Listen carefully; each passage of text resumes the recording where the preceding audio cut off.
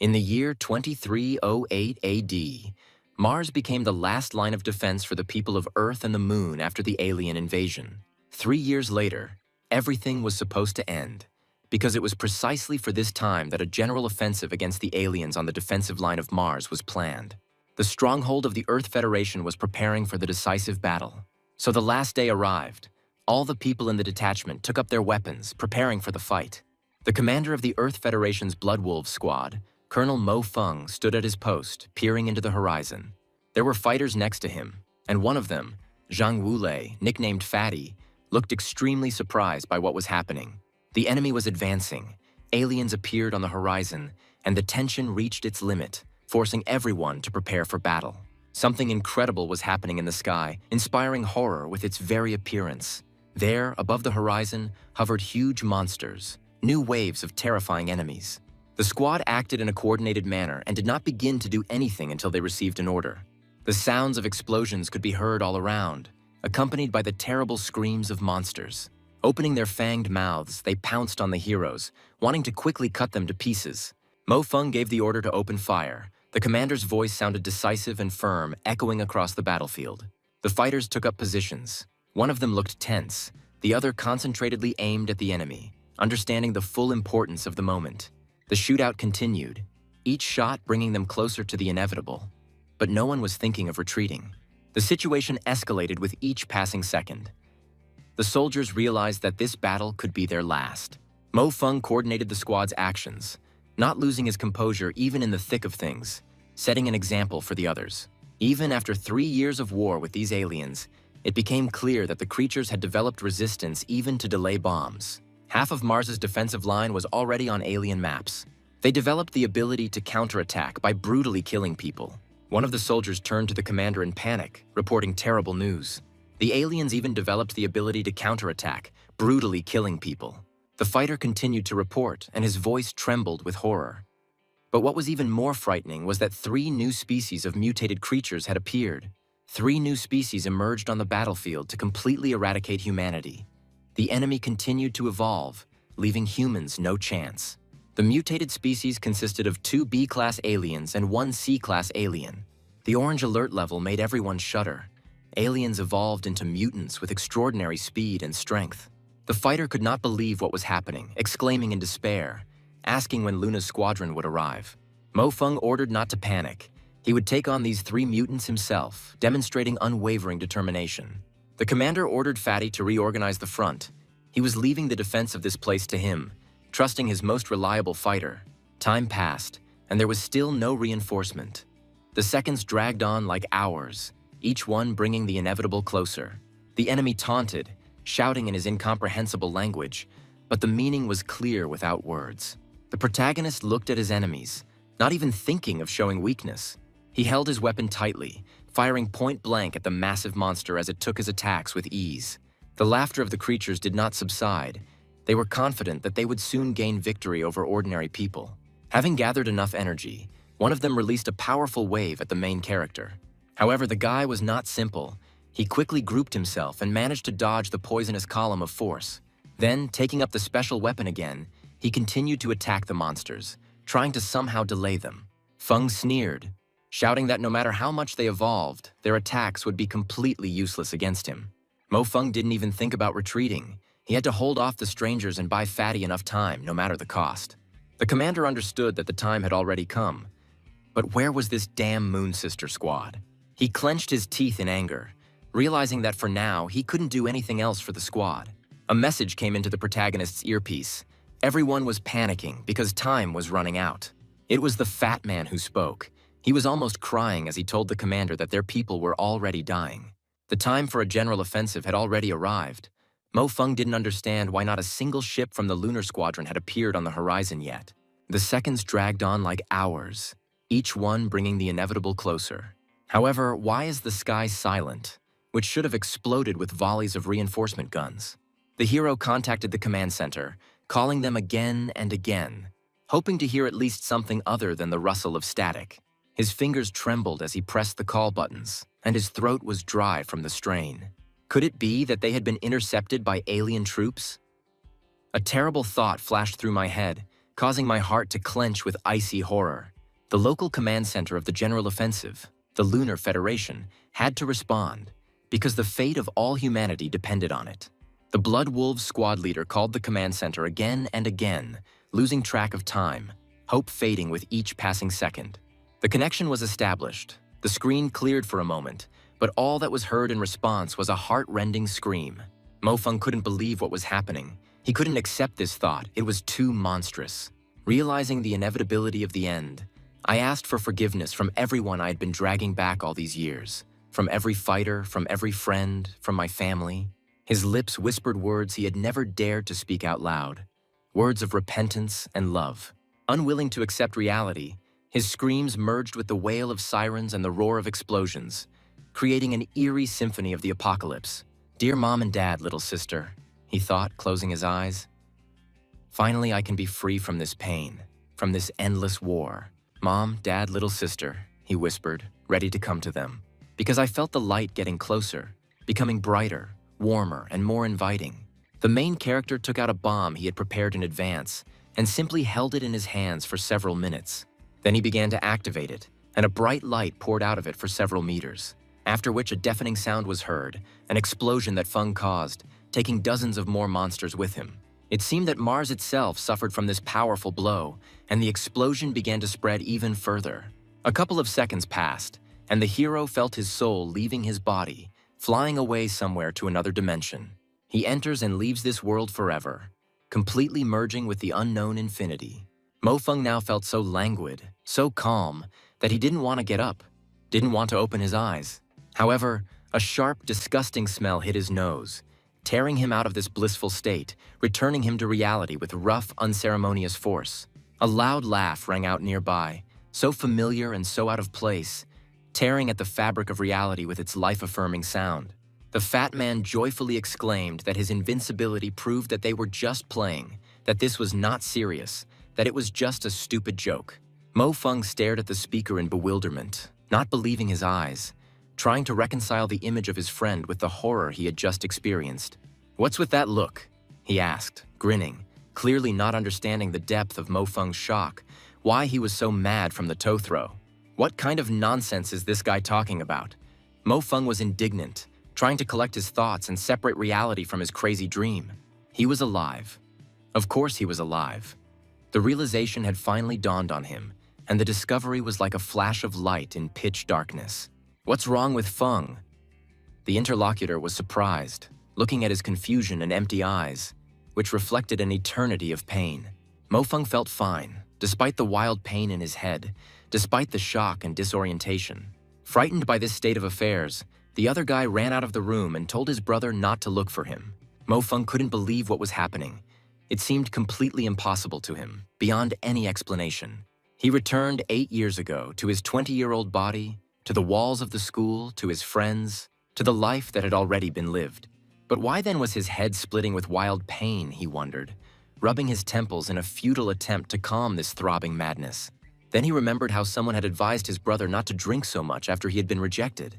Mofeng was surprised to realize that they were talking about him, about that very ridiculous confession that now seemed so distant and insignificant to him. Why did fate bring him back at this very moment? He wondered with both bitterness and hope.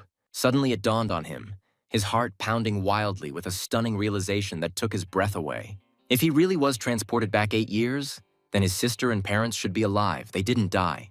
Mofeng tried his best to calm down, but his hands were trembling treacherously from incredible excitement, and his fingers refused to obey. He had to call them, hear their native voices, make sure that this was not a dream, that they were really alive and well. Having put too much effort into dialing the number, he suddenly realized that he was not yet used to this young body. "I'm not used to his excessive harshness and uncontrollable force, to the fact that every movement requires painful recalculation." He persuaded himself to calm down, even though something incredible and inexplicable had happened. A voice came through the receiver, so incredibly familiar, so long-awaited, completely impossible in that nightmarish reality. "Sister," he realized, feeling the treacherous tears welling up in his eyes, and a huge lump rising in his throat, preventing him from breathing. It was indeed Xiaoxing's voice. Alive, real, not distorted by the terrible interference from the battlefield. But Xiaoxing, being a member of the Federation Genius Club along with her sister Zi Chen, always spoke directly without any hints or omissions. His sister, with her characteristic frankness, said that his brother shouldn't be so upset about the refusal, and these words made Mo Feng smile involuntarily. His friend was looking nearby, noticing that his brother was so unhappy after his failure in love, and now his own sister was finishing him off. Mo Feng was incredibly happy to hear his sister's voice. Every word she said, even the most offensive and caustic, sounded like beautiful music to him. He replied that he would definitely return home this weekend, and Xiaoxing was finally glad that her brother understood how important it was to spend more time with his family. She explained that Fatso's appearance alone was ruining his entire reputation, scaring away all the decent girls with his behavior. In this remark, she remained true to her inimitable, straightforward character that Mo Feng loved so much in his sister. Mo Feng, deeply moved by this simple conversation, simply replied that her brother would always love her. The girl was clearly surprised that something needed to be explained, that this didn't sound too pretentious for their usual relationship. But then she froze, realizing that this was probably a real nervous breakdown, right in broad daylight. Little sister Xiaoxing couldn't believe her ears when she heard her brother say such words. She hadn't heard anything so stupid from him for a long time, and this seemed extremely suspicious to her. She was alarmed by his tone, which seemed strange and unusual to her. Unlike her brother's usual manner of communication, she mentally addressed Zhou Zichen, warning her that if anything happened to her brother, she would haunt her forever. Considering her brother's stupid nature, the worst that threatened him was to get completely drunk, she reassured herself. In her heart, she even thought that it would be nice if Sister Xichen became her daughter-in-law. Everything might turn out differently. The protagonist thanked Xiaoxing for the fact that she would now definitely be able to call her parents. Mo Feng dialed the number and heard his father's voice on the other end of the line, surprised by his son's sudden call. The father asked if there were any problems with his studies, since his son usually didn't call that often. Mo Feng hastened to reassure him, saying that everything was perfectly fine. He just missed him and his mother, and this was the pure truth. Father warmly replied that since he was bored, he should come home for dinner this weekend and not forget to study, because education is the basis of everything. The mother, intervening in the conversation, said that there was no need to fill her head with just studying, and reminded that the school was full of girls.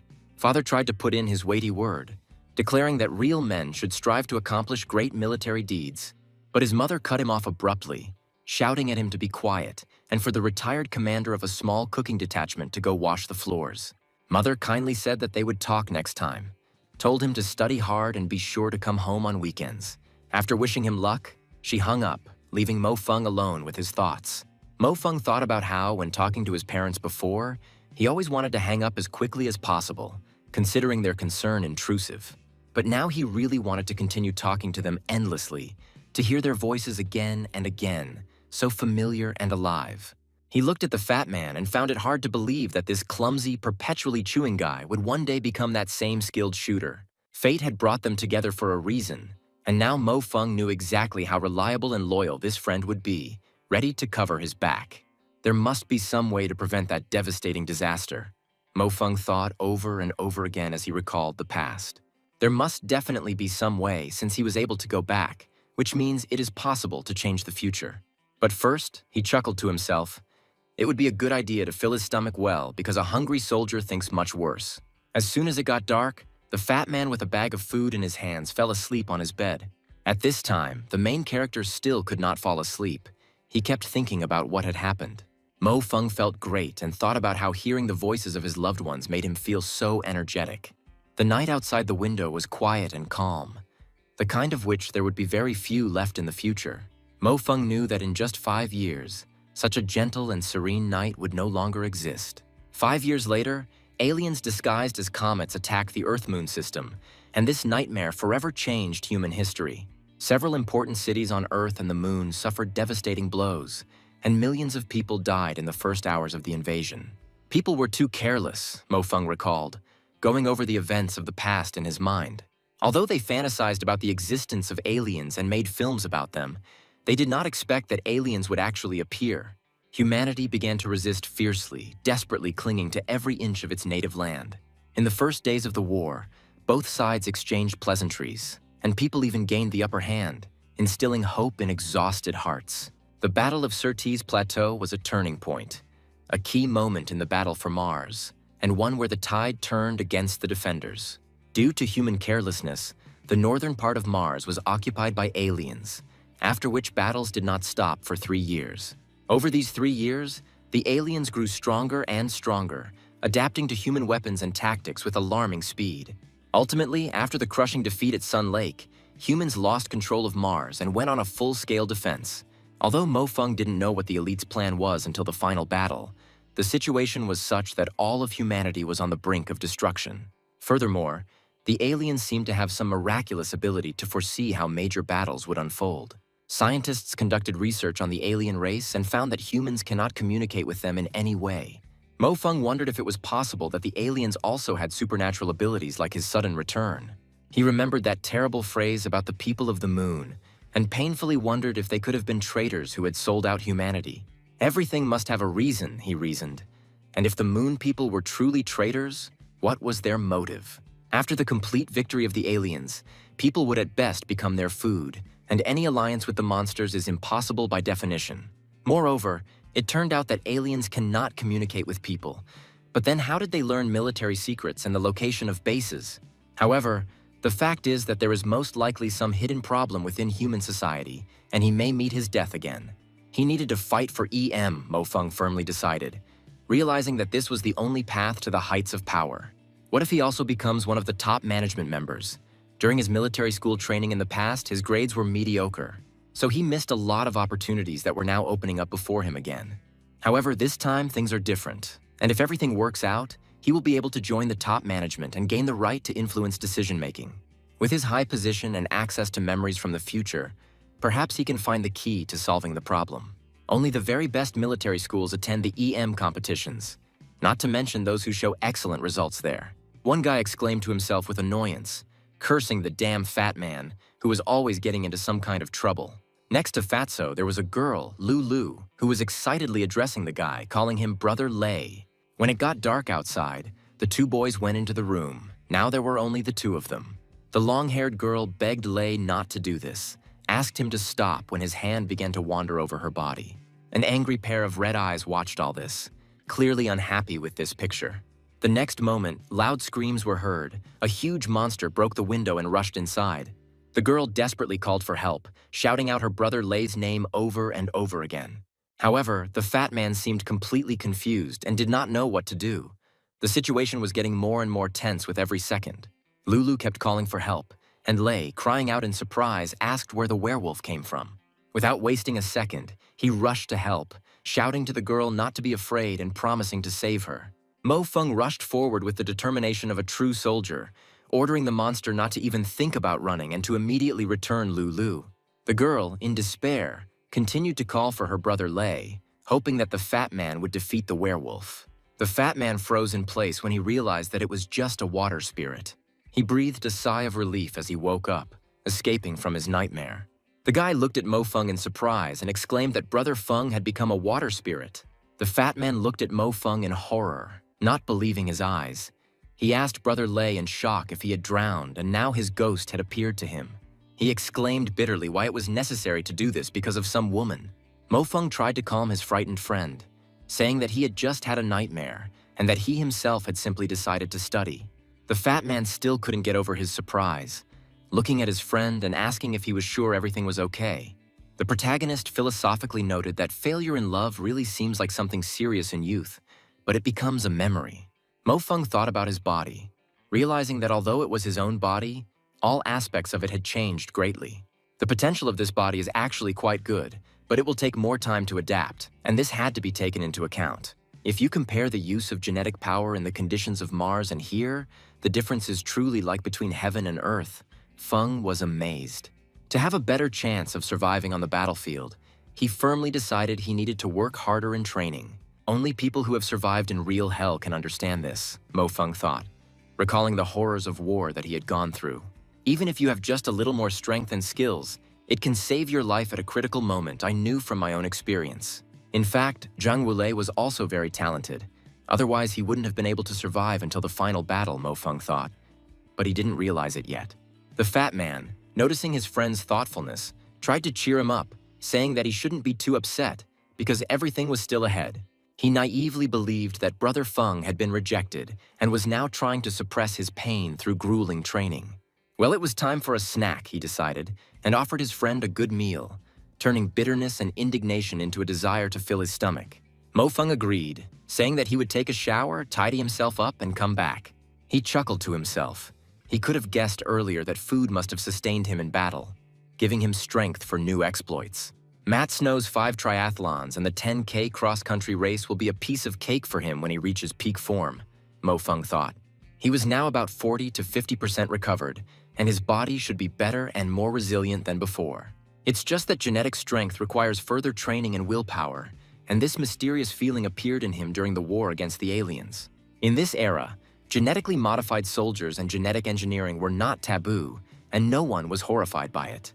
Initially, in order to colonize Mars and the Moon, scientists began conducting research into tweaking human genes, Feng recalled. Ultimately, these studies made such a huge breakthrough that they not only solved the problems of adaptation to an alien environment, but also significantly expanded the potential of humanity. He was amazed by science. Genetic technologies have truly moved human exploration of the Moon from plans to reality, laying the foundation for the rapid development of colonies. But at the same time, they also created discord between the Earth and the Moon, which in the future led to a tragedy that divided humanity. The Earth Federation had a somewhat conservative attitude towards genetic engineering and was more inclined towards the natural evolution of people. They believed that more time was needed to achieve the goal of fully adapting humans to interstellar travel, without forcing things. Genetic modification has brought benefits such as increased intelligence and adaptability. However, it also caused some physical and mental disabilities, which caused huge controversy in society. But the Moon people, by creating pairs of new people and ordinary people, took advantage of the superior ability of people. Having thus formed the currently living people of the Moon, Mo Feng thought about lunar eugenics. In essence, the goals of the Moon and the Earth were the same. Only the processes of achieving them were warm for some and hot for others. The protagonist's physical condition would be much better by the time of the war, he planned. The main thing was to let his body get used to the genetic strength. The muscles also needed to be toned, because for maximum effect they needed to match genetic strength, and this took time. The method for this is quite simple. Train until your pulse is lost, you become exhausted and over-expenditure. This is the easiest way for your body to adapt. Unlike before, he now had a good understanding of his potential, feeling every cell in his body, every muscle fiber. Both the Earth and Lunar Federations placed great emphasis on military academies, so living conditions there often surprised newcomers. The fat man joyfully shouted that it was time to go eat, interrupting his thoughts, and they headed to the dining room. Although Mo Feng remembered that the food at the military academy was quite varied, it was surprising that the fat man never said a word about the menu. For some reason, it seemed to him that the fat man was somehow different today, not like always, and this made him wary. Could it be that Zhang's skills were awakening prematurely, he wondered with excitement, because his intuition in war was amazing. What exactly is different from usual? Mo Feng asked himself with interest, watching his friend closely. The fat man exclaimed in surprise, pointing at Mo Feng's face. He said that this smile of his, damn it, couldn't exactly explain what had changed. Then, a little embarrassed, he continued, saying that he had become more handsome or something. Mo Feng chuckled to himself, thinking that such compliments didn't make him feel happy at all, and what was the point of calling another guy handsome? The cadets passing by whispered to each other, recognizing Mo Feng as the same guy who confessed to the most beautiful girl in the school. They confirmed to each other with a grin that it was he and the fat idiot next to him, and laughed at how stupid it was to admit it. There was also a lot of discussion on social media about this event, with posts claiming that this was the same guy who publicly confessed and failed. Everyone agreed that this guy's enthusiasm had probably completely disappeared after such a fiasco, and he would now be licking his wounds for a long time. The hero's friend lamented that young people these days have no respect for their elders, and this only evoked sad sighs from them. There was laughter and whispering all around, but Mo Feng didn't care at all. He had long outgrown this stupid gossip. The headman approached and reproachfully remarked to Mo Feng that he had really brought glory to their class, and rumors about him had already spread throughout the entire school. Mo Feng only responded calmly, wishing the village chief a good morning while gobbling up a bun. The fat man did the same, barely holding his breakfast in his hands out of fear. The head woman understood that great deeds awaited her, and not pathetic talk about the past, and she firmly knew that she had an important mission ahead of her. Sun Xiaorui was a close friend of Mo Feng and the fat man in the military school, and was also the class monitor for 4 years. After graduation, she quickly rose through the ranks of the military in the war against the aliens and became one of the youngest captains. In the first few years after graduation, Mo Feng and brother Lei were at the very bottom of the army hierarchy. But this did not stop Sun Xiaorui from continuing to communicate with them, and she never forgot her old friends. It's a pity, but it seems the heavens themselves were jealous of her talent. Because in the battle at the Sunny Lake, the space fleet was almost completely destroyed. In the end, Sun Xiaorui also fell in that terrible battle, leaving behind a bright memory. The village chief looked at Mo Feng defiantly, asking if she was wrong and why he was staring at her like he had seen a ghost. She continued to reproach Mo Feng, wondering if he was really so eager to disgrace their class in front of the entire school with his ridiculous act. Mo Feng calmly admitted that the village chief was right and he had indeed distinguished himself, but there was not a trace of regret or shame in his voice. The headman asked ironically how well he had thought it all through and whether he was going to treat them to 3 full dinners. The fat man added that Mo Feng would have to wash his socks for a week, and that this was a fair punishment for his behavior. Mo Feng was indignant, asking if they were trying to console him or if they had come to finish him off completely, since he had already suffered enough. The head woman explained that she had initially really wanted to console him, but when she saw his smiling face, she decided that it was unnecessary. The fat man immediately asked for the password to his brother's bank card, promising to take care of it for him if necessary. Mo Feng thought that in the past, at this stage, he had indeed suffered a serious mental trauma, and it had caused a lot of trouble. Now, it seemed absurd to him that he had become depressed because of Zhou Zichen, and he felt fine. The food really did taste very good, Mo Feng noted to himself as he savored every bite. Only those who have been through a war know how pleasant it is to eat in peace and quiet, without expecting an alarm signal every second. Although there were no supply problems at the front, moments when they could eat were rare and a great joy for them. But later the quality of the food became worse and worse, and it was no comparison to the food in peacetime, reminding them of what they had lost. By the way, the head girl asked, shouldn't they focus on their studies instead of thinking about girls and all that nonsense? The fat man answered carelessly that it didn't matter. All graduates were the same, and a stamp on the certificate wouldn't change much.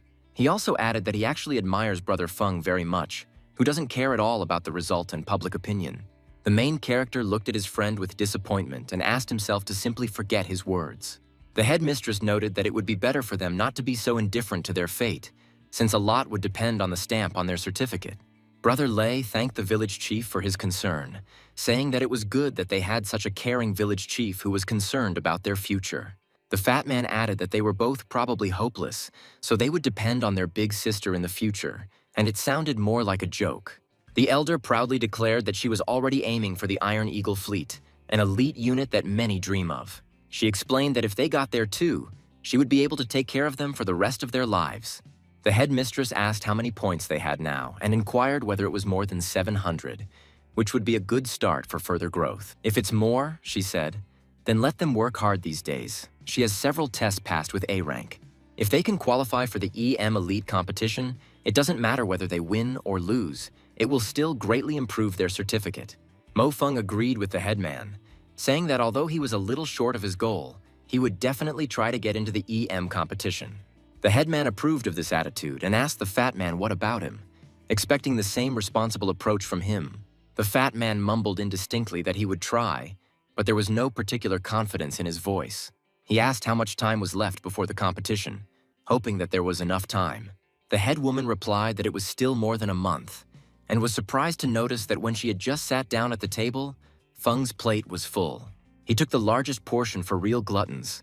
There were 5 whole wheat loaves of bread, 250 grams each. Mo Feng chuckled contentedly and went to get more, explaining that high-intensity training required a large amount of calories. After all, it's not enough to just eat your fill, you also need to fill your stomach with reserves for the future. Full and contented, he remarked how good it was that there was no war, and that he could calmly enjoy his food without thinking about death. The headman looked at him in bewilderment, asking why he was looking at her like that and whether he was going to continue eating. She admitted that she was already full just watching him eat, and was amazed at how much he had already eaten and how it was possible to eat so much. The fat man noticed with horror that Brother Feng had actually turned his emotions into a desire to eat and limited himself to just eating, and that he wanted to help. The fat man tried to support his friend, telling him to hang in there, that the best was yet to come, and that he shouldn't eat away his sorrows, but that he would give him strength. The headman added that sooner or later he would have a girlfriend, and most importantly, not to lose heart, men should be strong. Mo Feng thought sadly that they had misunderstood everything, and failure in love really did lead to an increase in appetite. However, this is only a small part of what is happening to him, and he really cannot explain to them the changes caused by his return. In the girls' dormitory of the Dragon Letter School, Sun Xiao Rui sighed with satisfaction, having finally decided on the subjects. Her roommate looked at her in surprise and asked if she had taken too many courses, as it might be too difficult. Sun Xiao Rui chuckled in response and explained that she took everything related to the fleet because in the future, she would be able to accept her friend. The neighbor quickly refused such a tempting offer, saying that these courses would be too difficult and incomprehensible for her. She added that she preferred the navigator courses, where she had to think rather than just follow orders. Sun Xiaorui was delighted with this turn of events, noting that her friend's chosen discipline would also be very useful to her in teamwork.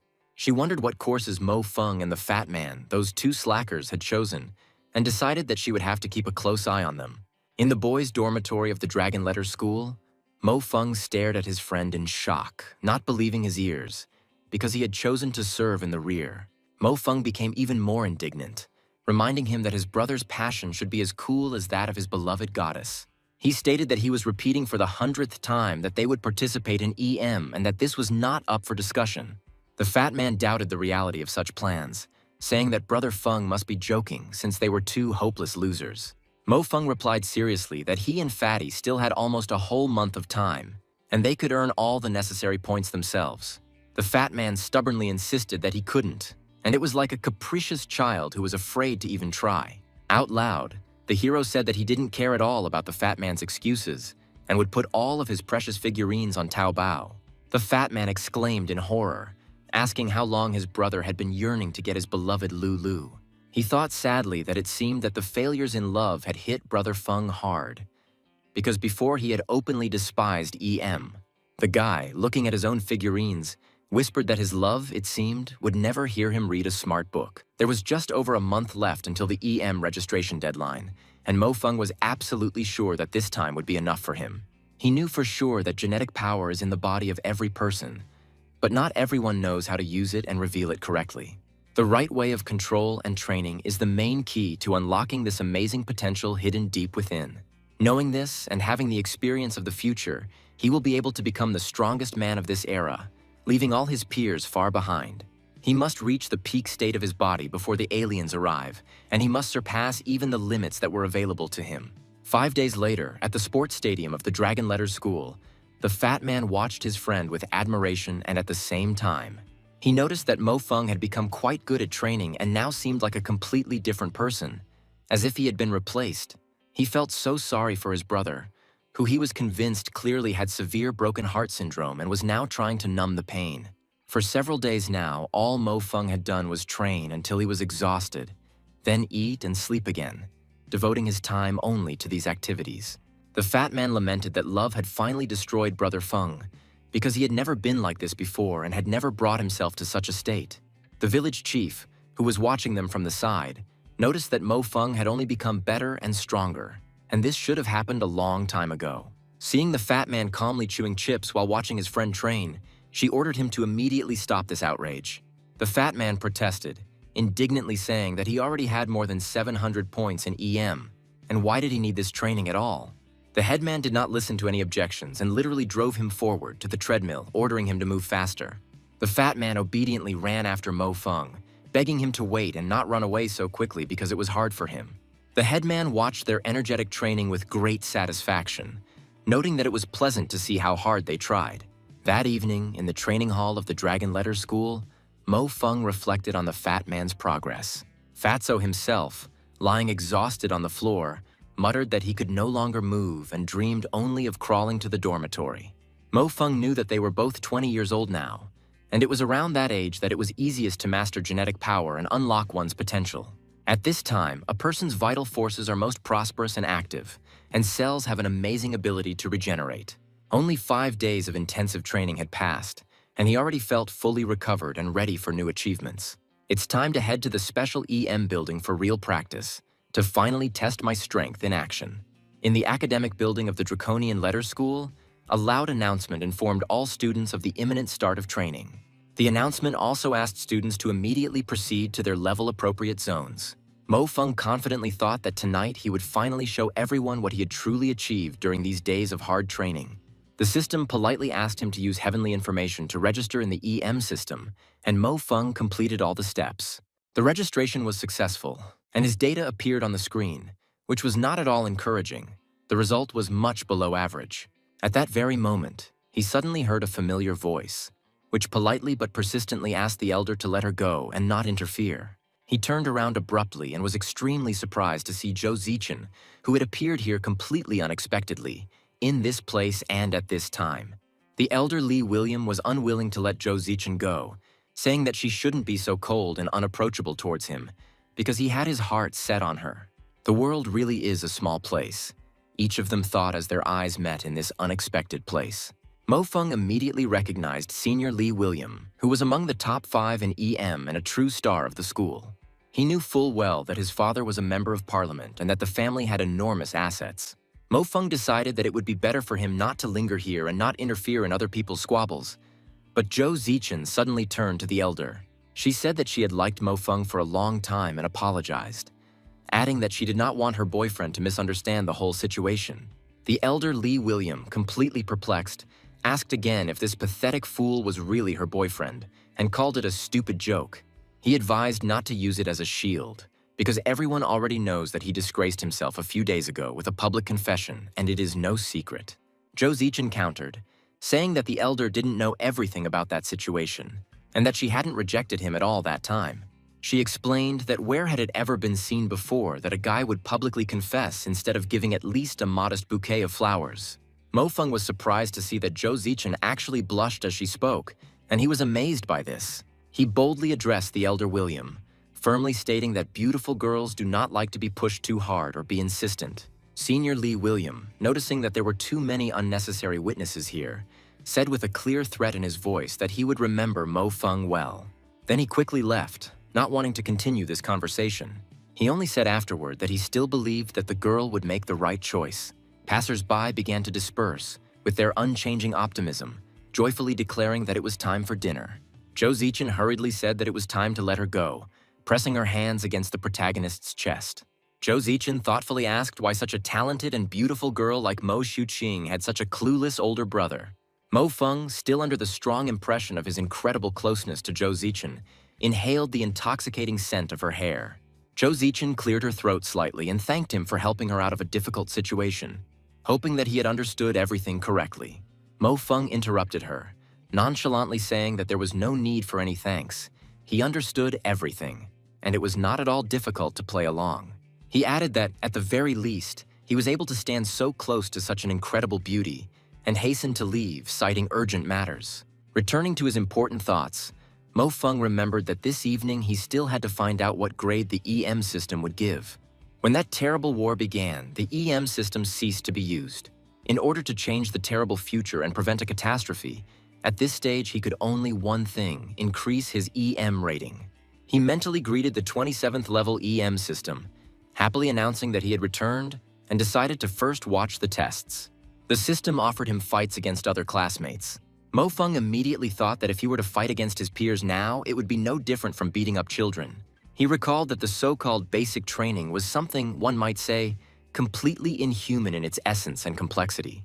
Essentially, it tested the soldiers' actual abilities by simulating various brutal military conditions that closely resembled actual combat. In his past life, this type of competition seemed completely disgusting and pointless to him. Now, having experienced the true taste of war, he decided to choose this particular test. The system greeted military school student Mo Feng and announced in a stern voice that 10 points would be deducted from him. Mo Feng chuckled to himself, thinking ironically that the future formidable commander of the Dragon Teeth battle group was so careless. The control cabin completed initialization of the simulated battlefield, and the student could enter this dangerous virtual world. The EM response was confirmed by the system, and everything was ready to begin.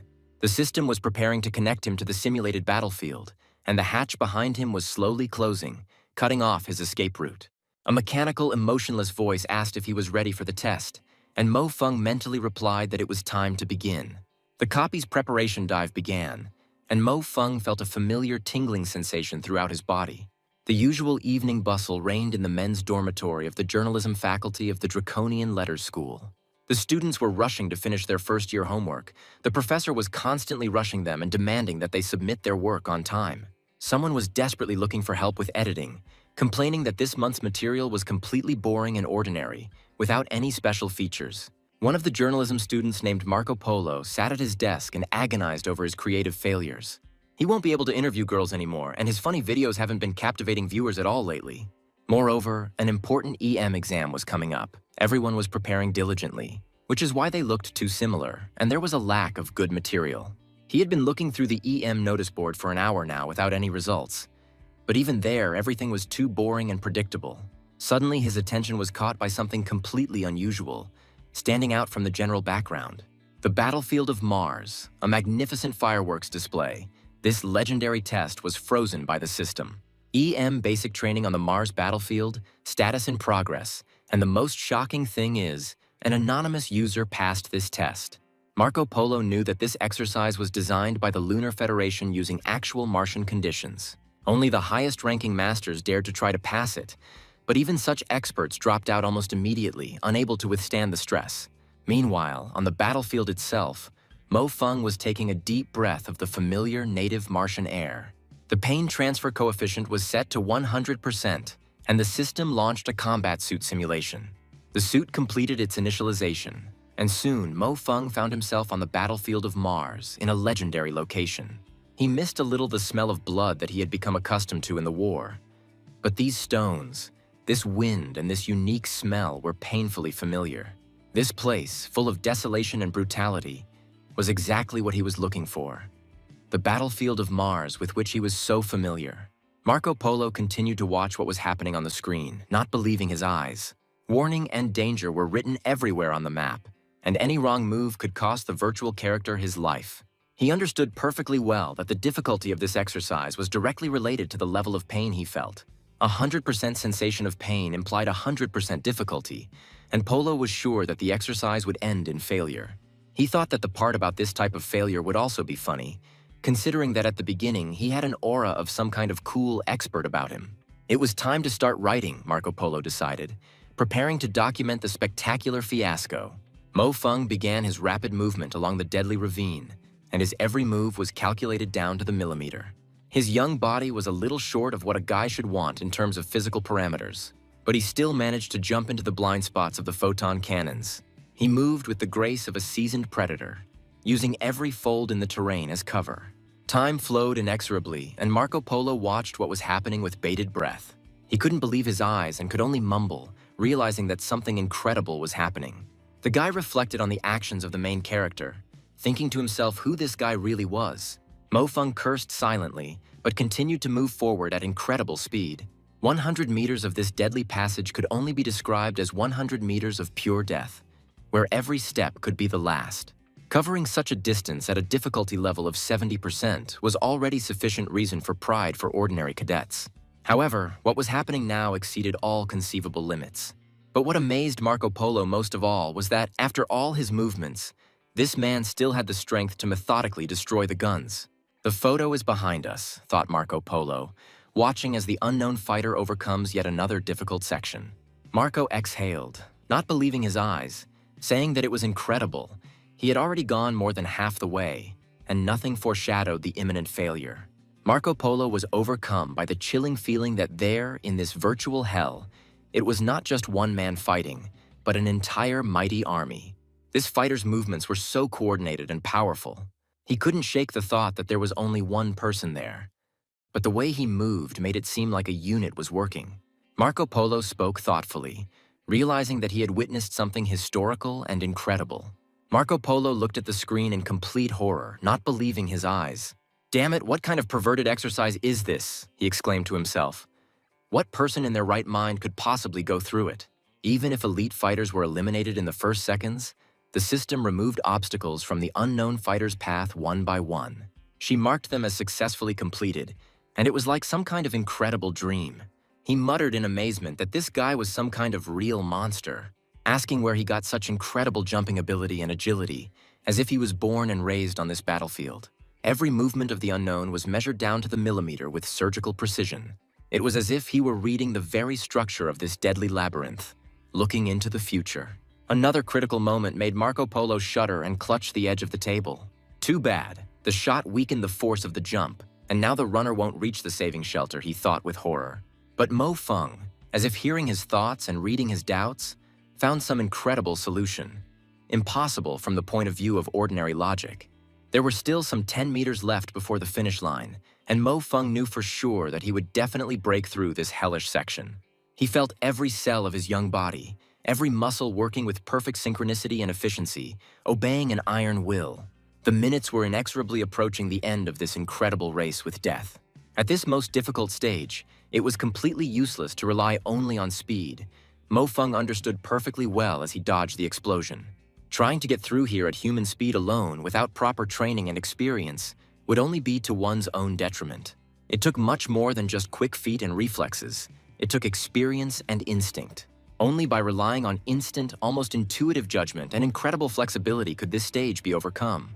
These were precisely the qualities that he had developed to perfection thanks to 3 long years of war. The long-awaited sign finally lit up on the board, and Marco Polo could not believe his eyes, rubbing them several times. This is definitely not a dream, he asked himself. Oh my God, he really completed the Mars battlefield at a difficulty level of 100%. This was previously considered absolutely impossible, but everything has changed. Who is this mysterious man? Who the hell is he? The student thought feverishly. He tried to make out any details on the screen, but the image was too blurry. That last look, that turn of the head, created a chilling sensation, as if death were staring intently at you. Marco Polo's whole body trembled, realizing that he had just witnessed something completely incredible. Who is he? He wondered again. But then he exclaimed in panic that the broadcast had ended, and he had not immediately noticed it. The recording appeared. Marco Polo breathed a sigh of relief, realizing that he had a real treasure in his hands. It seemed to him as if God himself, although no, not so much God as a real demon of war, walked across this battlefield. Judging by the loud voices, literally every student knew about this incredible event. Just 5 minutes after the test ended, the Earth's largest military schools were inundated with messages from students. They asked each other if they had seen this incredibly cool guy and admired his phenomenal skill. Meanwhile, Mo Feng was analyzing the game he had just completed, noting that he still had many problems in battle. He was well aware that he had most likely not received the highest grade due to 2 big and rather stupid mistakes. The library of the Dragon Letter School was in an unprecedented state of excitement and chaos. Someone actually managed to break this damn record, the students whispered excitedly. It's simply unbelievable. Some skeptical students loudly declared that this mysterious man was probably cheating.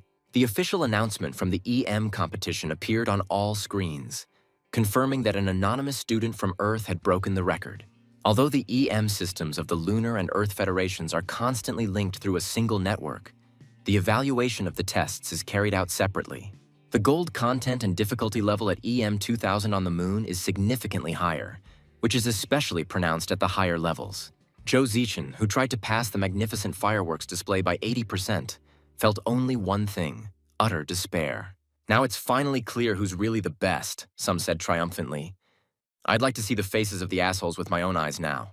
However, there was still no video, and everyone was wondering what kind of incredible person could have pulled this off on his own. Some continued to claim that this mysterious man was a common swindler and fraudster, since he decided to maintain his anonymity. The comrades quickly asked to stop this argument, noting that the video really didn't exist yet, and they needed to calmly think about how to get it. But the video could only be uploaded by the person taking the test or by the lucky viewer who recorded the process. Marco asked with surprise why they had decided to hold an emergency meeting in his room. He received a logical answer that it was he who was the first to shout loudly and joyfully, attracting everyone's attention. Another student asked if this news didn't seem too incomprehensible and fantastic to them all, and perhaps it did. The guy replied that he shuddered at these words. But if you think about it, this test really is impossible to pass. Then Marco Polo raised his hand guiltily and said he had a video. Everyone present froze in amazement and asked in unison what he had just said, whether they had misheard.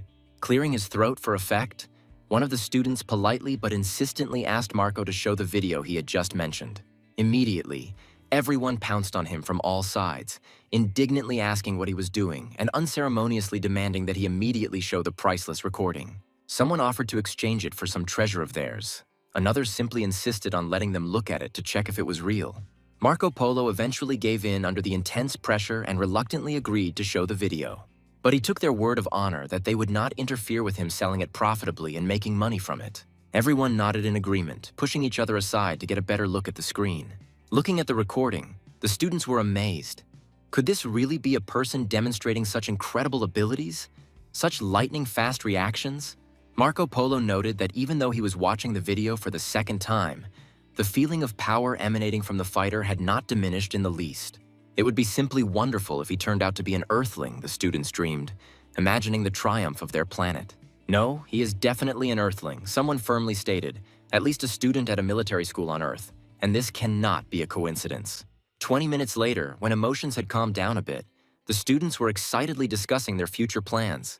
Whatever the case, with such a unique recording, they would definitely give these lunar upstarts a run for their money. They rejoiced in anticipation of their triumph. Marco Polo was indignant, what other kind, because he personally recorded this video and all the laurels belong only to him. The corridors of the dormitories and academic buildings echoed with excited cries of students sharing the news with each other. A video of the Mars battlefield was released. They shouted joyfully, attracting the attention of everyone around. The spectators were amazed at how he could move so incredibly, watching every move of the mysterious fighter. In the girls' dormitory of the Dragon Letter School, there was real madness and chaos. What is all this monstrous noise about? The headmistress was indignant. How is she supposed to take notes in such an unbearable environment? One of her friends calmed her down and promised to show her something really interesting and exciting. The headwoman responded skeptically that she and her friend had completely different interests. The headwoman stubbornly insisted that she would not watch anything and waste her precious time on it. Her friend persistently persuaded her, saying that she just needed to look and then she would see for herself what a motivating person this was. The headmistress replied that she knew about this notorious S-grade test, but its anonymity did not inspire confidence and made her doubt. My friend didn't let up and exclaimed that the S-rated walkthrough of the Mars battlefield was currently live and the most interesting part was about to begin.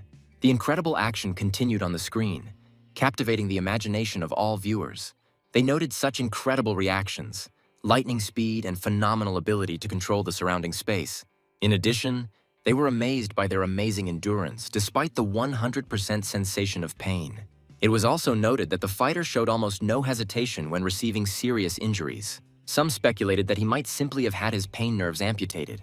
Moreover, this is his last challenge, a gaze directed into the distance, full of heartless calm and at the same time enormous desire. The audience had the feeling that no matter who went against him, no one would be able to stop him on the way to his goal. One of the spectators shuddered and thought that she could only hope that she would not run into him at the very beginning of the EM competition. "What a handsome man, a real man," she said dreamily, looking at the screen. She felt as if every cell in her entire body was ready to submit to him, and he truly was the perfect man in every way. An incredible sensation was also noticed on the campus of the American college. There was a real crush in Marco's dorm room. His comrades running in joyfully informed him that this video had spread to all the major schools. The next day, the fat man was in a state of euphoria and slight absent-mindedness. Because of all the incredible noise with the mysterious expert, he was unable to calmly enjoy watching the space beauties. An anonymous expert, he thought dreamily. I wonder if he could have a figure as beautiful as Christina's. This is not good. He pulled himself up. He must immediately abstract himself from such thoughts and focus on what is important. After all, today is the fat man's great day, the day he has been waiting for 2 whole months. Mo Feng watched his friend thoughtfully, thinking that it had started again, and maybe he should invite him to dinner tonight. He remembered that the fat man used to love coming to his house for dinner and always happily agreed. Then Fatty began to follow Mo Feng relentlessly wherever he went, and this continued until he entered the army. Mo Feng asked again if he was busy that evening and wanted to go to a family dinner. The fat man was surprised and answered, "Does he look like a person who has any plans for the evening?" He firmly stated that today was the fat man's big day. He had been waiting for it for 2 whole months and would not miss it for anything. Mo Feng asked understandingly if he was going to meet his goddess again. He advised his friend that he should do as he did and finally confess. Even if he was rejected, at least it would be a useful experience. Mo Feng advised him as he was leaving. He was returning home for dinner. He needed to try to control himself and not drool in front of the goddess. Already near his house, the conversation he had with his friend no longer came into his head. Mo Feng could already smell the familiar aroma as soon as he stepped into the house. He thought how good it smelled. The aroma of stewed fish that he had loved so much since childhood, and his heart filled with warmth. His father greeted him with a smile and said that he had a good eye, and that this girl and his mother in their youth even looked alike in some ways. Mo Feng was surprised. Mom really put on makeup. What was so special that she decided to get pretty today? The father hurried to the kitchen, saying that he would go cook. Otherwise, his wife would be angry that he was lounging around there. Mo Feng looked around in surprise, noticing that they had guests.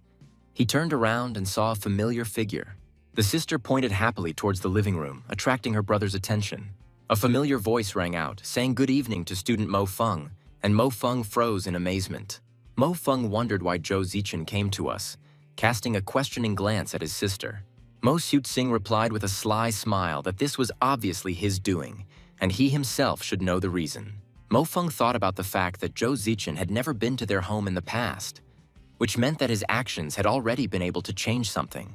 Although Mo Xiuqing and Zhou Zichen were in different years, they were both members of the Dragon Script School's Genius Club. Somehow, they had become good friends recently, and thanks to this friendship, Mo Feng was also able to get to know Zichen better.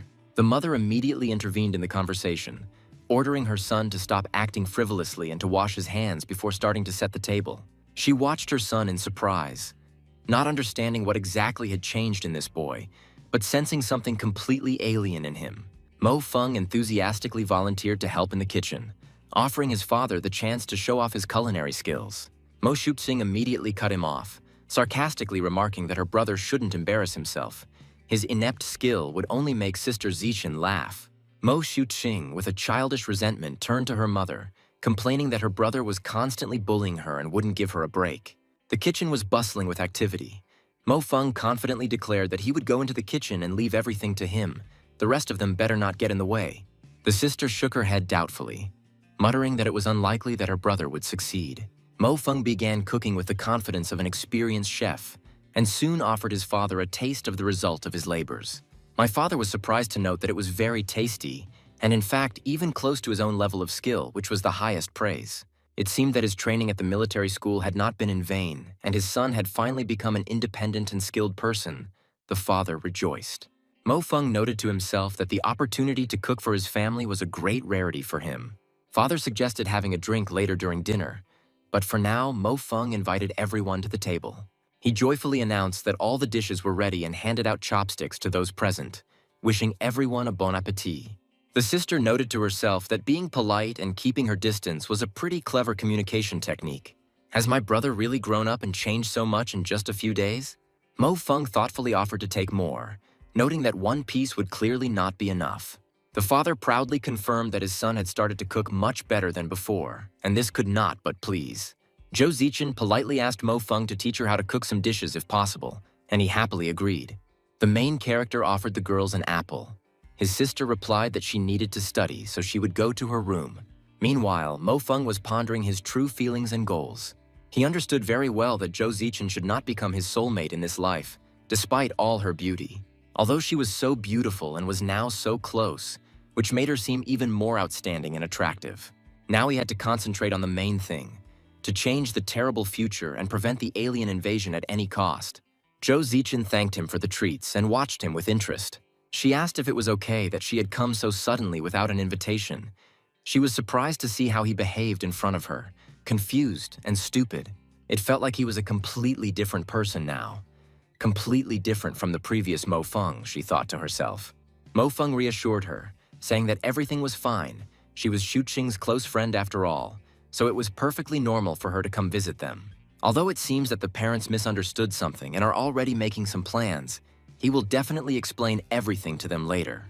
Zhou Zichen smiled and noticed that her uncle and aunt were very nice people, and she liked them very much at first sight for their simplicity and kindness.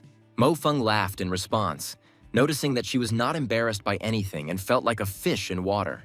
Zhou Zichen noticed his method of peeling the fruit, noting to herself that the thickness of the peeled skin was the same everywhere. This cannot be achieved with just ordinary skills. It requires constant practice and a steady hand.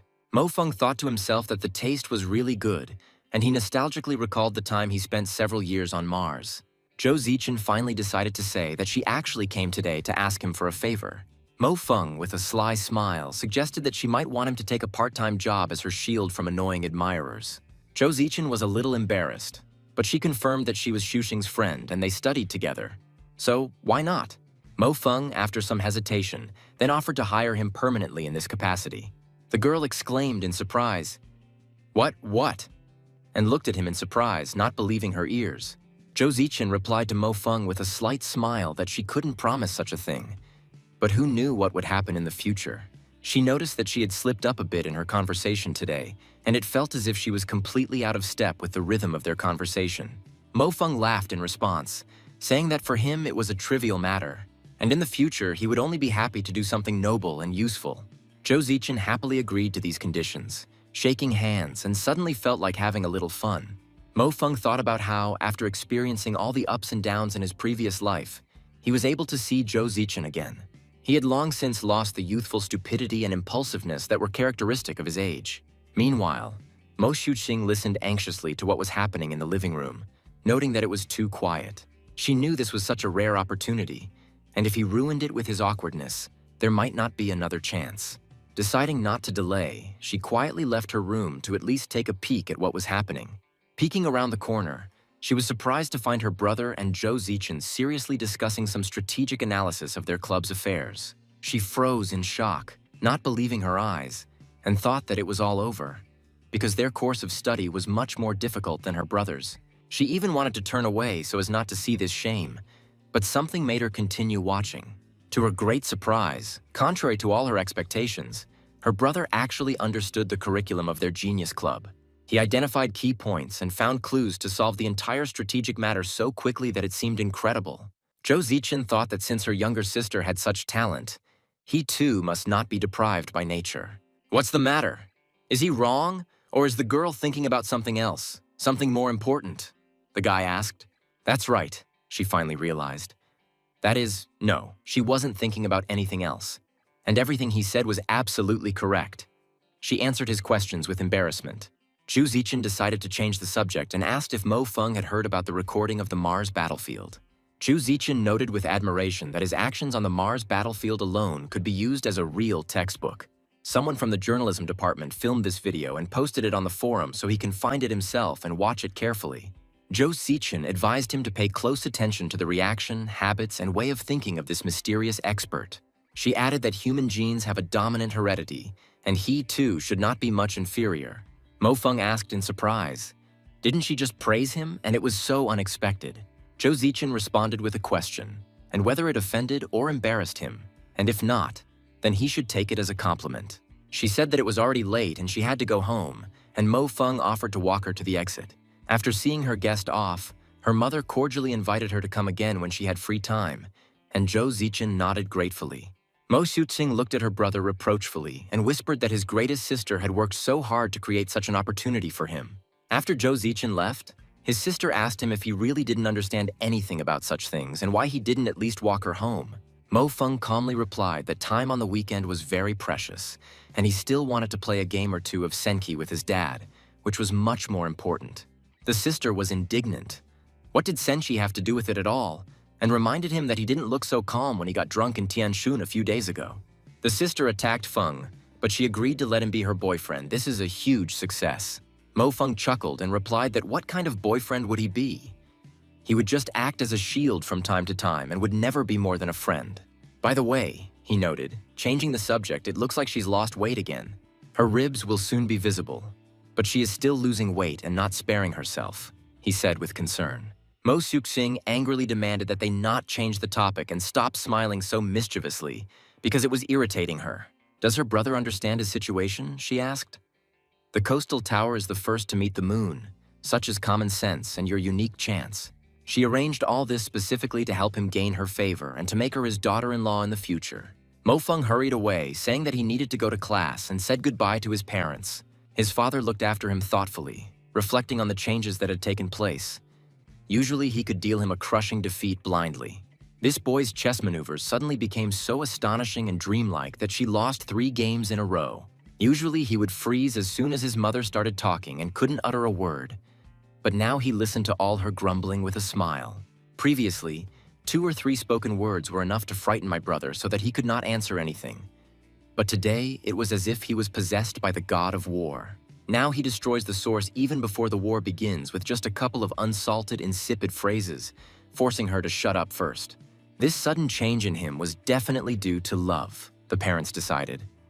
But weren't these changes too great for a simple feeling? During a lecture on observation at a military school, Professor Cabrillo showed students an image of a badly damaged destroyer. One of the students exclaimed in surprise, recognizing it as the destroyer Iron Eagle, one of the newest models in the Navy. Professor Cabrillo confirmed the student's guess and explained that this was indeed the Iron Eagle, which had taken off on its first flight. Seeing the bewilderment on the students' faces regarding the severe damage to the ship, he continued his story. The destroyer was one of those sent 6 months ago to explore the surroundings of Pluto. This event caused a real stir in the Federation, and all media outlets vied with each other to cover this story. And then this battleship appeared as a ghost ship and was clearly captured on camera in a random shoot. The professor announced that this is exactly what they would talk about today and showed new photographs.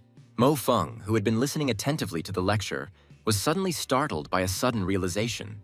The traces of this decay seemed painfully familiar to him. They strongly reminded him of something from his terrible past. He frantically thought that they couldn't have appeared through wormholes, let alone a time tunnel. He remembered well that in war, any technology or equipment would also corrode and fail after some time. It looked like they were the ones causing the destruction in the photographs. But he couldn't be sure without seeing the ship with his own eyes. There were still 5 years left before the alien attack. But could it be considered that they had already discovered the existence of humans and were now trying to study them? Professor Cabrillo quipped that the student's expression indicated he had something to say and demanded he share his thoughts. The fat man whispered to his friend in horror that he knew he was a thorn in the professor's side, and even if he was distracted, he could at least pretend. The students around them began to whisper, recognizing Mo Feng as the same guy who had recently shamefully confessed to Zhou Zichen. Mo Feng stood up calmly and firmly told the professor that he considered all 3 proposed theories to be complete nonsense. An explosion of laughter and surprised exclamations erupted in the audience. The students couldn't believe their ears. Could he really be doubting the professor's own words, they whispered? Had he lost his mind after his failure? Professor Cabrillo was furious at such impudence and exclaimed that he really wanted to interfere with the lecture. The headmistress shook her head sadly, realizing that her friend was completely unable to stay out of trouble.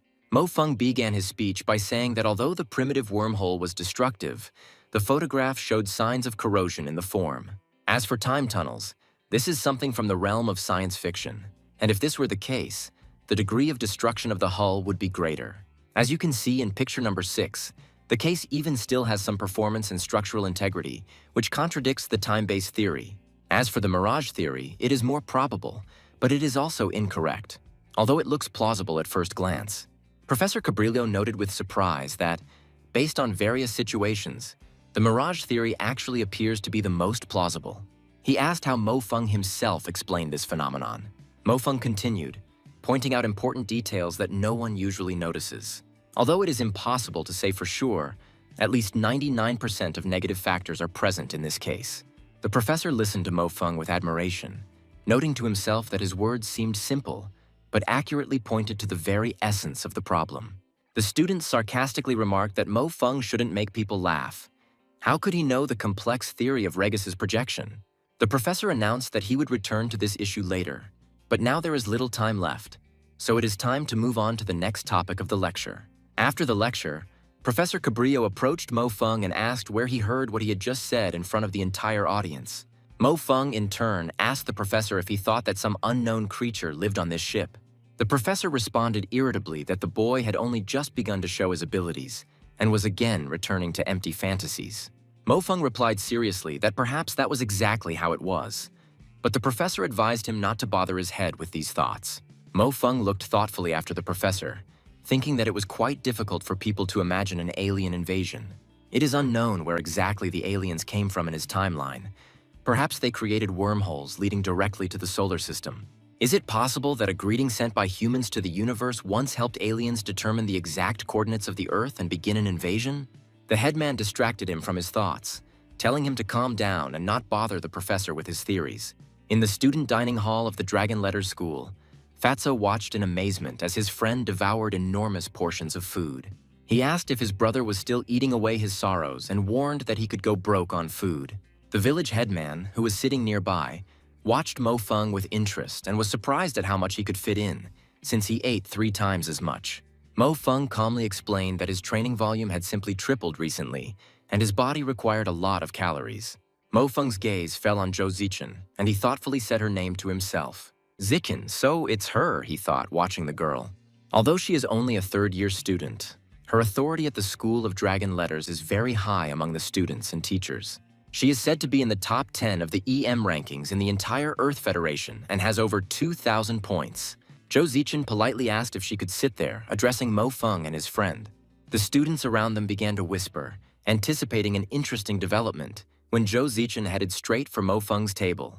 Mo Feng calmly asked Fatty to give up his seat to the younger one, and he, albeit reluctantly. Everyone sat and ate their lunch in silence until Zhou Zichen decided to start a conversation first, simply asking how the boys were doing. Elder Sun Xiaorui asked Zhou Zichen what exactly they had discussed, and she explained that she would need the cooperation of the groups. The fat man, wanting to prove himself, intervened in the conversation, declaring that it would be better for him to tell since something similar had happened just recently. He started to tell his story, but Zhou Zichen abruptly cut him off, saying that all these theories were not worth discussing, and she objected. Sun Xiaorui called for silence, threatening that if they did not substantiate their words, they would be removed immediately. She scolded Zhang Wuli to stop making up stories and remarked that men could even forget a woman's last name when they saw her. Zhou Zichen suddenly stood up for the fat man, saying that she thought the elder's words made perfect sense. She explained that over the years, many Earth and Moon ships have crashed under mysterious circumstances. It's just that the benefits of traveling through the stars excite the minds too much, so there will always be someone who will rush into the attack, regardless of the risks. She expressed surprise that the elder was studying such specialized and complex teachings. This was worthy of respect. The fat man stared at her in shock, exclaiming, "Younger, what an actress, to change position so suddenly." Zhou Zichen and the headman asked each other if they had already seen the video of the walkthrough and made some guesses. The fat man approached Zhou Zichen, knowing of her many connections in high circles, and asked if she by any chance knew who this genius was. This guy is definitely some kind of pervert since he treats himself so cruelly, putting a 100% sense of pain. Zhou Zichen apologized politely, but firmly stated that she could not answer their questions. She explained that it was possible, but unlikely, since she had dealt with people in the top 20 and knew their style well. The style of this mysterious man is completely different from the style of any of them. It is unique and inimitable. However, trials and real pain are very different from each other and cannot be compared directly. The fat man looked reproachfully at his friend and kicked him under the table. He noticed that there was such a beautiful girl sitting next to them, and how appropriate was it for him to be eating food so carefree. Zhou Zichen made a proposal to Mo Feng, saying that if the elder was not busy during the day, they could train together. She added, suggesting that since this was mutual training, why don't the elder Mo Feng and the fat man go with them together? The hero hesitated and wanted to say that he had things to do during the day and that he needed to earn points in the afternoon. However, his friend did not let him do this, saying that no problem, then they would get together at 2 o'clock, as agreed. The fat man looked at his brother with hope and asked if he would go with him and could surely spare some of his precious time. He didn't understand why he was reluctant to go to training with such a beautiful girl. Mo Feng firmly replied that he had his own important plans after dinner, so let them go without him, and in any case, he did not agree. The fat man exclaimed that this would not do. His brother could not put off his affairs forever when such an important acquaintance was at stake. After all, the younger one knows him, and if he doesn't go with him, he won't be able to go either, and everything will fall through. Mo Feng remained adamant and replied that he couldn't help in any way. He had his own training, and it was more important. Then the guy resorted to extreme measures, threatening that if he didn't go, he would put his underwear on his head and go out into the corridor like that. The fat man added that he would post on the campus's local network that they were 2 homosexuals. He also noted to himself that he only needed to get to know Zhou Zichen better. Who knows? Maybe by the end of the semester, he'll already be dating some undergrad if everything goes well. The fat man, realizing that things were getting serious, began to plead with Brother Feng. Mo Feng gave in to his friend's pressure and said that he was taken, but he should just stop this nonsense. The fat man joyfully exclaimed that he knew his friend would not abandon him, to which Mo Feng ordered him to leave him alone and keep at least a meter away. Mo Feng noted that if this change allowed the muscles to run more muscularly and those who were born learned, that would also be worthy of attention. On the landing, Sun Xiaorui greeted the latecomers with reproach, exclaiming that Mo Feng and Fatty Lei were late. The fat man replied carelessly that the headman would never find a boyfriend if he was constantly grumbling and picking on little things.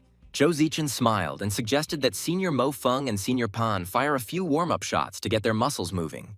The fat man was embarrassed and said that he couldn't. But Zhou Zichen encouraged him, telling him not to be shy and to show what he could do. The girls were surprised and asked who this Lulu was. The hero sheepishly explained that it was a mantra, something like self-hypnosis. The fat man was noticeably nervous, but he gathered his courage and fired several shots. Sun Xiaorui approvingly remarked that Senior Pan was indeed good at this. He was a good fellow. Zhou Zichen repeated, "Fatty Lei, keep it up," and told him to keep it up. Zhou Zichen suggested that they should also show off their skills, and Mo Feng nodded in agreement, accepting the challenge. It was Mo Feng's turn, and Zhou Zichen watched him with interest, waiting for his actions. She thought about the fact that he was a close combat fighter, and even if he fought in close combat, he should have the technique of fighting at a distance. This isn't the age of bladed weapons, she thought, and wondered if he was going to chop with his sword instead of shooting. Elder Zhuang looked at Mo Feng with disdain and sarcastically remarked that not being able to even shoot a pistol was simply a disgrace. Mo Feng calmly replied that Senior Zhuang was right, and in the future he would definitely make more efforts to correct this shortcoming. Elder Zhuang exclaimed in irritation that he was boring and turned to Mo Feng to ask whether he was a man or not to endure insults like that. Sun Xiaorui intervened, asking if Elder Zhuang was asking for trouble with his behavior. The elder tried to justify himself by saying that she was his friend, but Sun Xiaorui abruptly cut him off, demanding that he address her by her first name. Elder Zhuang tried to soften the situation and turned to Sun Xiaorui, telling her not to be angry. That was not what he meant at all. Li William disdainfully remarked that Mo Feng was just a shield that Zhou Zichen was using as cover. He made a proposal to Zhou Zichen, saying that he was completely free this afternoon and could practice. Mo Feng thought with annoyance that he knew he shouldn't have come here. He didn't have time to bother with all this. Li William approached the fat man, advising him to lose weight, looking at him with a smile. Because if he ends up in the army with a body like that, he'll only be a cook there, not a fighter. Mo Feng turned to Senior Li, saying that he was trying for his own good, and even he was not competent enough to be a partner for Zichen. He explained that there was no need to force her, because if he was not at least on the same level as her, he would only drag her down, preventing her from developing. Li William was indignant, asking if Mo Feng wanted to say that he was not good enough, and since when did he become so boastful? The surrounding students whispered disapprovingly, discussing Mo Feng's behavior. They said that he was a real show-off, and that he had forgotten all about it, since the elder William had scored 1,900 points. Mo Feng will be able to collect at least half of this to have the right to vote. Sun Xiaorui exclaimed anxiously that this test was the most difficult one here and warned him to be careful. The observers looked at the frozen Mo Feng in bewilderment, wondering why he had frozen and not fired. They urged him to hurry and not waste time. Li William watched the proceedings with disdain and smirked, telling him to relax. The main character himself did not listen to anyone. He was confident in his own strength. Closing his eyes, he asked himself to calm down, assuring himself that this would be enough. The people around looked at each other in surprise, asking what was going on, because this was level A, the most difficult shooting exercise. When Mo Feng finished shooting, everyone was shocked. He hit all the targets, and every one of them was in the top 10, which seemed simply unbelievable. Mo Feng modestly remarked that he was not yet very skilled in this and needed more time to observe. Li William, hiding his irritation, muttered through his teeth that he was an accurate shooter and that he should continue to try. He turned to Zichen, saying that he had some business to attend to and needed to return, promising to contact her later, and then hastily retreated.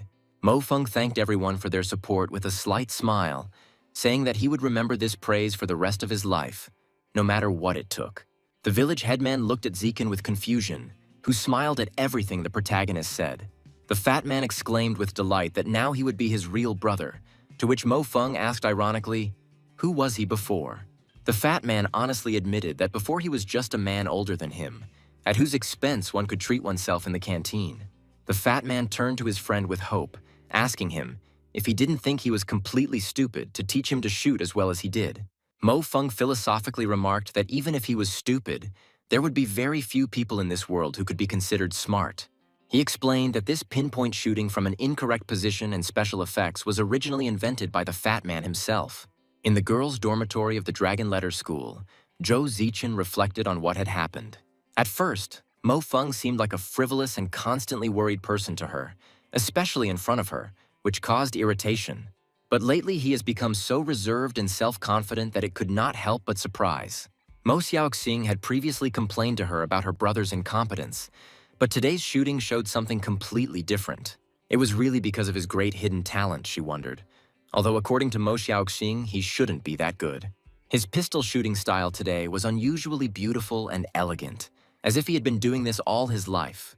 Perhaps he really could join Zhou Zichen and become a worthy training partner, the headmistress admitted.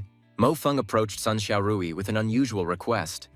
Well, he had to come up with such a stupid reason, he chuckled to himself. The main character asked for a vacation because he had a stomach ache. Sun Xiaorui asked ironically if he had the same problem every month as the girl. Mo Feng remembered how at the Battle of Sun Lake, Sun Xiaorui's battleship was responsible for supporting the troops. But it was lost. Mo Feng bitterly realized that Sun Xiaorui had died in that terrible battle because of him. If the past him had not been so lazy, untalented, and willful, wasting time on trifles instead of training, everything could have turned out differently. He felt that he did not deserve her sacrifice, and this feeling of guilt lay like a heavy burden on his heart, giving him no peace day or night. Suddenly, Mo Feng screamed as a sharp pain pierced his entire body and clutched his chest. Mo Feng looked at the strange mark that appeared on his body in surprise, not understanding what it was or where it came from. He tried to understand when this sign appeared and why he had not noticed it before, because he clearly remembered that nothing like this had happened. It looked like a tattoo, but felt like some kind of soft metal, shimmering strangely as it moved. This is not a hallucination, but something completely inexplicable from the point of view of common sense, Mo Feng thought. Aren't there too many unexplained phenomena happening lately, starting with his return and ending with this sign? The Fat Man called out to his friend with alarm, asking if he had fallen, and was about to call an ambulance at 120. Mo Feng quickly stopped him, saying that everything was fine and that he couldn't let the Fat Man know about this sign, lest he raise questions. He changed the subject and asked if the Fat Man was sure he wanted to learn shooting for real. The Fat Man enthusiastically confirmed that of course he wanted to, and Mo Feng nodded approvingly, agreeing to help. The next day, on the sports ground, the Fat Man was falling off his feet from fatigue and begged his brother to give him a rest. Mo Feng was adamant and ordered him to continue running, threatening that if he complained, he would add 10 more laps on top. The Fat Man pleaded in despair, saying that he was already beginning to regret his decision, and it would be better if he continued to watch Space Beauties. Mo Feng encouraged the Fat Man, shouting at him to push harder, because this was all to stimulate his genetic strength, which was necessary for survival. It would be safer in the future if he became stronger and more resilient now, Mo Feng reasoned. Now, after returning to the past, he must find a way to prevent the impending disaster. 3 hours later, the Fat Man lay on the ground, barely breathing, and complained that he really couldn't take it anymore. His whole body was in unbearable pain. Mo Feng told Fatty to rest while he ran another 30 laps and then returned to him. These two are pulling the tires again, and this has been going on for several days. Students passing by whispered. Not bad, he's gotten pretty good at it these past few days, Mo Feng encouraged the Fat Man. Mo Feng enthusiastically promised Wu Lei that if he maintained this motivation, then 10 more laps and they would go eat meat. In the dining hall in the northern district of the Dragon Letter School, the cook asked what exactly the two of them would be eating. Meat, they answered in chorus. Mo Feng ordered chops and added that he would take everything they had, including pork, beef, lamb, and chicken, looking forward to a hearty dinner. Imagine the disappointment of the other students when they discovered that there was almost no meat left. The Fat Man watched his friend with satisfaction and thought to himself that Brother Feng seemed to have truly returned to the righteous path. However, he noted to himself that Mo Feng spent almost all of his time training and watching current news. Meanwhile, Mo Feng analyzed the available information and made important conclusions. If we were to generalize everything that is known about aliens and people, we could only make 2 assumptions, he thought to himself. Firstly, the aliens and the people of the moon are not connected in any way, and this can be proven by the fact that they also suffered huge losses during the war. The alien attacks were chaotic and random, so it is possible that the aliens have some kind of precognitive ability. That is, there is a possibility that there are more advanced aliens whose existence had not yet been discovered by humans at that time. In these circumstances, he must get as close to the leadership as possible so that his words carry weight. In that case, the moon must have had a way to make the service easier, but the Earth did not provide the lunar troops with the necessary information. The Earth will be left without the support of the Lunar Air Force.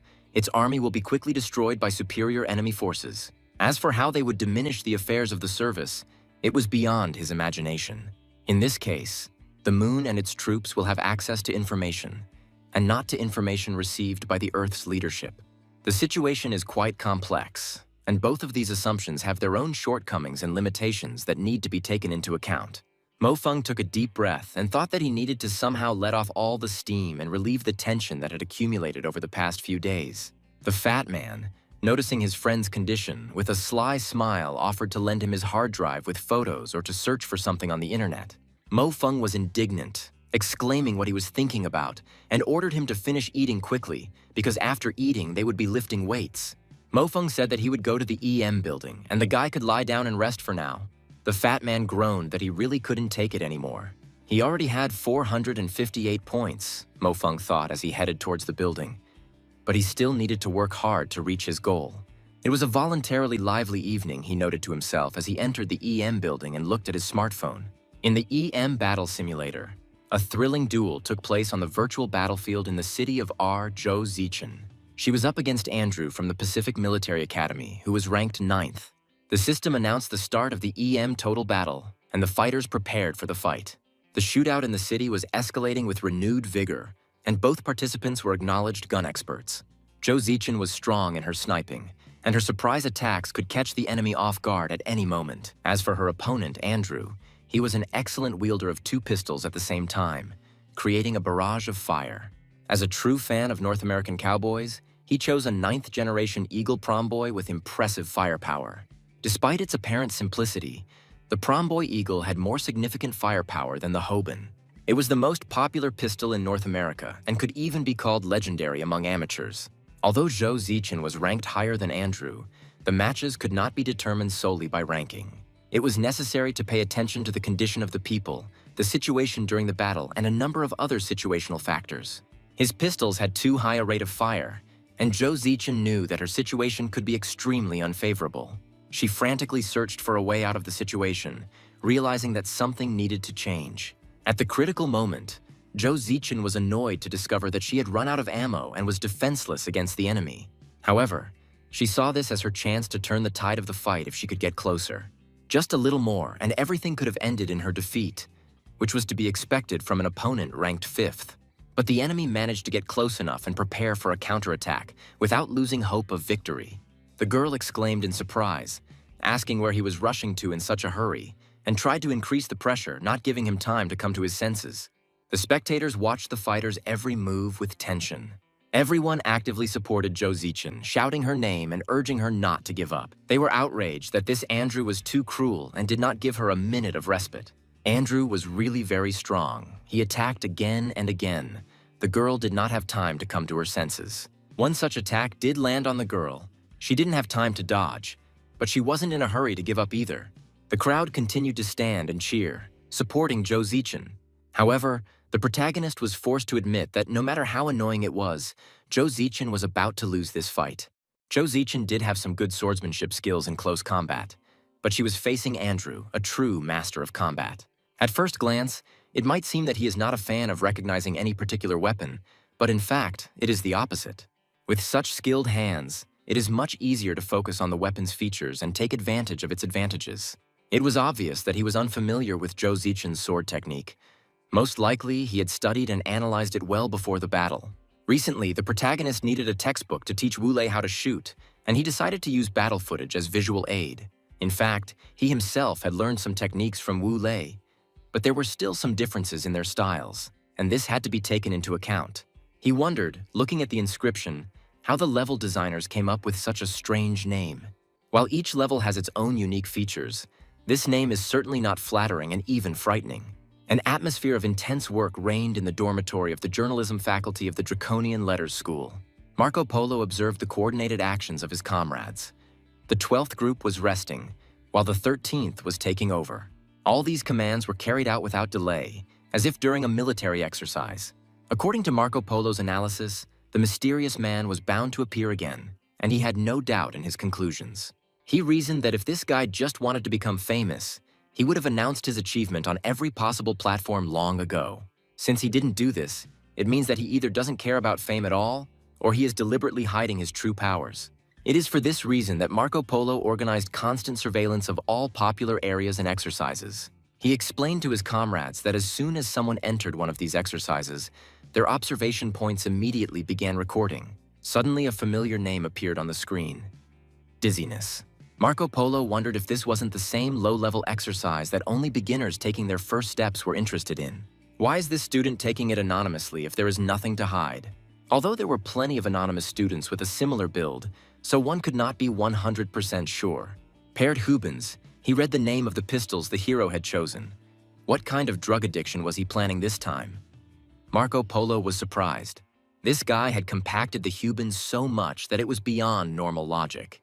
Meanwhile, Mo Feng was calmly thinking about his weapon tuning. He felt that the tuning of the normal version of the Huben was too weak. It doesn't produce the required power, so he tightened the parameters to achieve the desired effect.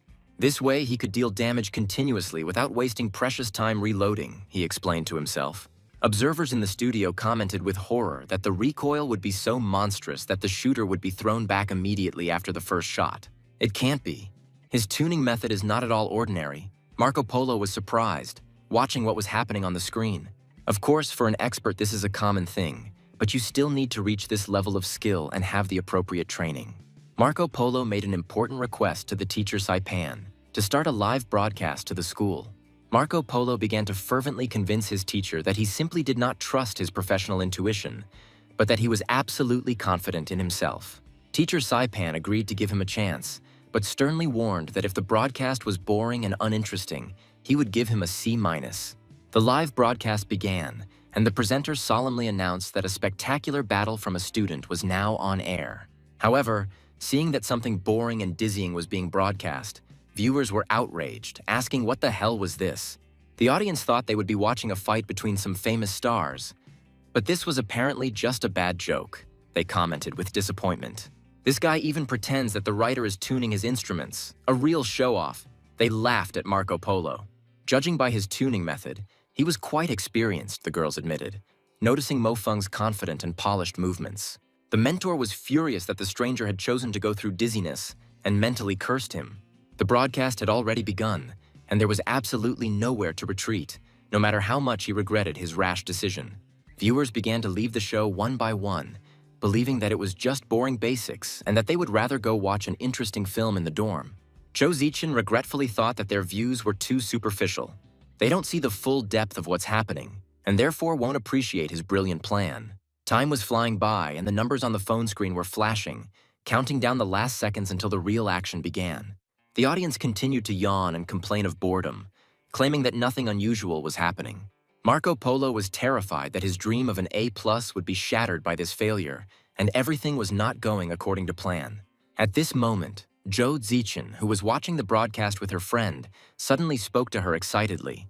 She asked if her friend felt the same way, because this person and his experience of dizziness was completely different from other people's. With excitement in her voice, she pointed to the screen. What was happening there was completely different from the usual way this exercise was played. New frames flashed on the screen, and attentive viewers noticed something unusual.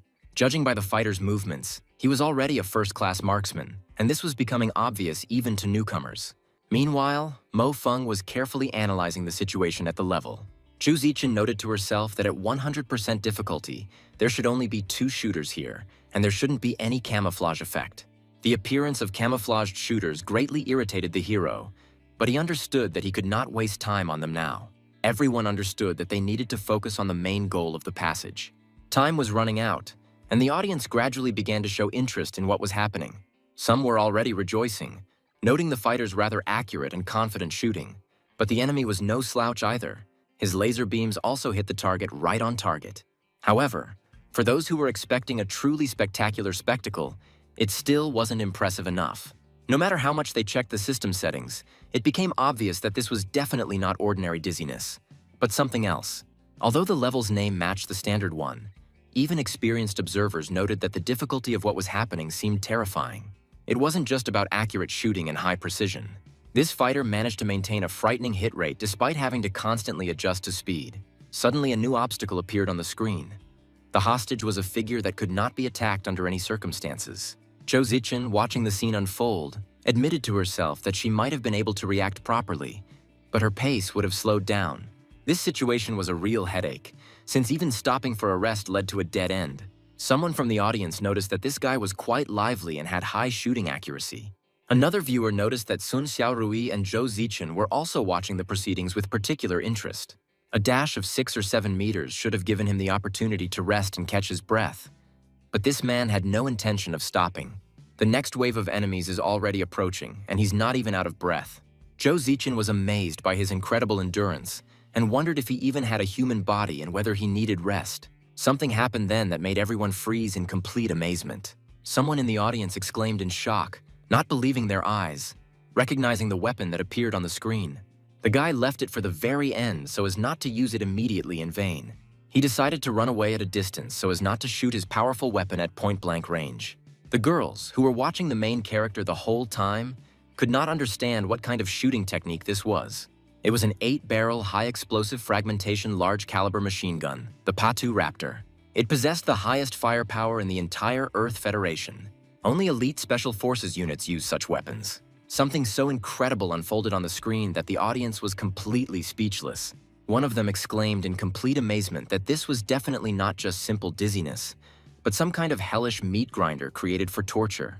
An ordinary person could never pass such a test. It is simply not meant for mortals. Under such intense barrage fire, even a small team of elite fighters would be destroyed, let alone a lone shooter. Finally, something truly interesting was starting to happen. The audience noted with enthusiasm, forgetting about their recent boredom. The system has already started counting down the time until the test is completed.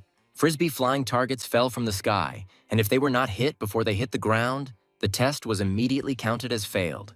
Someone in the audience realized with horror that this seemed to be the end. As soon as the flying targets touched the ground, the test was immediately stopped. And what could be done here, they wondered. Jo Zichin wondered if it was possible to break through all this barrage of barrage fire and still manage to hit all the targets. This was definitely a failure, they thought in despair, seeing no possibility of a successful conclusion. Mo Feng, meanwhile, noticed a temporary blind spot in the defense and realized that he had made it just in time. He decided it was time to end this protracted test and move on to the final phase. Time continued to tick away inexorably when something unusual happened. One of the attentive observers noticed that the bullet fired by Mo Feng changed direction strangely in flight. It flew in an arc around the gun mount and hit the gunner directly in the back, causing a chain reaction. This trick reminded the audience of a scene from a famous movie, and they immediately understood where this technique came from. It was the same feeling as last time, Marco Polo realized as he watched the broadcast. The mysterious man appeared again and did incredible things. Marco Polo was beside himself with surprise.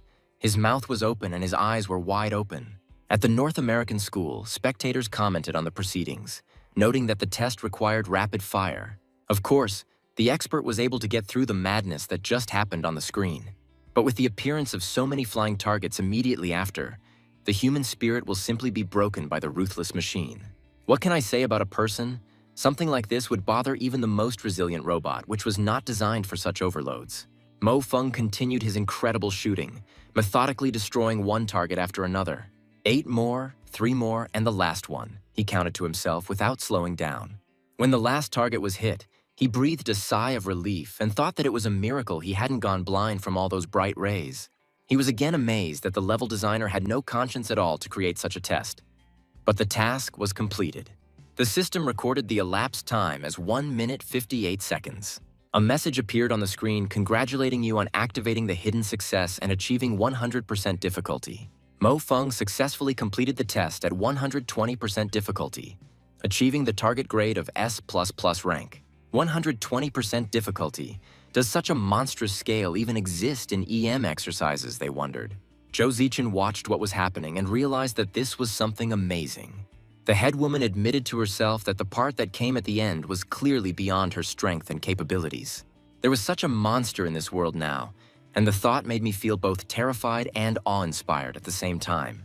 Meanwhile, Mo Feng was thinking about his progress. In fact, he could have finished this test faster, but he didn't see the need. He remembered his past life and the war with the aliens. After their invasion, the so-called forgotten flies appeared. Terrible creatures. When they came into contact with a person or equipment, they would instantly drill a hole in them, causing irreversible damage. When they formed a group, they could only be dealt with using a flamethrower, burning out entire swarms. However, in the third year of the war, they underwent further changes, and they became immune to fire, which forced them to look for methods of combat. Mo Feng shook his head, driving away the dark memories. He decided that it was enough to look back to the past, because he was going to stop the war. In his case, the best result is finding and cutting off the roots of the aliens, destroying their source. Even if the war starts again, people won't be able to cope if the enemy is as strong as last time. The system unexpectedly delighted him with a pleasant message.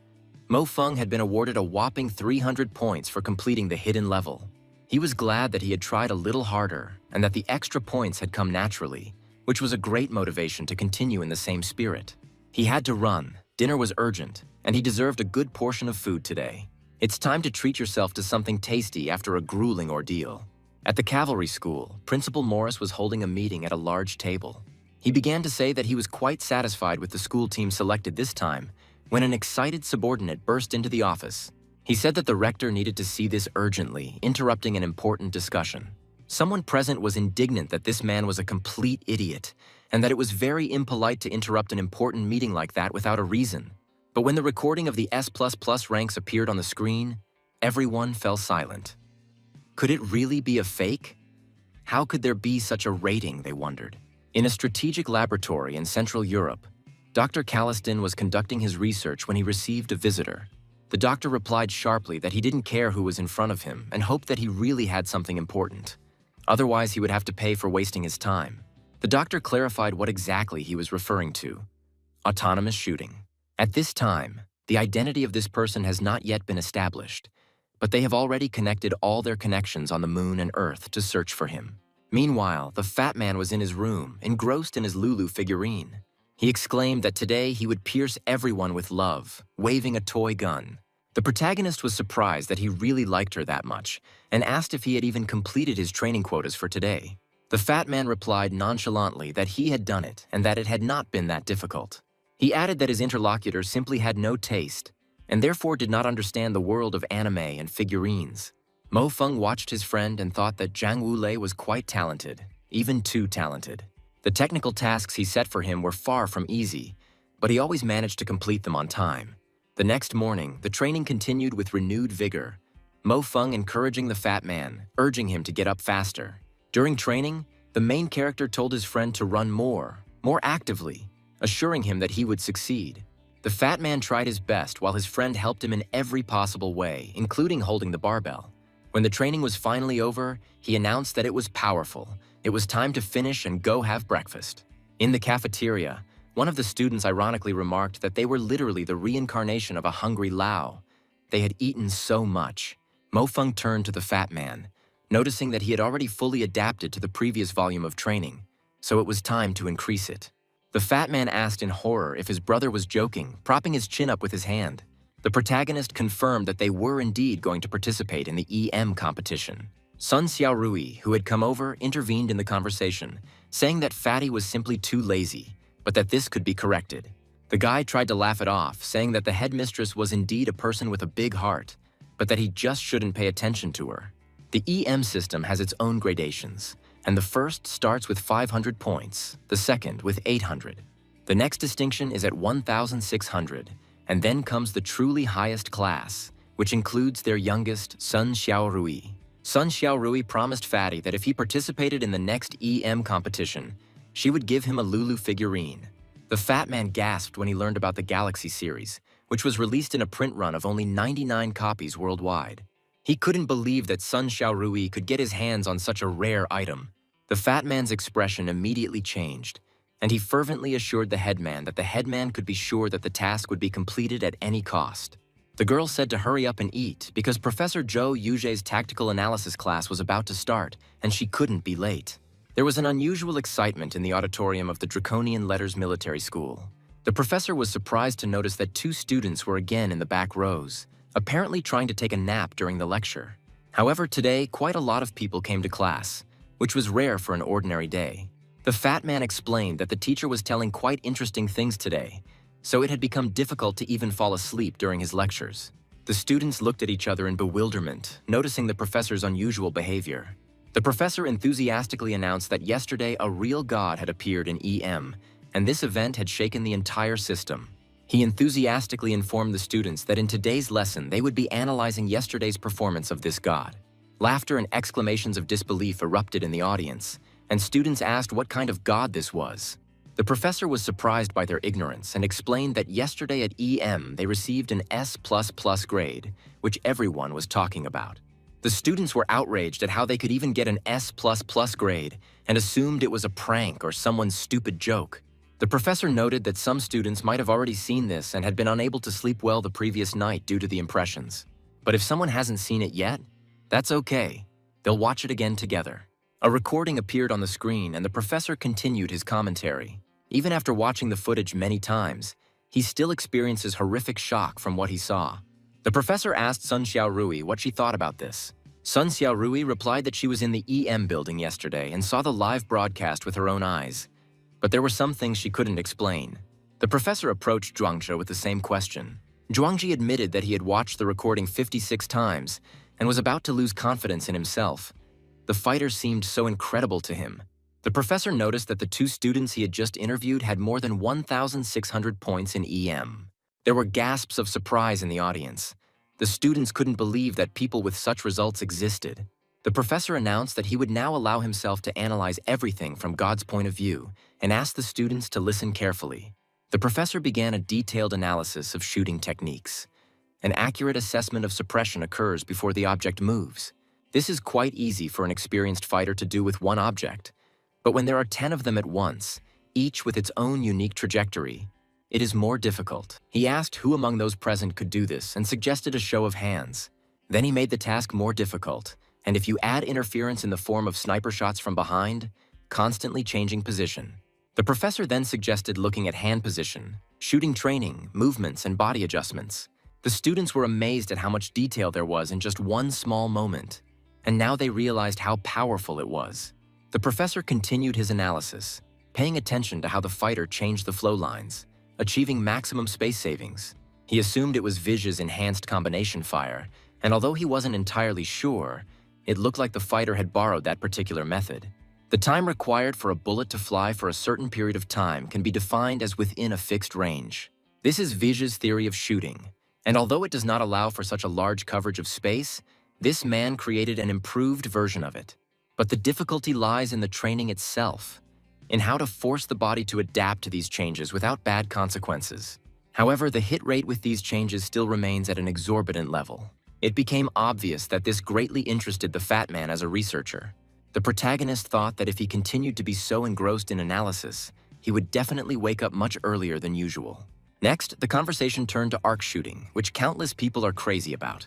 Under heavy machine gun fire and limited in both terrain and time, the soldier fired an incomprehensible shot. Of course, it has happened that some fighters have done this by accident, and that is why major schools study the chances of its feasibility. But this man did it easily, and what's more, he shot as if he had been used to it since childhood. The professor said he could not believe that such a shot straight to the head was an accident. And also, regarding his use of blind shooting, he dared to say that no more than 10 people were able to achieve such a level. But the coolest thing here is far from the arc and blind shooting, the professor said. His final move is 100 times more difficult than the arc shooting technique, which is why he was called a god. There was a noise in the audience. The fat man exclaimed with admiration that this anonymous person was simply amazing. One person was equal in strength to an entire team. The professor urged them not to lose heart and promised that there would be an explanation with shooting, and if they studied harder, they would definitely succeed. Mo Feng, meanwhile, was thinking about this man's destructive ability. As he was destroying those flying targets, he felt something familiar that was bothering him. If you think about it after the professor's analysis, it became scary for him. After all, during one of the battles on the battlefield of Mars, they encountered an attack by a group of flying alien species. Suddenly, Mo Feng felt a sharp pain, even more intense than last time. What the hell was happening to his body? He thought in confusion. Are these scars trying to tell him something? The first time this happened was when he thought that Sun Xiaorui had died because of him. The second time happened now, when he thought that the attack method of the flying alien species was similar to the one that was in the EM test. They are trying to remind him of something, to point out something, he wondered. Since it all comes down to EM, he needs to speed up and get into the closed circle as quickly as possible to get more accurate information. Professor Zhuang meanwhile apologized for dragging out the lesson again, but the students assured him that it had been very interesting. The fat man wondered who this warrior was, who almost personified a god, and whether he would appear at these EM competitions. The student said that she needed to take something and asked the class monitor to go without her. Sun Xiaorui suggested having lunch together, and the fat man noticed that she had been paying too much attention to the guys lately. Then the girl asked if there were any problems, to which he replied in the negative. She then asked Mo Feng if he thought that mysterious man's shooting technique was similar to his own. Mo Feng jokingly stated that he was actually the mysterious man from the rumors and would give them a chance if they tried to please him. Sun Xiaorui noted that Mo Feng had been doing quite well recently, clearly working hard, but she was afraid that he was becoming an easy target. Mo Feng assured that the commander's order would definitely be carried out, and admitted that, to be honest, he was usually not serious. The headman answered ironically that she would then wait until her friend became serious. Mo Feng remembered that in the future, Zhang Wulei was indeed at this level, although only if we take shooting techniques into account. Meanwhile, in the cafeteria, they were discussing the news. The Far North School had already begun conducting targeted simulation battles. It turns out that they silently acknowledged that one of the schools would have a lethal weapon and therefore decided to step up their preparations for the competition. The mysterious man was the talk of the town in the dining hall, and Mo Feng realized that they too should put more effort into the competition. He went into the library and immersed himself in studying literature on the topic of space and time. Mo Feng reflected on how much humanity had developed, how it had completely transformed the planet and begun to develop Mars. It is necessary to mention the key figure, Doctor of Sciences Saran da Vinci, who put forward the theory of curvature of flight. Over the past 2 centuries, their line has produced many talented individuals, all of whom have been leaders in the politics, economics, and military of the moon. It is thanks to them that the moon, despite its meager resources, was able to overtake the Earth in development. In the relationship between the moon and the Earth, she occupied a dominant position. By the way, the great scientist devoted the last 20 years of his life to the study of space and time. Mo Feng delved into the theory. It was impossible to create an environment suitable for this with the existing technology. But space had already given a hint. Everything inside disintegrates and regenerates, so when you get there, the body will be destroyed, but the spirit will continue to exist. Only with the presence of a particularly strong, extremely large spirit is it possible to move in an instant. During this period, stability of movement capabilities becomes practically meaningless. Although all this seemed reasonable, Mo Feng understood that there were still unresolved issues. For example, he had not contacted the black hole. Could the power of a nuclear explosion have created the possibility for him to return to his current self?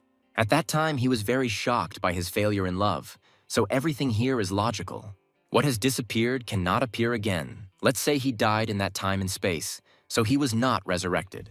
Of course, this is just a scientist's hypothesis, his proposed judgment about time, and he himself has never encountered anything like it. In the library, Zhou Zichen approached him and asked if he was also interested in this topic. Mo Feng replied that he was just skimming through. Zhou Zichen noted that his excessive modesty could be mistaken for arrogance, since he had been reading this book for over an hour. Mo Feng asked if she believed in the possibility of returning to the past.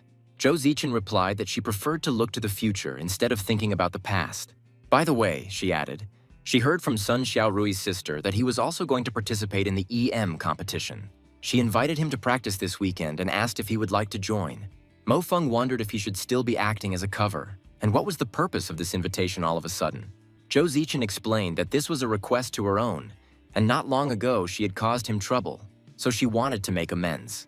He had really been itching to get going lately, and Zhou Zichen was considered #1 in the Dragon Script School.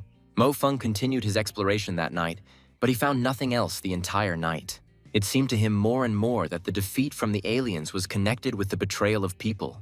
At the end of the week, the fat man was delighted to receive a limited edition figurine that the headman had bought. Mo Feng said that he was going to train with Zhou Zichen this Saturday and invited the fat man to join him. The fat man flatly refused, declaring that he didn't want to be a third wheel. Besides, there was a group event of Lulu's fan club this Saturday, and he wanted to show off this figure there as soon as possible. Participants gathered at a special EM club training ground. Zhou Zichen greeted Mo Feng as he arrived, noting that he had actually come. The atmosphere at the EM special training arena was tense and full of anticipation of the upcoming fight. Zhou Zichen asked Mo Feng to wait a moment, explaining that she wanted to try another combination of strikes. Mo Feng easily agreed, not seeing any problem with it. Zhou Zichen was surprised to see that she didn't think he would come here so early, to which Mo Feng replied that it was a given. After all, it was necessary to prepare for sparring with her. The system announced the start of the projection of models, and both fighters took their positions in the arena. Mo Feng carefully watched Zhou Zichen's movements, noting to himself that she was truly an outstanding student representative. Zhou Zichen's genetic power had already reached a fairly good level, and her control was excellent. In her movements, she always left herself room for maneuver, and each of her movements was connected to the previous one, creating a chain of attacks and defenses. In this way, she ensured her own safety and at the same time increased her lethal force, which was already microcontrol at the highest level. Mo Feng understood that she was treating the training like a real battle, which was to be expected from the #1 of the Dragon Script School.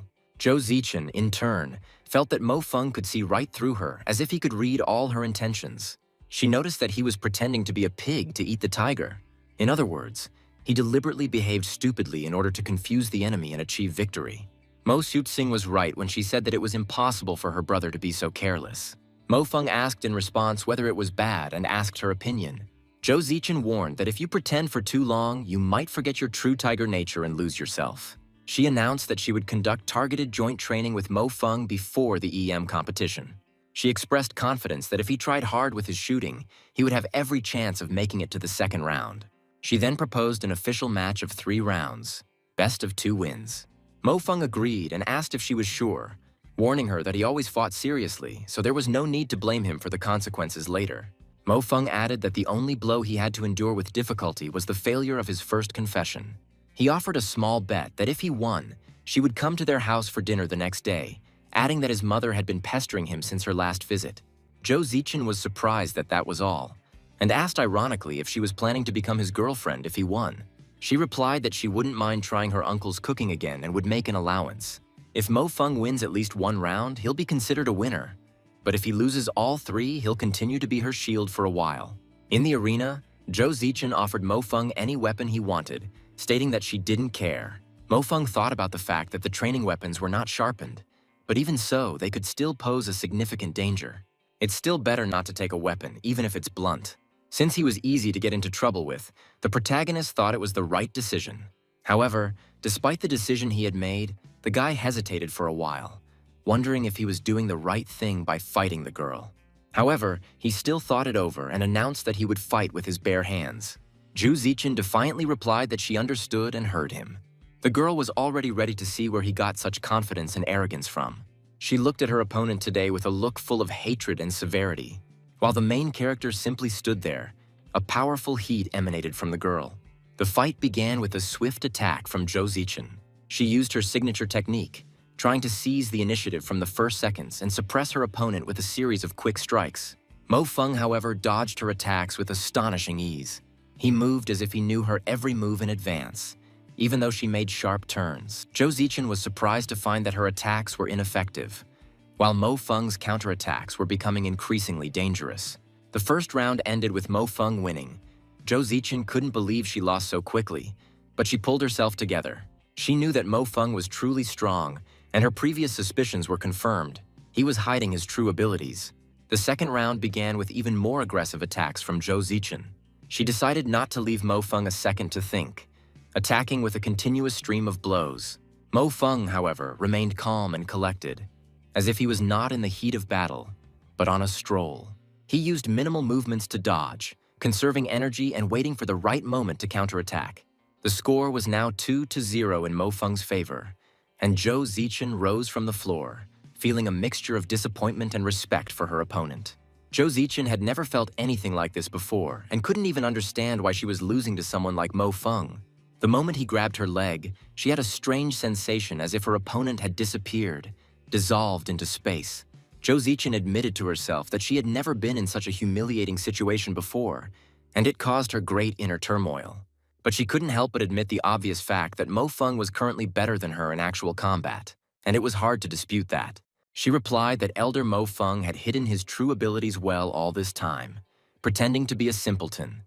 And now she had lost. Mo Feng noticed that the fight was not over yet, and since they had agreed on 3 rounds, no matter what the outcome, it needed to be finished. Zhou Zichen agreed to continue, but on one condition. This time she would use a weapon to even the odds. The atmosphere on the court instantly changed. Zhou Zichen brought her state of mind back into order in one short moment, taking control of her emotions. Mo Feng noted to himself that being able to consciously bring himself to such a calm state was truly a rarity. This was to be expected from Zhou Zichen, who was rightfully considered the best fighter in the school. Zhou Zichen asked her opponent for advice and to continue the fight, putting all her determination into these words. She was ready for a new round, armed and dangerous. The fight resumed with renewed vigor. Zhou Zichen completely blocked the direction of movement, giving Mo Feng no opportunity. However, until she could get into it, all her efforts remained in vain. Mo Feng dodged her attacks with astonishing ease, and the girl realized with annoyance that she still didn't have enough speed to reach him. She noticed the moment he landed after another jump and decided that this was her chance to deliver the decisive blow. This forward movement turned out to be fatal for her. She thought about it carefully. The onlookers whispered that the goddess had indeed trained her ultimate move, but Mo Feng was ready for it. The hero used 100 cuts on the acrylic coil, completely disorienting the opponent. Time was running out and the fight was coming to an end. Mo Feng, seeing Zhou Zichen's attempts to use her signature move, advised her not to practice this technique anymore. He explained that it would lead to nothing but death on a real battlefield, and that in a real fight, such pretentious techniques only get in the way. This advice sounded like a death sentence, especially when the protagonist knocked the weapon out of his rival's hands. This sentence instantly insulted her and her beloved technique, and she tried to strike again. Zhou Zichen felt that there was a deep truth in his words, based on the experience of real battles. The match ended with a score of 3-0 in favor of Mo Feng. He felt a little awkward that he might have gone a little overboard in the end, and he mentally apologized to the girl. Zhou Zichen was completely confused. She saw that the guy was feeling awkward. She had mastered the ultimate skill with such difficulty, and he had so easily and effortlessly repelled her signature move without even breaking a sweat. Although Zhou Zichen's hand-to-hand combat skills were not among the top 10 in the school, her overall rating was around 2,000 points. She couldn't understand how it all happened, why she lost with such a crushing score. Meanwhile, Mo Feng was scolding himself for having made a mistake again, and why he had fought the girl so harshly, even if there had been some sense in it. He admitted that this was an old bad habit of his, developed during the war years, and after all the years he had lived, he now lacked common sense. Zhou Zichen tried to find an excuse for her defeat, suggesting that Mo Feng was just lucky, or that she herself was out of shape. But she immediately rejected these thoughts, realizing that it sounded unconvincing. Mo Feng jokingly asked if she had gotten in his way on purpose, but Zhou Zichen firmly rejected this and demanded that they not change the topic. She insisted that she was in good shape today and gave it her all. Mo Feng calmly explained his position to her. He said that it was worth considering how grueling this technique actually was. As soon as she uses it, her attentiveness drops, and if she's being guarded by snipers at that moment, she will become mortally tired. Zhou Zichen thought about his words, but then suddenly changed the subject and asked what she should wear for dinner tomorrow. Mo Feng was slightly puzzled by this turn, but Zhou Zichen explained that this time everything would be more formal. Mo Feng thought about how she was so close now, pressing so tightly against him, and wondered if he was really just a shield for her. Sunday came, and Mo Feng's sister suggested that everyone have a snack, explaining that the main dishes would be ready later. Mo Xiuqing, returning home, was indignant that she was not being served properly, although she was also a member of the family. She stared at her brother and asked what kind of intoxicating potion he had given his sister to drink, so that she would agree to come visit them. She was also indignant at why he called this fat parasite who had already eaten all the rice that was in the house. Zhou Zichen quickly explained that everyone had misunderstood, and she had not come today to meet Mo Feng's parents. Mo Xiuqing was surprised that with her brother's abilities she could really lose, and she made a guess. Zhou Zichen assured everyone that it was not like that at all. She tried her best, but she didn't even feel like she could win. She asked Mo Feng if he had anything to say, as he had been in the school for 3 years already. She said that yesterday she looked through the best EM recordings from the last 10 years. But even after a thorough analysis, she did not find anyone. Mo Shutsing jokingly remarked that her brother didn't look like an alien wearing a human skin mask, so she could keep asking questions. She demanded that Comrade Mo Feng answer seriously. Otherwise, he would be sent either to a military tribunal or to the lab for an autopsy. She then asked a tricky question about who saved her when she fell into the water at the age of 7. Mo Feng calmly replied that she was not 7 but 5 years old, and no one saved her because she already knew how to swim. Mo Shutsing then asked when she first caught him secretly watching porn. She turned to the fat man with a question. She and her brother wear one pair of pants between them, and hadn't he noticed anything strange? The fat man simply replied that after his failure in love, his brother began to train hard, and that this was normal. Mo Feng interrupted this pointless conversation, noting that they had not gathered today to criticize him. Zhou Zichen intervened, saying that she had thought about what Mo Feng said yesterday and found some meaning in it. She acknowledged that hundreds of acrylic coil incisions are indeed full of problems and vulnerabilities. Mo Feng began to explain that in fact, as soon as this technique begins, it is already riddled with holes and vulnerabilities. Mo Shutsing interrupted him, noticing that her brother was forgetting the main thing. 100 spiral cuts were happening too quickly. She threatened that if he continued to show off and brag, she would tell Mom that he was bullying Sister Zichen. Mo Feng explained that the speed of the knife was certainly quite important, but speed alone was not necessarily effective. It is much more important to find the right tempo, as tempo is what matters most in a fight. In cutting techniques, the swing is important, but in 100 spiral cuts it is too large, resulting in ordinary chopping strikes. However, in real battles, it is not so much brute force that is important, but rather technology and its details. And sometimes slowness and waiting help to achieve better results than mindless haste. Zhou Zichen looked at his demonstration with confusion, trying to understand what was happening with this speed. The fat man counted and got 48 cuts, 10 of which seemed to be interrupted, but in fact were not. Mo Shutsing stated that she now doubted again that Mo Feng was her brother. Mo Feng calmly replied that she shouldn't doubt him. He was her brother. But in fact, he had returned from the future. Mo Shutsing was indignant and demanded that he stop talking nonsense, kicking the guy. The mother intervened and suggested that everyone should eat first and then calmly talk about anything. Mo Feng's mother treated Zhou Zichen hospitably, telling her not to be shy and to eat as much as she could. She served her guests stewed chicken with chestnuts, stewed sea cucumbers with leeks, praising the freshness of the rock bass. Zhou Zichen sheepishly thanked her for the treat, and her mother asked the girl with interest what such a good girl saw in their son. Mo Feng thought to himself with irony, was he really that bad in his parents' eyes that they doubted him even now? After dinner, while walking with Mo Feng, Zhou Zichen noticed that he seemed to love his family very much. Mo Feng was surprised and asked if this was not the case for all normal people. Zhou Zichen explained that she meant something completely different. Perhaps he himself had not paid attention to his gaze. She said he looked at his parents and sister with such tenderness and warmth that she felt as if he was ready to give his life.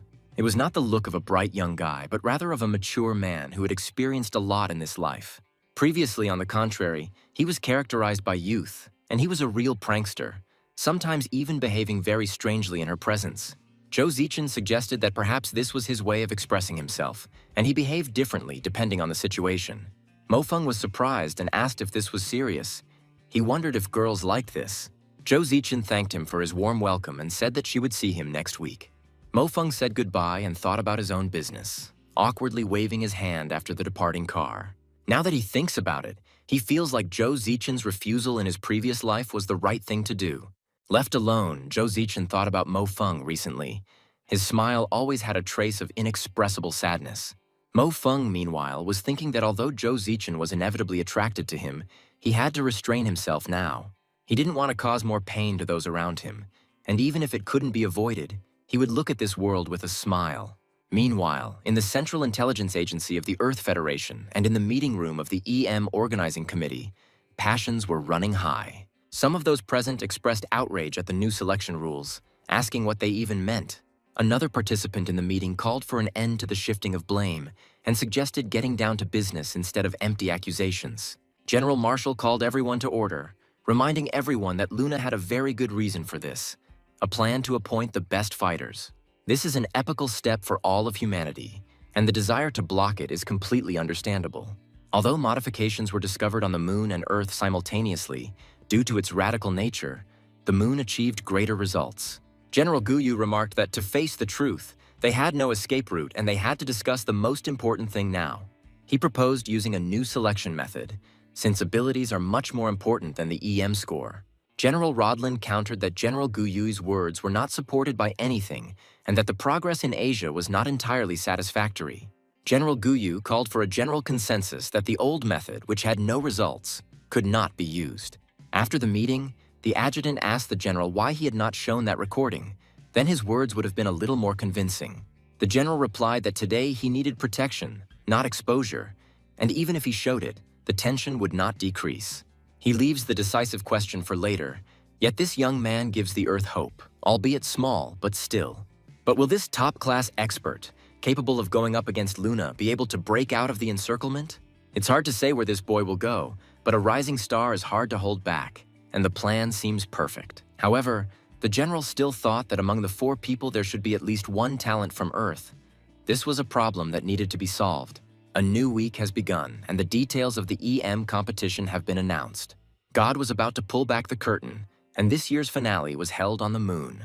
128 of the best fighters from the 2 federations were to gather in the capital of the moon, Casablanca, to fight for their honor. Today, the number of places in the EM competition was officially announced. The Earth Federation, 58, and the Lunar Federation, 70 places. In the Earth Federation, there are more than 10,000 students in total who have achieved a score of 800 EM points. If the quota of candidates is not filled after this, the second stage of selection will begin. The qualifying competition. Fighters with an EM above 1,600 points or who received an A rating in the trials will participate there. 1,600 EM points or an A grade, the students were surprised. Previously, Mofeng didn't see the point of this new selection. But now he understood that the selection didn't just guarantee basic combat effectiveness.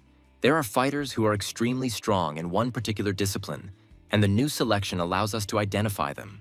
The school cafeteria was filled with a lively atmosphere, and Zhou Zichen happily waved her hand at Mofeng, inviting him to sit next to her. Sun Xiaorui was surprised to see that Mofeng could eat and joked that it was the only thing he was really good at. The fat man philosophically remarked that without food there would be no strength, and added that he had recently been working so hard with Brother Feng that he was completely starving. Sun Xiaorui reprimanded him, asking him to be more clear and not to hint at any strange things, but to simply say that he had been training. The conversation turned to the upcoming EM competition, and she suggested that Zhou Zichen would directly qualify for the finals. She mentioned that she herself had scored over 1,800 points and had A-level grades, so she should be eligible to participate. Sun Xiaorui suggested that it was unlikely that there would be more than 3 people with special recommendations. The protagonist, who was sitting nearby, tried to console the headman, advising him not to worry and to eat calmly.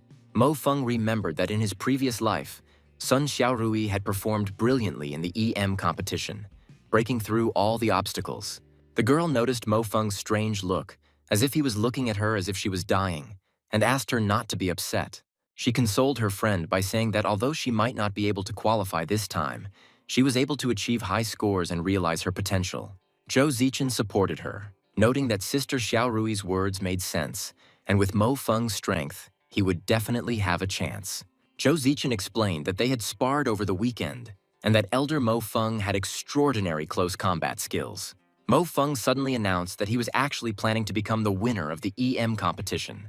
Some student became indignant, asking if he would die if he didn't brag, and she noticed.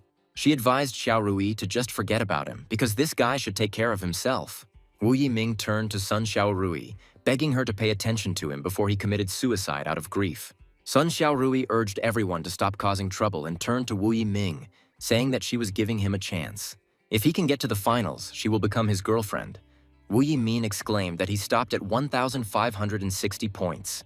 He admitted that he didn't deserve Sun Xiaorui, but he couldn't accept that Mofeng was much worse than him. He listed Mofeng's shortcomings. He is not as handsome as Wu Yiming. He has poor academic performance. He is unpopular, and besides, he is fat. His friends supported him, confirming that this was indeed the case, and advising his sister-in-law to accept Brother Ming's feelings. Mofeng watched Wu Yiming carefully, recalling his fate in his past life. This guy fought bravely as a captain of one of the squads during the battle on Mars. Wu Yiming noticed Mofeng's strange look and aggressively addressed him, asking what he was staring at and offering to go one-on-one. During an important battle, he could have retreated, But because all his team members were killed, he did not want to return alone. He activated a small nuclear bomb, blowing himself up along with the aliens. Mo Feng remembered that from the beginning to the end, Wu Yiming had a special attraction to Sun Xiaorui, and this feeling led to his death. He promised to fight with one hand, and if Mo Feng lost, he would never approach Xiaorui again. Wu Yimin thought that the guy's gaze was strange from the very beginning. It did not reflect anger or cowardice, but rather looked more like sympathy. Zhou Zichen intervened in the conversation, saying that Wu Yiming had misunderstood something. She said that the elder Mo Feng was her boyfriend. Wu Yiming's friends guessed that Mo Feng had used some low-class tricks to charm Zhou Zichen. They suggested that if that was the case, she just had to say the word and they would break all three of his legs. Li William made the remark that this was the dining room. He supported Wu Yiming and addressed Zhou Zichen, saying that there was no need for this game. He understands that now all her energy is directed at him. He suggested waiting until the end of the final and then have a good talk about the future. Wu Yiming could not resist and made a sarcastic remark, asking Li William who he was, Chairman Li, General Li, or Ship Commander Li. Zhou Zichen firmly told Elder Li that she had no obligation to explain the relationship between her and Mo Feng to him. Mo Feng added to his brother mentor Li that he hoped that in the future he would not hang around women. After all, he is a military man, and he should have at least a little fortitude. Mo Feng thought to himself that this Li William had fled alone during a major battle, leaving his people behind, but had never been court-martialed. Fortunately, he never succeeded with Zhou Zichen, otherwise Mo Feng would have simply lost his temper. Li William was indignant that he was the one circling around women, and reminded them that at least he had earned the right to participate in the qualifying competitions. He set a condition. If Mo Feng could achieve the same, then so be it. He would not bother Zhou Zichen anymore. Li William continued to mock him, saying that Mo Feng could only hide behind women's backs, and called him a cowardly woman. Mo Feng calmly stated that he would indeed not participate in the qualifying stage. Li William chuckled, saying that when he was strong enough to participate there, the pigs would learn to fly. Mo Feng objected that he didn't know about the pig, but he had plans to participate in the finals. These words caused shock among those present. Sun Xiaorui exclaimed that Mo Feng should think about what he was saying. This was no longer a joke. Li William asked dismissively if he had curled his lip. One of the students, in disbelief, exclaimed that this was impossible and stared in bewilderment at the notice of advancement to the finals. Did Mo Feng really qualify for the EM finals, but how? Li William wondered. Mo Feng calmly glanced around at the assembled group and asked with a touch of irony if they had seen enough. The fat man, supporting his friend, added that the guys, really, why are they standing there? There's nothing left to look at, and suggested that everyone disperse. Sun Xiaorui reproached Mo Feng, asking why he hid the fact that he had immediately qualified for the finals and did not tell them anything. Mo Feng justified himself by saying that he had just received the notification. Zhou Zichen congratulated the elder, noting that they would fight together. She thought that Mo Feng was clearly not at the top of the EM, even though she had experienced his strength in close combat that day.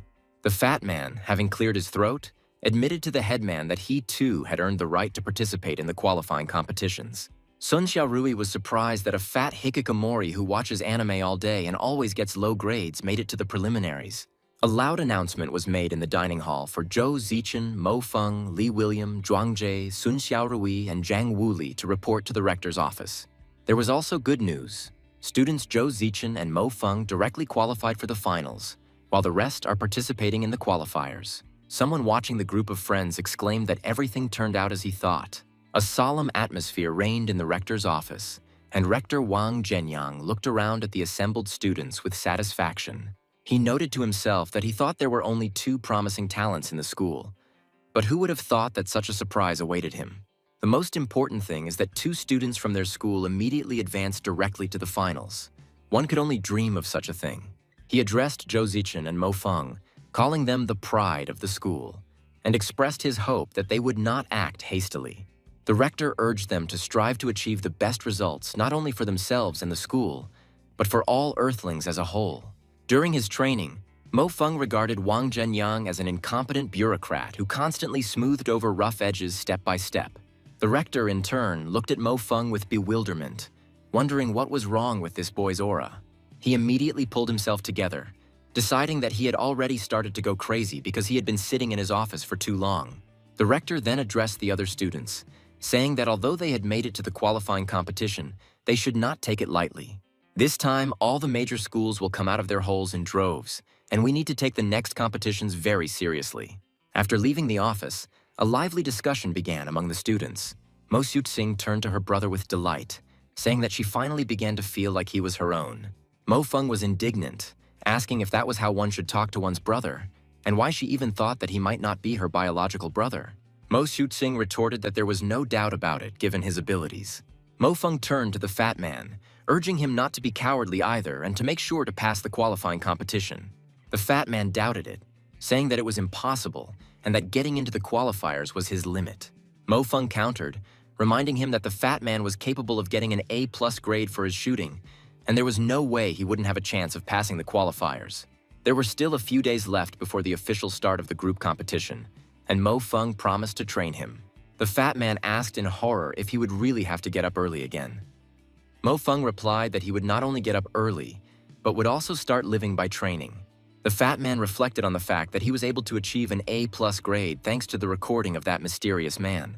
In the Northern Library, Mo Fung immersed himself in studying the materials. He recalled that the first wave of strikes during the alien invasion was directed at major cities on the Moon and Earth. He didn't know anything about it, but he couldn't believe that it was an accident. Judging by the materials that were currently available, he found out practically nothing. Mo Fung decided that he had enough for today. It was already late. He was about to leave, but suddenly noticed that someone was following him. He turned around abruptly, and the one who was following him lost sight of him. Then he quietly crept up to the guy and asked if they were looking for him. Marco Polo hesitated and replied that no, he simply suddenly had to pee. Mo Fung chuckled and said that lately he had always felt like someone was watching him, and now he understood why. He asked if his pursuer was from the Dragon Letters. Marco Polo tried to negotiate, offering to do without a fight. Mo Fung warned him that he had a bad character and demanded that he speak frankly. Marco Polo asked excitedly if he was the same anonymous person. Mo Fung asked again who the anonymous person was and wondered if it was a joke. Marco Polo, clearing his throat, explained that he meant the super strong man who received the S++ rating, and that was him. He added that it was obvious that it was Mo Fung, since no one previously unknown suddenly went straight to the finals.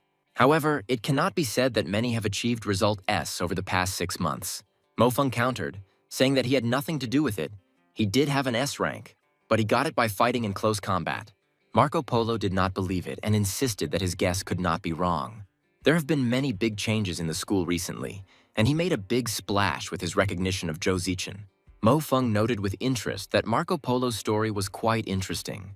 Marco Polo smiled contentedly and added that he really had a very strong premonition.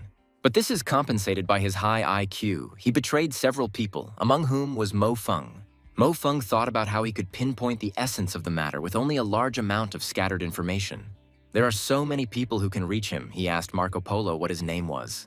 Marco Polo proudly introduced himself as a genius from the journalism department and a man destined to become famous throughout the Federation. He was already anticipating receiving a confession from an anonymous source, which could be more ethical for a journalist. During the research of the alien race, an organization appeared for a time, the major of which was named Marco. He was rumored to have possessed a supernatural premonition and at one point publicly declared that he knew the origin of the aliens. Mo Fung addressed Marco Polo by name, admitting that he was indeed intelligent and his intuitive perception was also very accurate. However, later he shuddered, put his hand to his chest and groaned that it hurt again. Marco Polo, frightened, began to stutter and beg not to do anything bad to him, swearing that he could keep everything a secret. Mo Fung noted with a grim smile that Marco was a journalism student and should know that only the dead kept secrets. He suggested taking a look around, noticing that the situation here was not bad, and offered to choose a place where to bury him. Mo Fung thought about the fact that he didn't know why or how, but the god still gave him a little guidance and he wasn't fighting alone. He asked Marco if he had any unfinished business. The guy asked if he was ever exposed. Could he tell everyone that he was the one who found out about it first? The hero said he was glad to meet him, noting that Marco's skills were truly incredible. He admitted that he thought he was hiding well, but Marco had exposed him so easily. Marco asked in surprise if he would kill him after all. Mo Fung grinned and replied, "Did he really think he was that stupid?" Marco Polo breathed a sigh of relief and noted that he had said from the very beginning that they were classmates. So why had Mo Fung intimidated him? Marco said he was looking at a man who wanted to get things done, and that the EM competitions this time were important for both federations. He guessed that Mo Feng was probably hoping to achieve lightning success and asked for permission to follow him. Although it would be a bit difficult to take first place, he promised that he would be very helpful. Since childhood, he has always had a premonition of strange things and his ability to gather information and analyze the battle situation. Marco Polo, noticing his doubts, continued to fervently convince him that he could wash, cook, and dry socks. Mo Feng thought that he had been thinking about how to convince him to help, but it had just happened so wonderfully. He agreed and said that now they had a secret that only the two of them knew. Marco Polo happily assured that he need not worry. Now he was all his. If he said east, he would never go west. Marco said goodbye, saying that it was already late and he was looking forward to the first instructions. Mo Feng wished him to be careful on the road. After seeing Marco off, Mo Feng thought about how fate itself seemed to be sending him strangers, and he didn't know whether it was good or bad. Returning to the dorm, the protagonist discovered that his neighbor had put his pants on again, so he angrily cursed at him. Meanwhile, in the girls' dormitory, Zhou Zichen was surrounded by her friends. One of them demanded that Zhou Zichen confess, because everyone already knew that this guy was so strong. Zhou Zichen calmly replied that she really didn't know about his talent until today, and simply asked him to cover for her. Her friends said that whether it was true or not, since she said she didn't need such a senior, they would take him for themselves. One of the students remembered that Mo Feng and Zhang Wulei were also studying in their group. Another confirmed that before this, it was two idiots who only dragged the group down. Sun Xiaorui said thoughtfully that she never thought Mo Feng and Zhang Wulei were completely hopeless. They just didn't put in the effort. Meanwhile, Mo Feng examined the strange scars on his body. The texture of the skin in this place was completely different. It was unlike anything else.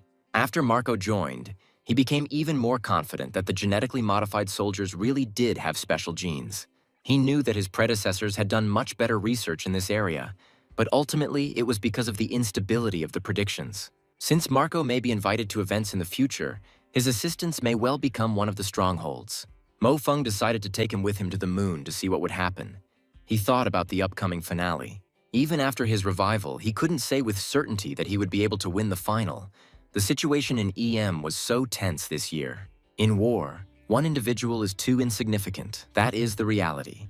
Mo Feng was afraid that in his previous life, even in the late stages of the war on Mars, he was unable to face these three. But now he finally has the opportunity to test how good these three really are. Suddenly, Mo Feng felt a strong coldness piercing his entire body. He did not understand what was happening, but suddenly he caught a familiar smell. It was the smell of Mars. Could it all have been a dream and he himself was still on Mars? He wondered in panic. His whole body was real, and this is the exact place where he detonated the nuclear bomb. There was even a crater from the explosion left. Why was he still alive, he wondered. Pain pierced his body, and he cried out in surprise. What the hell is going on? Is this really some kind of entertainment for a god who first gave him hope and then took it all away? No, 3 strange scars remained on his body, he noticed, examining himself. A hallucination, a crossing of space, or some kind of special state, he thought feverishly. What on earth is going on here? Mo Feng thought in despair as he looked at the approaching aliens clearing the battlefield. The figure of one of the opponents rose before the protagonist's eyes, causing the guy to shudder. He woke up abruptly in his dorm room, breathing heavily and drenched in cold sweat. The fat man, seeing his condition, asked if everything was okay and noticed that his clothes were still not dry after washing. Mo Feng replied that it was okay. He would wear something else. Mo Feng thought that what the aliens had just done looked too realistic. He turned to Fatso with a firm request. He needs him in the final, so he absolutely must pass the qualifying rounds. The fat man nodded in agreement and replied that he would do everything as soon as his friend said so. The fat man looked at Mo Feng pleadingly, promising to return the clothes and asking him to be gentler. He complained that Brother Feng was being too cruel today and was probably doing it on purpose to torment him. Mo Feng remained adamant and refused to forgive him, reminding him that the fat man had already worn his things. The fat man offered to wash his socks for a whole week as compensation, but Mo Feng refused again. Mo Feng reminded his friend that he himself had said that they were brothers, and because of this, he did not want to resort to extreme measures. Zhang Wulei cried out in despair that it was useless to tell him anything. He was already tired to death. Mo Feng smiled slyly and noted that he had recently heard someone muttering in his sleep that he liked Sun Xiaorui and threatening to tell on him. The fat man instantly transformed and begged his brother not to do this, assuring him that it was a piece of cake for him to endure any training. Mo Feng thought about how every time he talked to Wu Lei on Mars, Wu Lei always intentionally or unintentionally asked about Xiaorui's affairs. Feng firmly stated that before the start of the selection process, the fat man must undergo his comprehensive training and must reach the finals. He asked if he wanted to embarrass himself in front of the headman and warned that if he shied away, he would ask her to discipline him. The fat man laughed nervously and asked if he was really talking in his sleep. Mo Feng replied that it didn't matter anymore since the fat man had already confessed. A week later, the EM qualifying competition began. The organizers announced the start and asked participants to quickly take their places. The qualifying matches were not broadcast to outsiders, so those waiting could only wait in the lobby for the results. Chu Zichen noticed that she hadn't seen Mo Feng for a whole week, and although she thought that he would start to act more actively, this did not happen. Meanwhile, Mo Feng was thinking about how that strange dream hadn't appeared again this week, and it was becoming more and more convenient to use this body. He understood that he could not yet devote much time to communicating with his family and had to concentrate on the future. Chu Zichen noted to herself that they hadn't been in contact for a whole week since joining the special training group. At first glance, the group hasn't changed at all this week, but in fact, there have been changes, and they are significant. Only these changes were not in appearance, but in character, as if they were reborn after getting into battle. Although Zhou Zichen had heard that success made a man shine, she felt that his shine was too intense. Half an hour later, the first results appeared. Someone dropped out in the first round, admitting that in terms of pure strength, he definitely wasn't losing. An hour later, news came about the second round. Li William was eliminated, and almost at the very beginning of the second round. He was indignant that he had come across an opponent from South America who was as ferocious as some kind of barbarian and who simply dodged his attack. Li William insisted that it was obvious that there was no significant difference in strength between them. It was just a matter of self-hypnosis. Zhuangzhe had also dropped out. Sun Xiaorui and the fat man had not yet come out, and this was causing concern. Li William realized with bitterness that with this defeat he could say he had failed the last stage of his final year at college. The start of the third round of the qualifying round was announced, and the protagonist and his companion awaited the next steps. Meanwhile, the fat man fought in the virtual arena, his fighting style, borrowed from anime, looking relatively pathetic. Although he had originally planned to lose on purpose, Brother Feng had threatened him with the headman, so it didn't matter what kind of devilry would come out in the end. The virtual battlefield for the qualifying round has completed loading, and the third round has been declared to have begun. Fatso's opponent turned out to be Chris Thompson, a renowned expert from the Alpha Military School in North America. He was ranked top 59 in EM and was also a close combat expert. Chris Thompson was surprised that a man with just over 800 points was able to reach the third round and would be fighting against him. He certainly couldn't have gotten here by luck alone, Chris thought. He looks pathetic because of his fat, but apparently he has a special individual ability. You need to be careful with him. Chris decided not to let him get close, but was amazed at the speed of his hands. He was surprised by the accuracy of this damn fat man's shooting, which was really very rare. The fat man understood that if the situation had not been so convenient for him, the enemy really could have finished him off right away. He was lucky that Chris wasn't moving fast enough. He threw knives, trying to reach his opponent, but Chris dodged and shouted where he was throwing them. In such terrain, complex burst fire techniques cannot be used. Every move Chris made gave Vulai a good opportunity to attack. He also understood perfectly well that if this continued, he would be crushed. Wooly gradually approached the wall to try to catch his opponent off guard. Then, noticing that the way was clear, the guy decided to start attacking with renewed vigor. A distance of just over 10 meters was not the best situation for the shooter, but the fat man hoped he could finish him off. Chris felt that victory was near and understood that there was no turning back. He could not fight in close combat with such an opponent. He used a feint to make the fat man shoot and thought he was caught. The fat man suddenly appeared next to him. Chris screamed in horror, realizing that he had lost. Woolley thought with annoyance how he wished he could be as light and agile as this jumping and leaping guy. He frantically searched for where he had disappeared to, realizing that there was nowhere left to retreat. He reached the very edge of the competition zone. At last, he discovered the enemy's hiding place and exclaimed triumphantly that he did not think he could hide from him behind the wall. The guy was sure that now he would get it from that bastard Chris, who was laughing at him so much. However, the next moment something unexpected happened, when the guy had already raised his hand over his opponent. The hero threw a powerful stream of force at his opponent. Chris did not expect this at all. Chris couldn't understand how this could have happened, how he could have hesitated at the crucial moment. He lost. His soul was torn apart. The guy still didn't believe what was happening. The system announced the winner of the third round of qualifiers, Zhang Wu Lei from the Dragon Script School. The fat man finally emerged from the arena and was greeted with cheers. Wooly modestly remarked that he was simply lucky and that he passed, and scratched the back of his head in confusion. Mofeng congratulated his friend with delight, saying that he knew the fat man could handle it.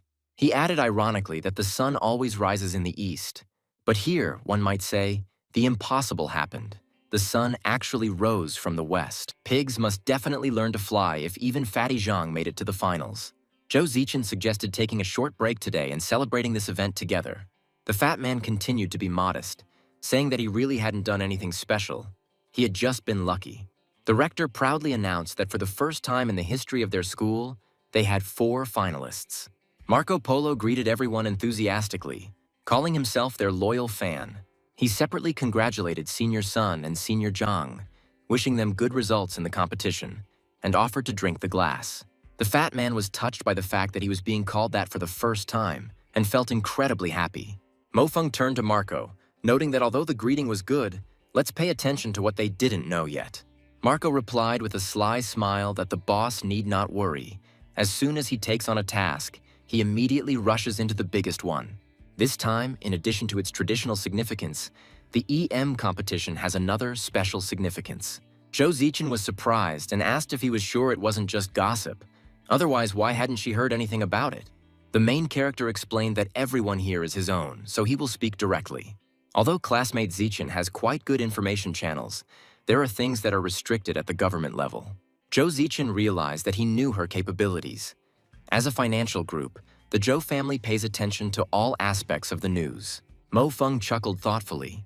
Although in his past life the news hadn't given any specifics as to why, he asked Marco to get to the main point. Marco continued that this time both they and Luna are quite energetic. The federations are doing everything possible. According to the latest data, both sides are strengthening their strongest cards. It goes without saying, but Luna's overall level is much higher, and in previous EMs they were leaders and took all the top 4 places. Zhou Zichen explained that it was about the swordsman in the novel and chided the fat man for watching too much anime. Luckily, there are only people here who are well known to us. If strangers heard this, they would probably doubt the level of EM. Marco continued the story of the 3 leaders of the moon, a man engaged in the arts, Alan Doyle, 21 years old. The holy celestial Chrissy da Vinci and the heavenly light Floys, in fact, little is known about them on Earth and even on the moon itself. Many people suspect that Alan is the same mysterious person who made a recording of a walkthrough on S++ some time ago. Zhang Wulei asked who would win, Alan or Floys. Zichen replied that at that level of strength, victory or defeat was a matter of probability. But if we were to simply compare, Floys was stronger. Mofeng wondered if he could be called a god, hoping to meet him to confirm it. Marco introduced another popular person, the generally recognized first beauty of the moon. One could even say the princess of the moon. They say that photographs and videos simply cannot convey all of her beauty, and anyone who knows her character cannot resist her. The fat man was sure that the younger Zichen and their headman were more beautiful than her, and these lunatics always loved to brag. The headman put the fat man in his place, advising him to think before insulting someone.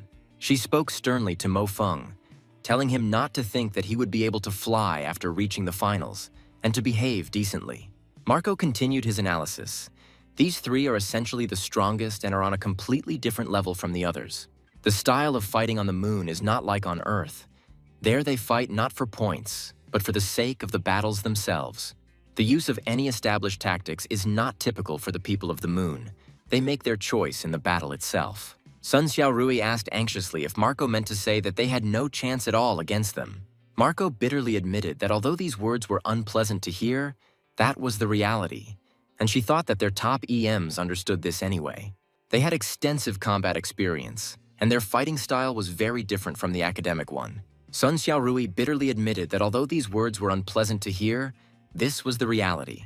However, to be honest, extensive combat experience did not necessarily translate into high strength in one-on-one combat. It was hardly such a secret. Luna most likely just didn't pay attention to it since she was sure. If it was necessary to put as much pressure on the Earth as possible, then nothing better than competitions could be invented. Although the overall level of the Earth left much to be desired, he truly did not believe that they had no worthy experts at all. In fact, during the battles on Mars, many powerful soldiers emerged from the Earth Army. Zhou Zichen remarked that her classmates should know better since she was well acquainted with the top 10 EMs. The Moon people were quite curious in themselves, and these three strongest definitely wanted to know who was the best among them.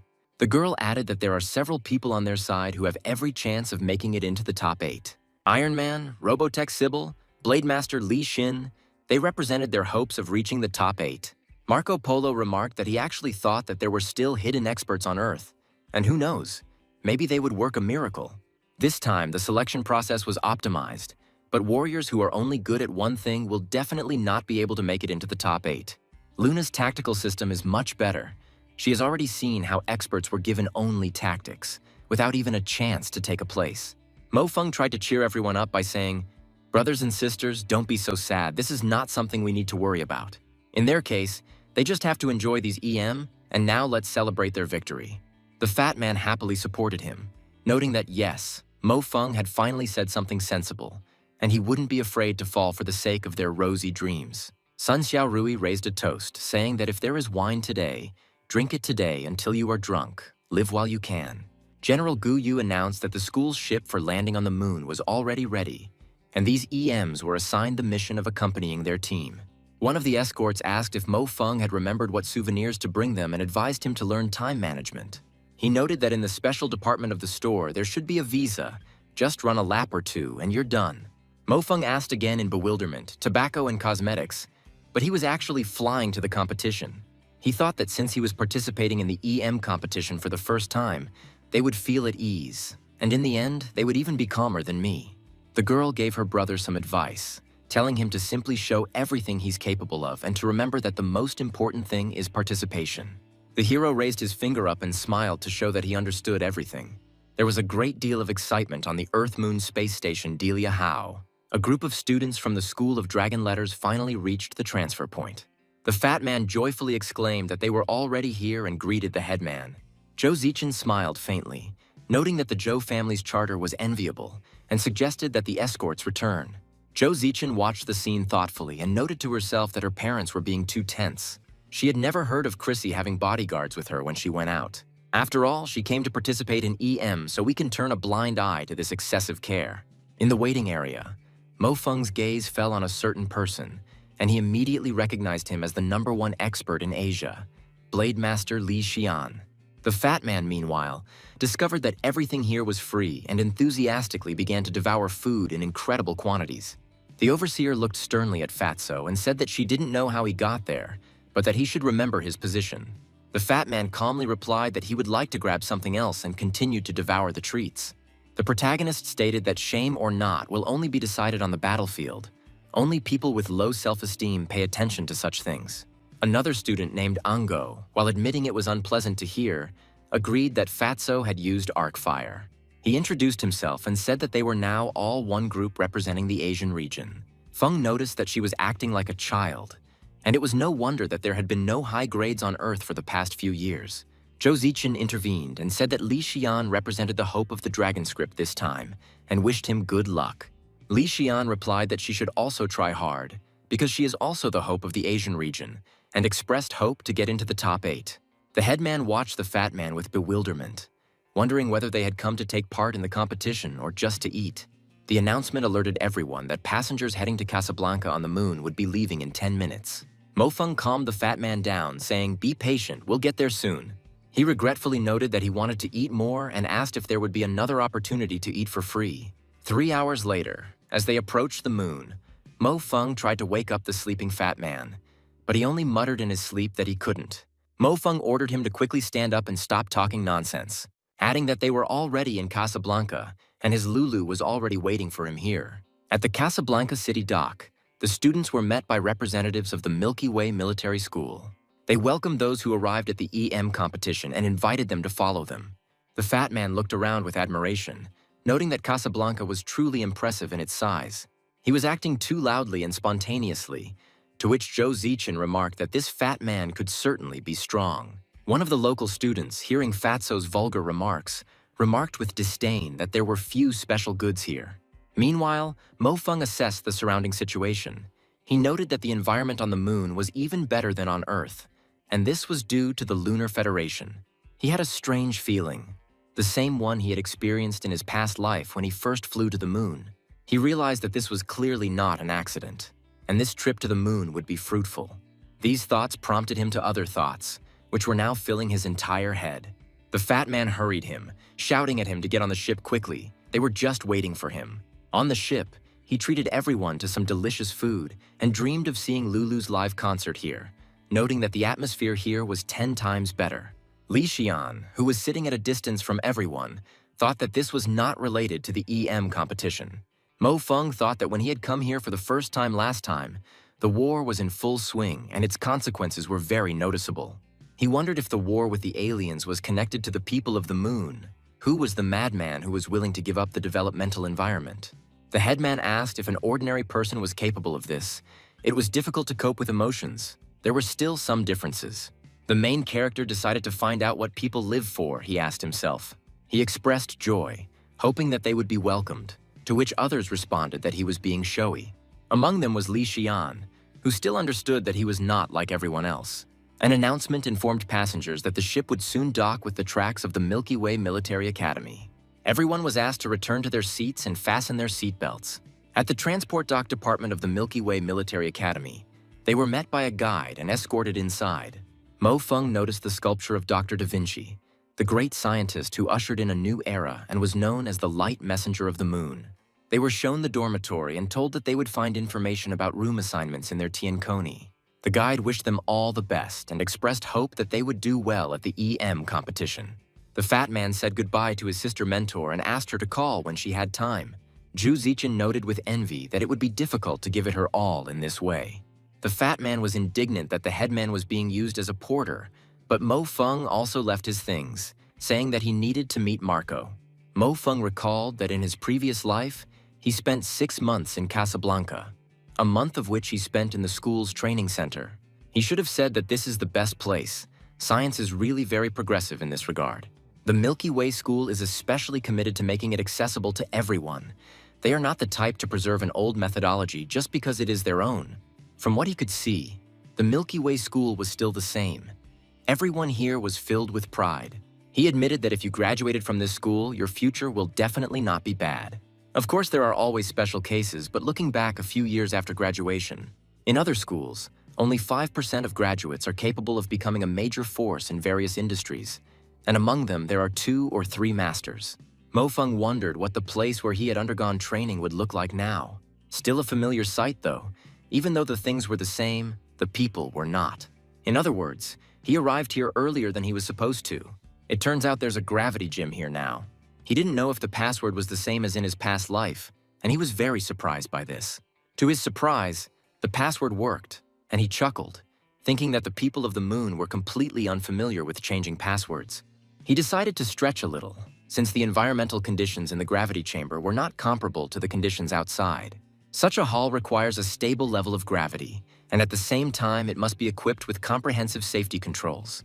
The latter is much more difficult to provide, which is why some military schools do not provide such halls at all. Mo Feng felt his body's cells become excited, his soul become more and more alive, and his brain become more and more aware. This incomprehensible state usually appears only in real combat, but it also began to awaken under the pressure of this gravity. In the gravity training hall of the Milky Way School, Mo Feng was continuing his training when he suddenly noticed a person approaching. He wondered with surprise if the level at Milky Way School had really reached such a high level. There was also a girl in the gym who trained without sparing herself at all.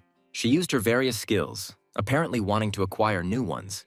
The hero thought that if even ordinary students here had such power, then Earth could really return home immediately. Mo Feng became wary and mentally asked who the hell it could be. The stranger felt someone's gaze on her, so she immediately turned around. She addressed Mo Feng as a classmate and asked if he was lost. He noted with surprise that it was an Earthling and wondered how he had ended up here. Mo Feng apologized for interrupting someone's training and clarified that this was a training hall. The stranger explained that this was a special training ground, closed to ordinary students. Mo Feng hurriedly said that he would leave right away then. The stranger pointed out that the exit was actually behind him, and that there was a locker room there. Mo Feng cleared his throat in embarrassment and noticed that the doors were completely indistinguishable here. The girl reported that the open gym was located in the day area and that the campus local network had navigation. Mo Feng thanked him and, slightly embarrassed, said that his interlocutor had a great body but immediately recovered. He explained that he was referring to the attack he had just carried out, which was simply superb. After the stranger left, Mo Feng thought about how he had indeed become a little arrogant after returning from the Mars battlefield. But in reality, apart from his combat experience, his horizons are very limited. 2 days later, the conference room was bustling with activity as students gathered together, waiting for the drawing of lots to begin. Someone noted that there was no point in looking for them here. They were probably standing in the last row. The headman was surprised that she didn't even know that so many people had arrived with them, and why, despite all this crowd, it was so quiet here. Sun Xiaorui noticed that Fatty had been using Tiancong constantly since arriving on the moon, and asked what was wrong with Marco. The fat man replied that he was simply keeping in touch with him, and that this time their provision of intelligence depended entirely on him. Marco is currently inquiring about the new changes in the distribution of matches. The hero explained that this time the distribution would be mixed, not just Earth versus the moon. The fat man exclaimed hopefully that in that case, if he were to encounter his own people, he would have a better chance of advancement. Feng sternly noted what he was talking about. He had the same chances of advancement as the people of the moon. He shouldn't underestimate either himself or his opponents. Mo Feng watched the scene thoughtfully, thinking that with this method of distribution, everyone would breathe a sigh of relief. It would seem that this was a joyful matter, but on the battlefield of Mars, many brave warriors of Earth were not afraid. The current so-called elite is afraid of the moon people, which makes one a little sad. At this moment, General Gu Yu entered the hall. The general greeted those gathered and with a stern expression on his face remarked that he would not stand on ceremony with them. He recalled that they showed almost nothing at the previous and even the previous competitions. The general said he had heard some people complaining about the way the matches were being distributed, and as their leader, he was ashamed of them.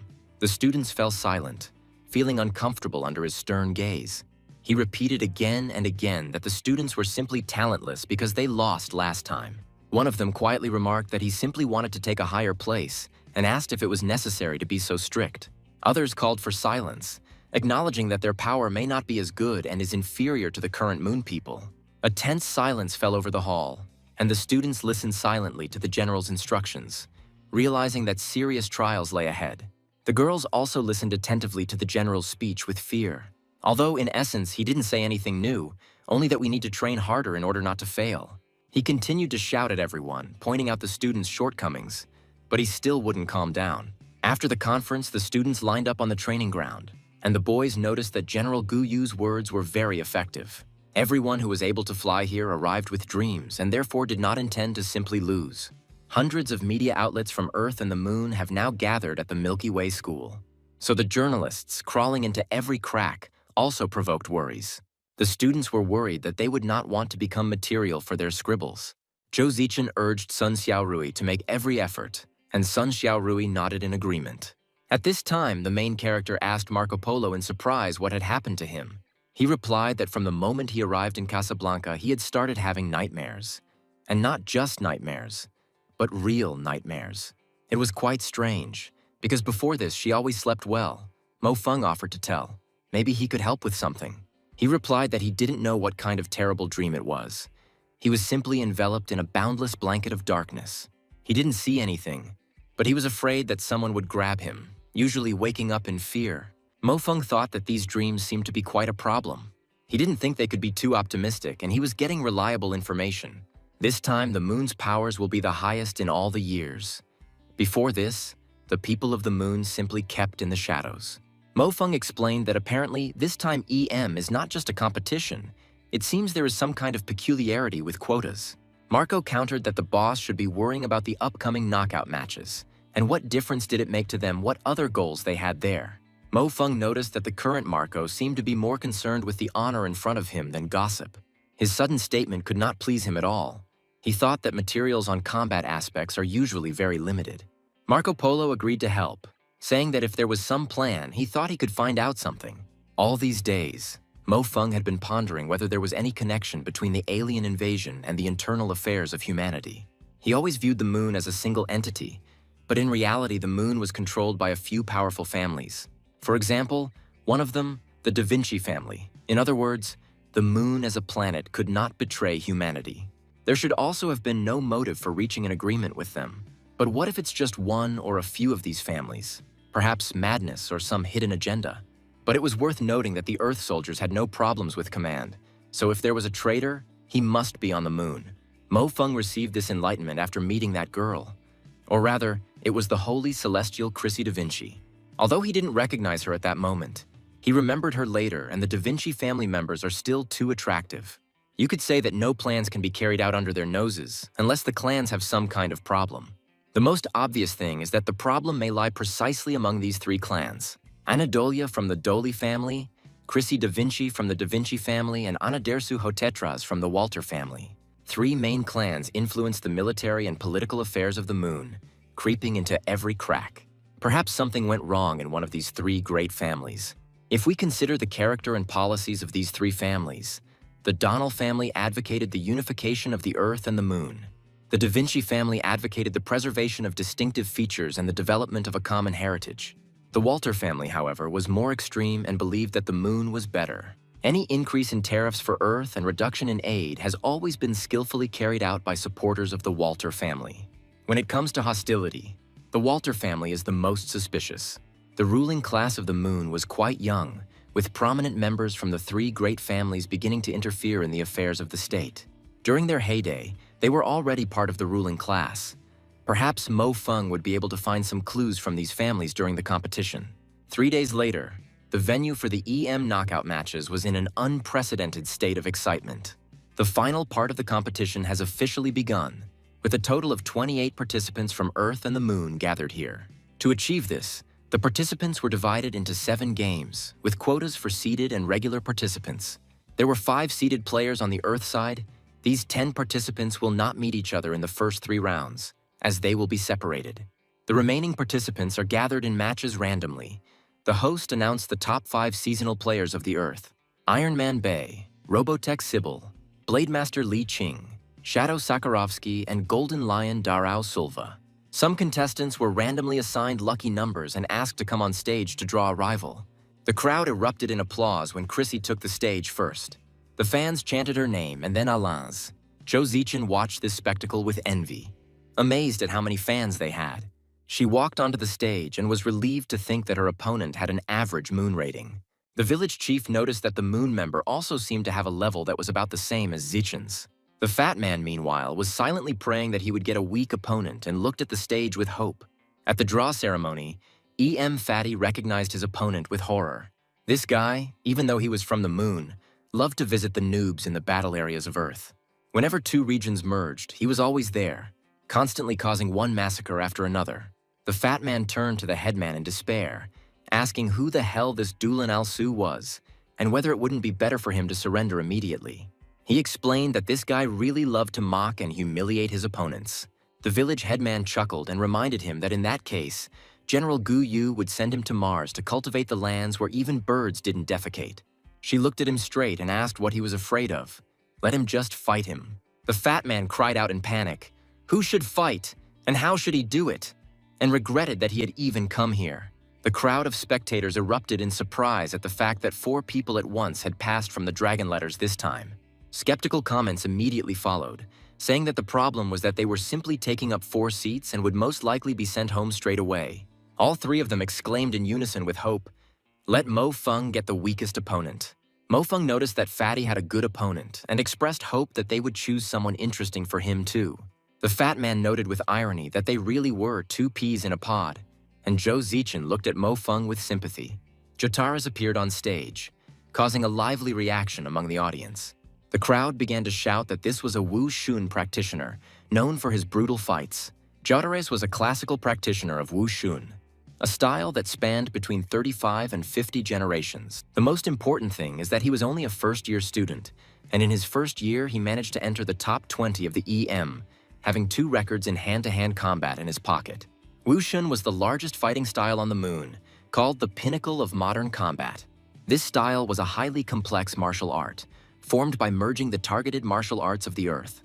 The main character himself remarked with disdain that today's youth completely lacks manners. The fat man whispered with hatred how he wanted to beat him up, but he was asked if he wanted to be disqualified. They explained to him that such are the customs in EM. All sorts of ridicule and ranting have long been part of the competition. The fat man asked ironically, "Does that mean you can get disqualified right away? And it's better to find a way than to embarrass yourself." Sun Xiaorui sternly cut him off, telling him not to think about it. If he didn't fight somehow, he wouldn't even be considered a human being when he returned. The draw ended, and the host announced the beginning of Casablanca's carefully prepared performance. The performance was meant to inspire the cadets before the competition, and the host wished everyone a good performance tomorrow. Lulu appeared on stage, and Fatso was delighted. He noticed that the real version of her seemed completely different. Zhu Zichen noted with irony that they were not at all nervous, and she advised the elder Xiaorui not to be nervous at the competition. That evening, in the Earth participants' dormitory, Marco sent information about tomorrow's opponent. The fat man admired that Marco was truly amazing in getting information over the past few years. He suggested studying all these materials that very evening, but his neighbor asked him to speak more quietly. Because of him, the film was almost inaudible. The next day, the elimination matches began. Wu Lei noticed that Sun Xiaorui did not look well, and the younger Zhou did too. Zhou Zichen admitted that even after reading and analyzing the data, she still felt it was not enough. She explained that the EM system will be used at these competitions until the quarterfinals. Live battles will begin in the quarterfinals. The system's sensitivity here is higher than on Earth, so it needs to increase its adjustments. At that moment, Fatso enthusiastically began to eat, and the headman asked in surprise how he could eat so happily at such a moment. Wu Lei explained that this was golden foie gras from the moon farm at Milky Way School, a special breakfast offering. There are also beef and cheese sandwiches made with Space Ranch beef and special moon cheese. Mo Feng supported him and also joined in the meal. The players watching them noticed that these guys were so relaxed. The players sitting at the other table noticed that they seemed very confident. The fat man felt intense gazes on him and became worried about why they were looking at him like that. The looks on his face were unnerving, but he consoled himself with the thought that, fortunately, he didn't have to perform today. He noted that the match between the younger Zhou would be in the morning, and his match with the headman would be in the afternoon. Brother Feng's match was left until the evening. He noted ironically that he would lose anyway, and they couldn't arrange his match earlier. The anticipation of death is worse than death itself. Another player said that these two are too frivolous. Another one asked in response why he was so serious, and noted that a constantly serious face does not look good. He added that a person who does not show his face even while eating has nothing to say at all. Their dialogue attracted the attention of the others, and someone noticed that Verzila had just started giggling. Li Qian was reminded that he is the youngest among them, and since he is a seated member of Earth, they believe that he is strong. But he had better moderate his arrogance, and it doesn't matter whether he faces his own people or the people of the moon. Host Mila, Dr. Patuya D, and Dr. Zhang Yang were preparing to begin the broadcast.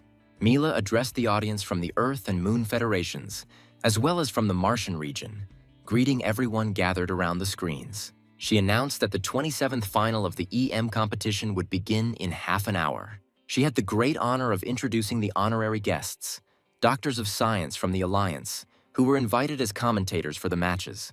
Mila, who was the vice chairperson of the student council at Stonepath High School, was the most popular commentator on the moon. Dr. Zhang Yang noted that he didn't really want to create a stir. However, last time, the earthly participants were unable to even make it into the top 4. Then the quarterfinals and semifinals became Patui's personal show, and he himself sat as if on a bed of nails. This time, the earthly participants promised to make every effort to reach the semifinals and even the final. Dr. Patuya D expressed confidence that the participants this time are much stronger than last time.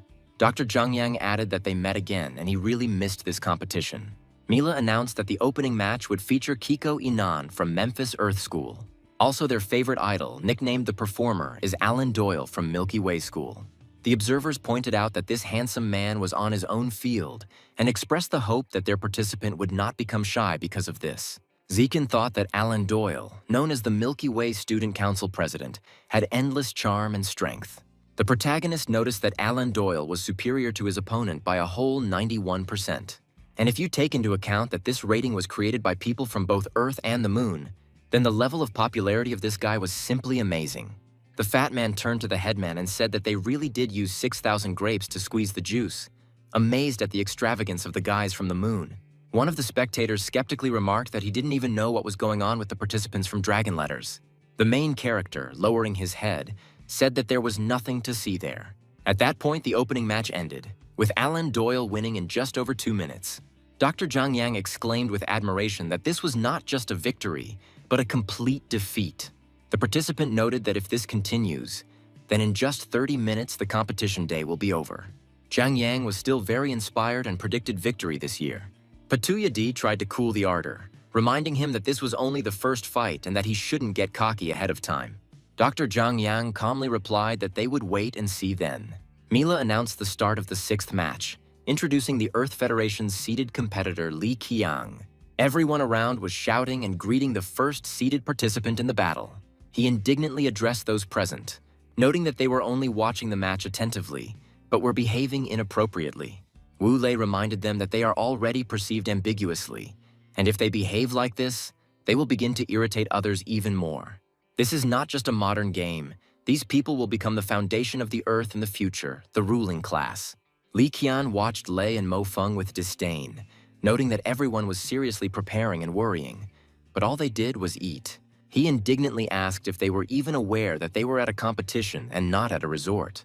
The boy remarked that if it weren't for Zekin's reputation, he was afraid that they would have been isolated even earlier.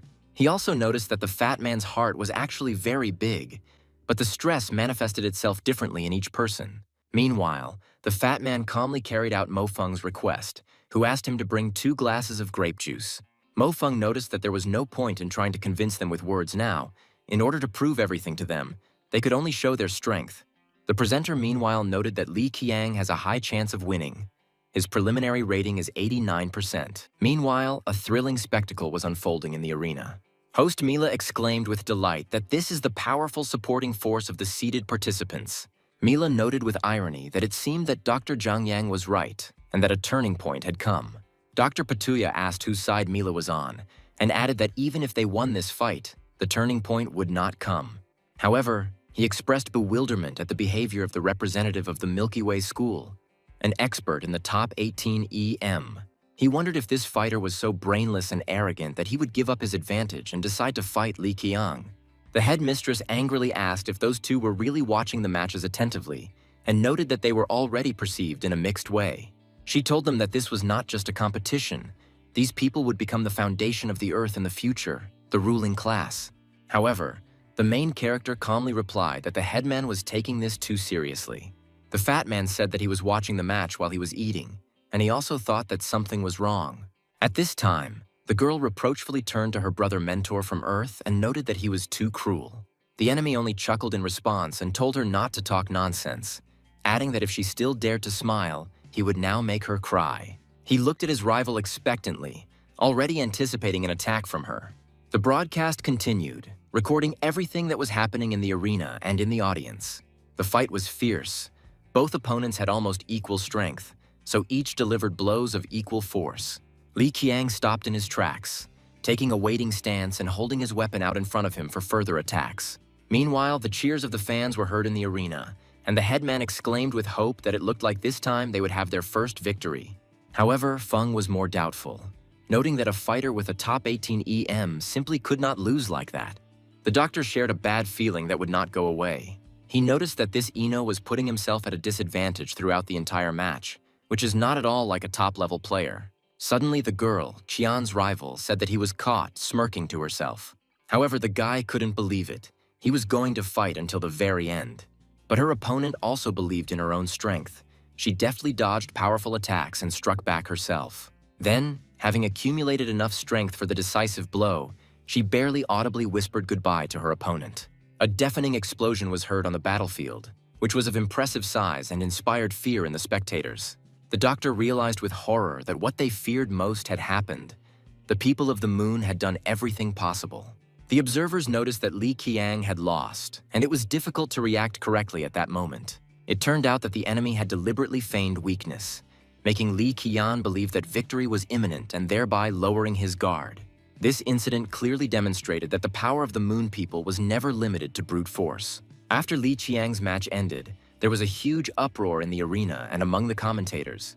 In the commentary booth, Dr. Patuya D noted with irony that he had won after all, and he was really embarrassed in front of old man Zhang. Dr. Zhang Yang admitted that this guy is not easy, and to achieve such a victory is an art. Although this approach is unacceptable, he reminded them that Asia is their weakest region, but they took it upon themselves to give them space and urged his colleague not to rejoice prematurely. Dr. Patuya D continued to insist, proposing a bet, and turned to Dr. Zhang with irony, noting that it was not worth changing the subject. He offered a condition: if at least one of the Earth participants reached the quarterfinals, he would change his name to Girl D. Mila noted with concern that they had separated and expressed hope that no accidents would occur during the broadcast. Zhang understood that Patuya was deliberately angering the Earth participants to create more bloodshed, and when there is a clear advantage, it is not at all pleasant.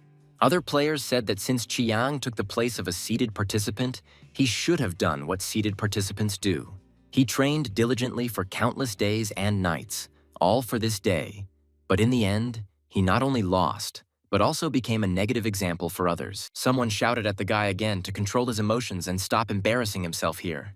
Li Qiang's opponents took the opportunity to mock him, calling him Mr. Shame of Asia and reminding him that he had been talking nonsense.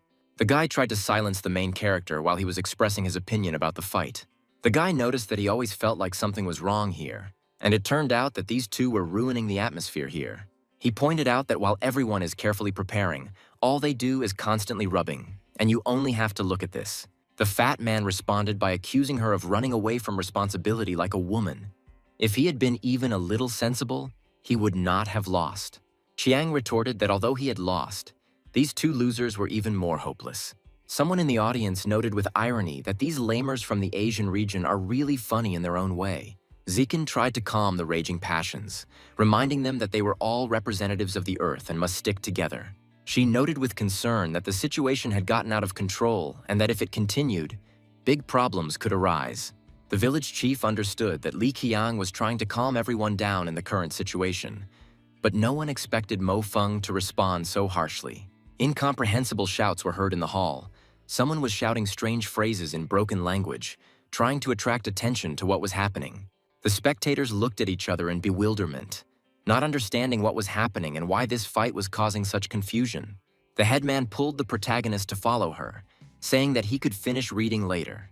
However, he still stayed and noted to himself that Marco and his family still remained one of the most likely traitors. The family must have already accepted him as a full member, entrusting him with important matters. The girl thought that, having placed such a bet on Marco, he could still laugh and hope for the best. She was no longer sure whether this was the same Mo Feng she knew so well. Mo Feng fell into a restless sleep again. The same nightmarish picture as before unfolded before his eyes. Everything around was shrouded in darkness, and he felt something terrible approaching. He found himself back on Mars, in the very place where he detonated the nuclear bomb. All around lay a scorched wasteland, and the familiar smell of death and destruction hung in the air. Mo Feng was surprised to realize that this was not just a dream. This was a real place where everything happened. Suddenly he realized that this whole disaster, this whole catastrophe, really happened due to the fault of some people. These were not strangers. These were people, traitors from among humanity. In desperation, Mo Feng screamed at the invisible traitor, asking who the hell he was and why he had to do all this. Why did all this happen? He cried out to the unknown enemy, demanding answers. The voice trembled with rage and incomprehension as its owner shouted questions about who this man was. He asked why it was necessary to arrange all this. The guy tried to shout to him. Why did all this happen exactly like this? He asked in despair, unable to accept the reality of what was happening. Suddenly, the main character felt a sharp pain in his chest and grabbed it with his hand. Mo Feng woke up in a cold sweat, breathing heavily. He saw this nightmare again, and each time it became more real and more terrible.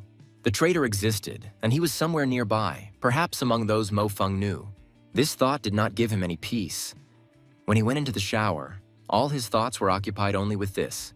Mo Feng stood all alone, deep in thought. His face showed tension as he replayed the recent events in his mind, which seemed all too real to him. He was sure that this feature must be connected with his movement into the past. The coming disaster must surely be somehow connected to his return, and there is a traitor among humanity. Mo Feng came to the conclusion that this traitor could be identified simply by analyzing who benefited from the current state of affairs. It seems that this traitor's position among the aliens is quite high. He would even say dominant. This also suggests that the alien attacks on the largest cities on Earth and the Moon were not random. He was right when he thought that the organizations at the top of the whole society were involved in all of this. Some families must have enough resources, a budget so large that it would be enough to destroy all of humanity. It is said that the EM was organized only to determine 4 winners who would go on a space expedition. The hall was filled with tense anticipation before the start of the new fight. At this time, the main character thought that if he wanted to know the truth, he needed to be in that very 4. Mo Feng then sympathetically noted that Wu Lei seemed to have not gotten enough sleep and was having a hard time before an important battle. Wu Lei himself thought with horror that running around naked was too humiliating, and he would be disgraced in front of the entire school if this happened. He was afraid that his friends from the orphanage, who already had a hard time accepting his passion for anime, wouldn't understand him. Zichen thoughtfully noted that Mo Feng had excellent skills that could ensure his passage to the second round of the competition. Xiaoran urged everyone to put aside their differences for a while and just show the best they can, urging them to do so. The crowd erupted in indignant cries that dark days had come for Earthlings. Some demanded that military schools be disbanded, calling it a waste of taxpayers' money. More dire predictions stated that defeat in this tournament would only be a prologue to the beginning of the Moon's dominance in the solar system. After this event, the Earth will gradually become a simple appendage of the Moon. At that moment, the hall exploded with shouts. Chrissy, welcoming the appearance of the Holy Celestial, Chrissy Da Vinci. Mo Feng remembered that he had actually met Chrissy Da Vinci at the training ground back then. It was time for the next match, and the host announced Zhou Zichen's entrance. Zhou Zichen felt like a mountain was pressing down on her, but she gathered her strength and stepped forward. The protagonist encouraged her, saying that this was her chance to prove herself. She promised everyone to simply watch her win her fight and vowed to let her power be recognized by all of humanity. The arena was filled with tense anticipation, as Zhou Zichen was already rushing towards the arena. Zhou Zichen's opponent beckoned her with a dismissive hand. She mockingly invited me to come closer, calling me her sister from Earth. Her self-assured tone and relaxed posture betrayed complete confidence in her victory. She shouted at her rival not to be afraid and to come even closer to her. Suddenly, the opponent rushed into the attack, shouting that it was time for the dugout to die. Zhou Zichen stood opposite, collected and calm. She remembered all of Mo Feng's instructions well and was prepared for any development of events. Her gaze was steady and her breathing even, despite the pressure from the stands. Her body moved with perfect synchronicity, every movement measured down to the millimeter. She acted exactly as Mo Feng had warned her, using her opponent's overconfidence against her. The spectators in the stands froze in amazement, not believing their eyes. The opponent, having received a blow to the jaw, exclaimed in shock that this girl was an earthling. How could she be so strong? A mocking voice came from next to him, asking if she still had the strength to open her mouth after what she had seen. Meanwhile, Zhou Zichen continued her attack, using 100 cuts of acrylic spiral. The host enthusiastically announced Zhou Zichen's victory. Thanks to her efforts, the Earthlings had finally tied the score. It was the first victory of the day for the earthly participants, and the stands erupted in shouts praising the new dragon goddess.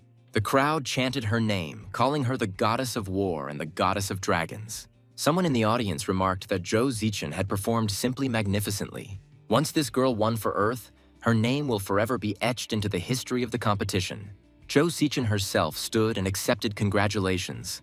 She felt a wave of emotion wash over her and could barely hold back tears of joy. The start of the next fight was announced, and the next participants were invited to the arena. The commentator noted that on paper her chances leave much to be desired, and that it will be quite difficult to win. However, Zhang Yang calmly noted that one should not jump to conclusions based on the figures alone. Sun Xiaorui, who was preparing to enter the arena, heard his words and felt a surge of confidence. The protagonist encouraged the headwoman, urging her to try harder and not worry about the warnings of others, but simply find her own path to victory. Sun Xiaorui nodded confidently in response, and the fat man wished her luck, expressing confidence that she would win this duel. The enemy watched her attempts to evade attacks with disdain, mockingly suggesting that she continue running like a rat without stopping. Sun Xiaorui felt that he was pressing her too hard, leaving no time to respond or catch her breath. She knew her opponent was head and shoulders above her, and no matter how many times she rewatched the footage of his fights, it seemed pointless.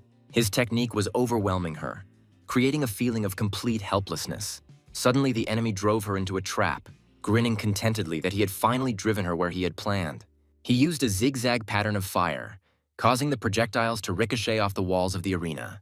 Sun Xiaorui watched in horror as the projectile's impact power only increased with each ricochet. She tried to take cover, but the wall of her shelter could not withstand a direct hit.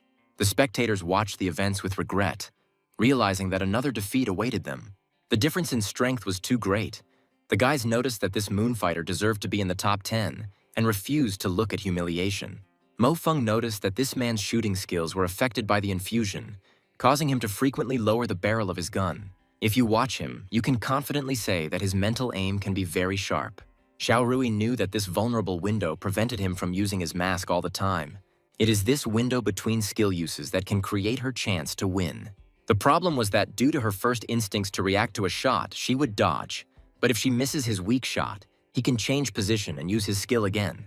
The onlookers watched the unfolding events with fear. Sun Xiaorui frantically thought about what to do when the enemy announced that he had almost destroyed the shelter, and the next shot would destroy her.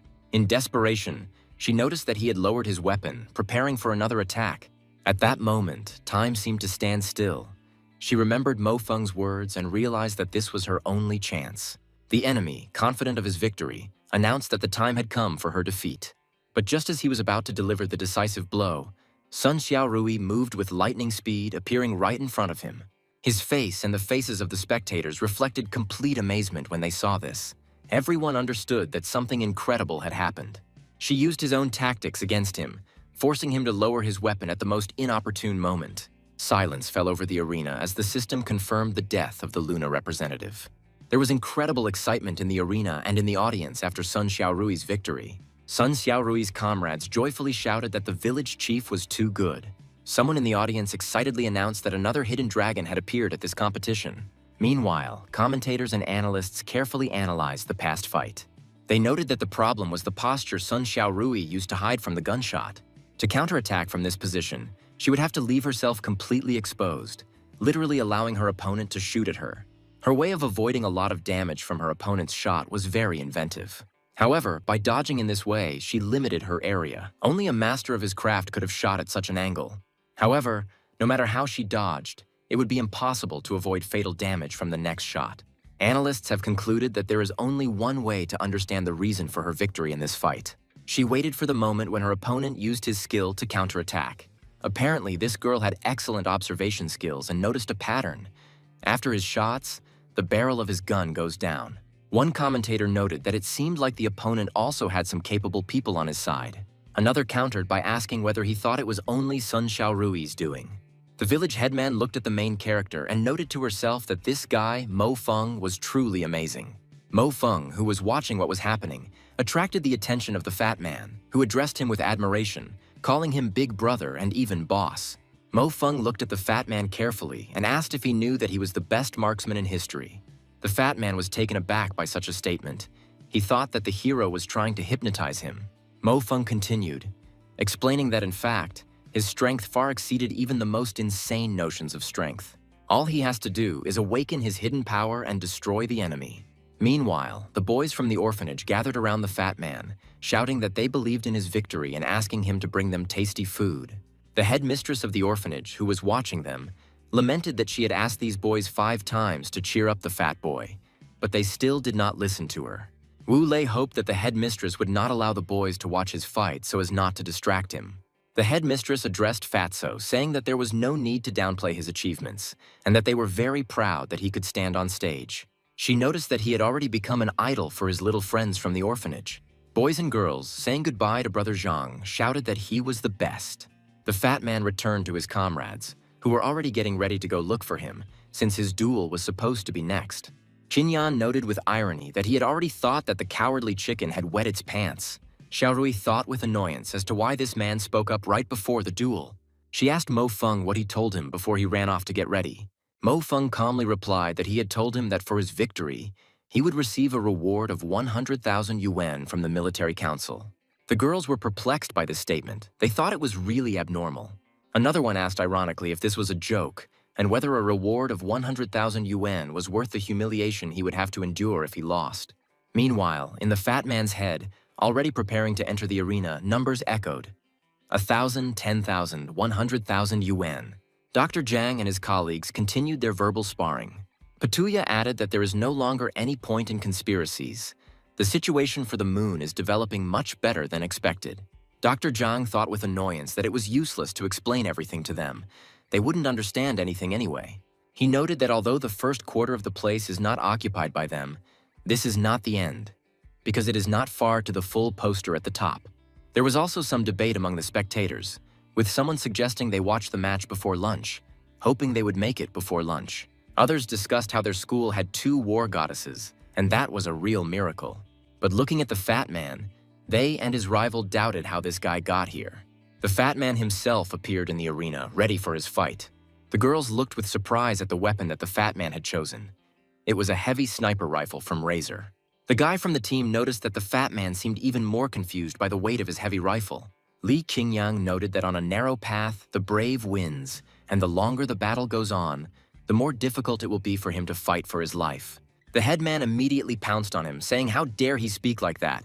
As soon as the fat man returns, they will get what they deserve. Meanwhile, Wu Lei's opponent looked at him with disdain and mockingly remarked that this was all the Earthling could do. He advised the fat man not to be nervous. It was clear from his expression that he was indeed tense. The opponent added that he couldn't hit him anyway, and suggested that he simply freeze in place and await his death from above. He confidently declared that the fat man would suffer a defeat today in any case, and the only question was how crushing it would be. The fat man stood still and said that he was absolutely relaxed. One of the observers wondered if his eyes were deceiving him, because the fat man was about to suffocate. Another spectator asked in bewilderment how this guy got there and suggested that he give up immediately to avoid embarrassment. At this moment, the fat man remembered the 100,000 yuan that Mo Feng had promised. He mentally encouraged himself, reminding himself that if he was so nervous, the 100,000 yuan would simply slip away. This money will be enough to provide the shelter where the children live for a whole year. For the sake of all the boys in the orphanage, for the sake of 100,000 yuan, he has to win. With these thoughts in mind, he took aim and fired, shouting that this was the result of his special training. The shot was perfect, hitting the target with incredible accuracy. The spectators froze in amazement, not believing their eyes. The fat man's opponent now stood in complete shock. The tense fight continued in the arena, while the commentators introduced the audience to the most famous shooter of the moon. They explained that in the conditions of modern warfare, the physical performance of shooters must be at the highest level. When a person reaches this level, he gains an absolute advantage on the battlefield.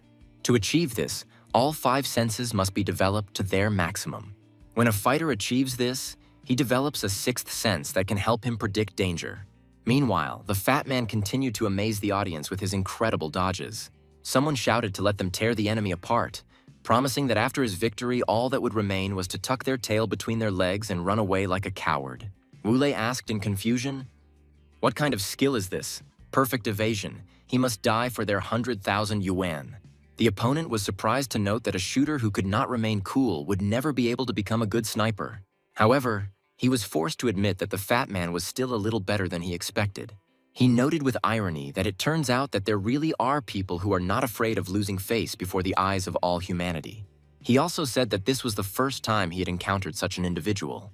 The observer felt the difference between him and his opponents becoming more and more noticeable. Another bitterly understood that it was time for this farce to end. The opponent's voice mockingly ordered him to run without stopping and warned him that it was not worth stirring up the anthill. The same voice advised him not to think too much, otherwise he would quickly lose his life. The fat man tried to resist, but the present was becoming more and more realistic and frightening. The same voice, full of sadistic pleasure, commented on what was happening, noting that he shouldn't have turned his head like that. After all, he had no intention of shooting at the eyes. The guy raised his head and, not knowing what to do, simply looked at his opponent. It was then that he received the decisive blow to the head, which actually narrowly missed his eye. Wu Lei clutched his bloody head, his mind clouded, but he tried to stay on his feet. The enemy called for an end to delaying the inevitable, already anticipating victory and smiling to himself. He looked at the fat man and was no longer just grinning, but laughing in his face. The guy exclaimed in despair, "What kind of crap is this, and is this really what he wanted to achieve?" Suddenly, he heard familiar voices supporting him. The guys were shouting at him to cheer up. It was not time to give up yet. However, their opponent interrupted them, and he warned that in subsequent fights, this would happen to every insignificant Earthling. The enemy exclaimed triumphantly that it was time to return to his wretched orphanage. The fat man, hearing these words, changed his face. He firmly declared that he would never allow him to insult the orphanage. With these words, he pounced on the offender, calling him a moon freak with crooked teeth, and continued the fight with redoubled energy. The children screamed indignantly, not understanding what kind of nonsense this lunar representative was talking about. They urged him to get up quickly and show the offender where the crayfish hibernate. Even though the EM matches were held virtually, the injury felt very real. Wu-lei was indeed in severe pain, but he found the strength to stand up. The fat man's opponent mockingly asked if he had finally given up and was ready to accept his death. The guy pointed his weapon at this infuriating opponent. Even with such an injury, he was ready to fight on. The opponent knew his capabilities, but underestimated the fat man, so he relaxed a little. He continued to shoot at Wu-lei, not noticing that it was not causing him any damage. The children cried, covered their eyes with their hands, unable to watch their brother suffer. They anxiously asked the headmistress if everything was okay with Brother Zhang. The enemy himself exclaimed in despair that he could not hit with a single shot, and did not understand what was happening. He couldn't understand how the guy could dodge his attacks with such speed. He noted with surprise that this simply could not be. A team member suggested that the guy might have awakened his dormant powers in a similar situation. Another voice asked doubtfully, "Did this son of a bitch really have such an ace up his sleeve?" Mo Feng, who was watching this, was relieved to see that Zhang Wu-lei had finally awakened. In the past, it took place in 2 stages. He was able to awaken the first half of his hidden powers while fighting an alien scourge. He experienced his second awakening when he learned of Sun Xiaorui's death. This guy's gift could be called heavenly, and the chance of meeting a person with such abilities is about 1 in a million. Only such a battle could awaken the dragon sleeping within him. The fat man, feeling a surge of new strength, realized that he could now easily cross the enemy's suppressive fire. Mo Feng saw Zhang Wu-lei awaken with his own eyes for the first time in his 2 lives, and couldn't help but be amazed. Fatso's opponent, completely out of his mind, shouted that he hadn't come here to play games with such a sucker. He demanded that he stop pretending to be tough, but he himself was already on the verge of failure. The fat man, driven by new strength, continued to strike, and soon the fierce battle ended in favor of the team. The system finally confirmed the death of the moon representative, and the host solemnly announced the winner. Fatty Zhang Wu-lei had just achieved his victory and was now finding it hard to believe what was happening. He joyfully exclaimed that he had indeed won and that 100,000 yuan now belonged to him. This money seemed to him something incredible, almost a spell. The host confirmed that the Ministry of Defense would award the winners of the first round 100,000 yuan. The fat man's friends happily congratulated him. Someone shouted that he was amazing. The fat man himself, despite his joy, felt severe pain, because in this combat simulator, pain transmission was set to 100%. At this time, his opponent felt as if his body was about to fall apart due to this simulation. Wu-lei worriedly asked Mo Feng if he would be able to get his 100,000 coins, and if the prize would be taken away later if he lost. Mo Feng smiled and said that he should catch his breath first. The fat man noted that there was no need to be so serious and reminded them that they were just joking then. Canyan pointed to his unbuttoned buttons and urged him not to forget his name, since he was, after all, a representative of Earth. Mo Feng calmly pointed out that his fight hadn't happened yet, and he wasn't a pretty girl, so no one would want to watch him run around naked. The crowd erupted in cheers, urging him to put on a great finish and fuck his opponents to death. The audience admired the students from Dragon Letters, noting that they were truly amazing. Someone philosophically remarked that whatever the final result, the spirit of Earthlings must be reborn again. Qinyan stood up in front of everyone and expressed his desire to go out into the arena now and show what he was capable of. The observer meanwhile looked at this guy and did not understand what the hell he was doing. Jotra's mentor admonished him, saying that everything was now in his hands, and he must return everything 100-fold. Jotares confidently replied that he would show his opponent how a real man should fight. The girl next to him advised him not to underestimate his opponent, and Jotares assured him that he had carefully studied the information about his opponent.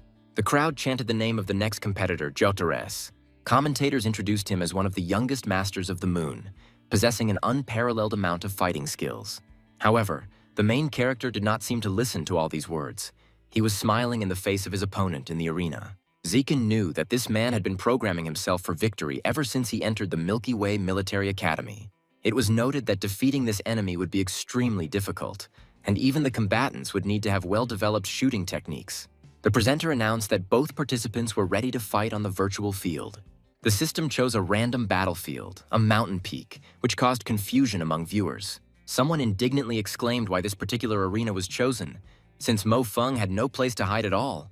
Jotares tried to say something to his opponent, started to deliver his speech, but stopped at that moment. Dr. Zhang remarked ironically that this was probably their team's secret weapon, and asked if Mo Feng thought he had already become a champion. Mila noted that there was no need to laugh like that. Perhaps he had simply forgotten or did not have any knowledge of long-range combat techniques. Dr. Zhang confirmed that Mo Feng had already been studying Dragon Script for 3 years, and there was no mistake about it. One of the organizers clarified that they were not mistaken, and this is indeed the stance for the fight between Mo Feng and Jotares. Mo Xiuqing was watching the scene with concern when someone she knew asked if her brother would really be okay. Mo Xiuqing, not wanting to listen to such talk, hurriedly stated that she still had homework to do. However, she exclaimed indignantly, how could he say such a thing about her brother, and reminded him that he was considered the strongest on the moon. Finally, the time came for Brother Feng's fight. The spectators eagerly awaited the start of the fight, noting his calm and confidence. Meanwhile, the comrades discussed the upcoming battle, noting that Mo Feng's opponent truly possessed amazing skills. The protagonist asked ironically what else could be expected in such a situation. The opponent admitted that he had never seen anyone who treated the practitioner of Lunar Wuzong so disdainfully. Jotares confidently declared that today he would teach this Mo or whoever he was a lesson and would definitely shake the soul out of him. He used the first attack, and a beam of minor energy, a test shot, flew past Mo Feng. This was immediately followed by another fall. The opponent decided not to hesitate and confuse the guy. The protagonist easily performed a defensive maneuver, causing Jotares' foot to crash into the barrier. He had no choice but to land back on the ground. The force was impressive. Even the dry, rocky ground cracked. The protagonist closely watched the opponent's actions, anticipating another series of attacks. He turned out to be right. Jotares was not going to think for long. He wanted to wear out the hero. But Feng also used his power, and everything around instantly turned into a bright red light. The opponent involuntarily covered his eyes with his hand, became disoriented for a moment, but continued to stand in his stance. The guy who was watching what was happening suddenly changed his mind and admitted with admiration that he was taking his words back. Her brother is great, and he thinks he has already reached raid boss level.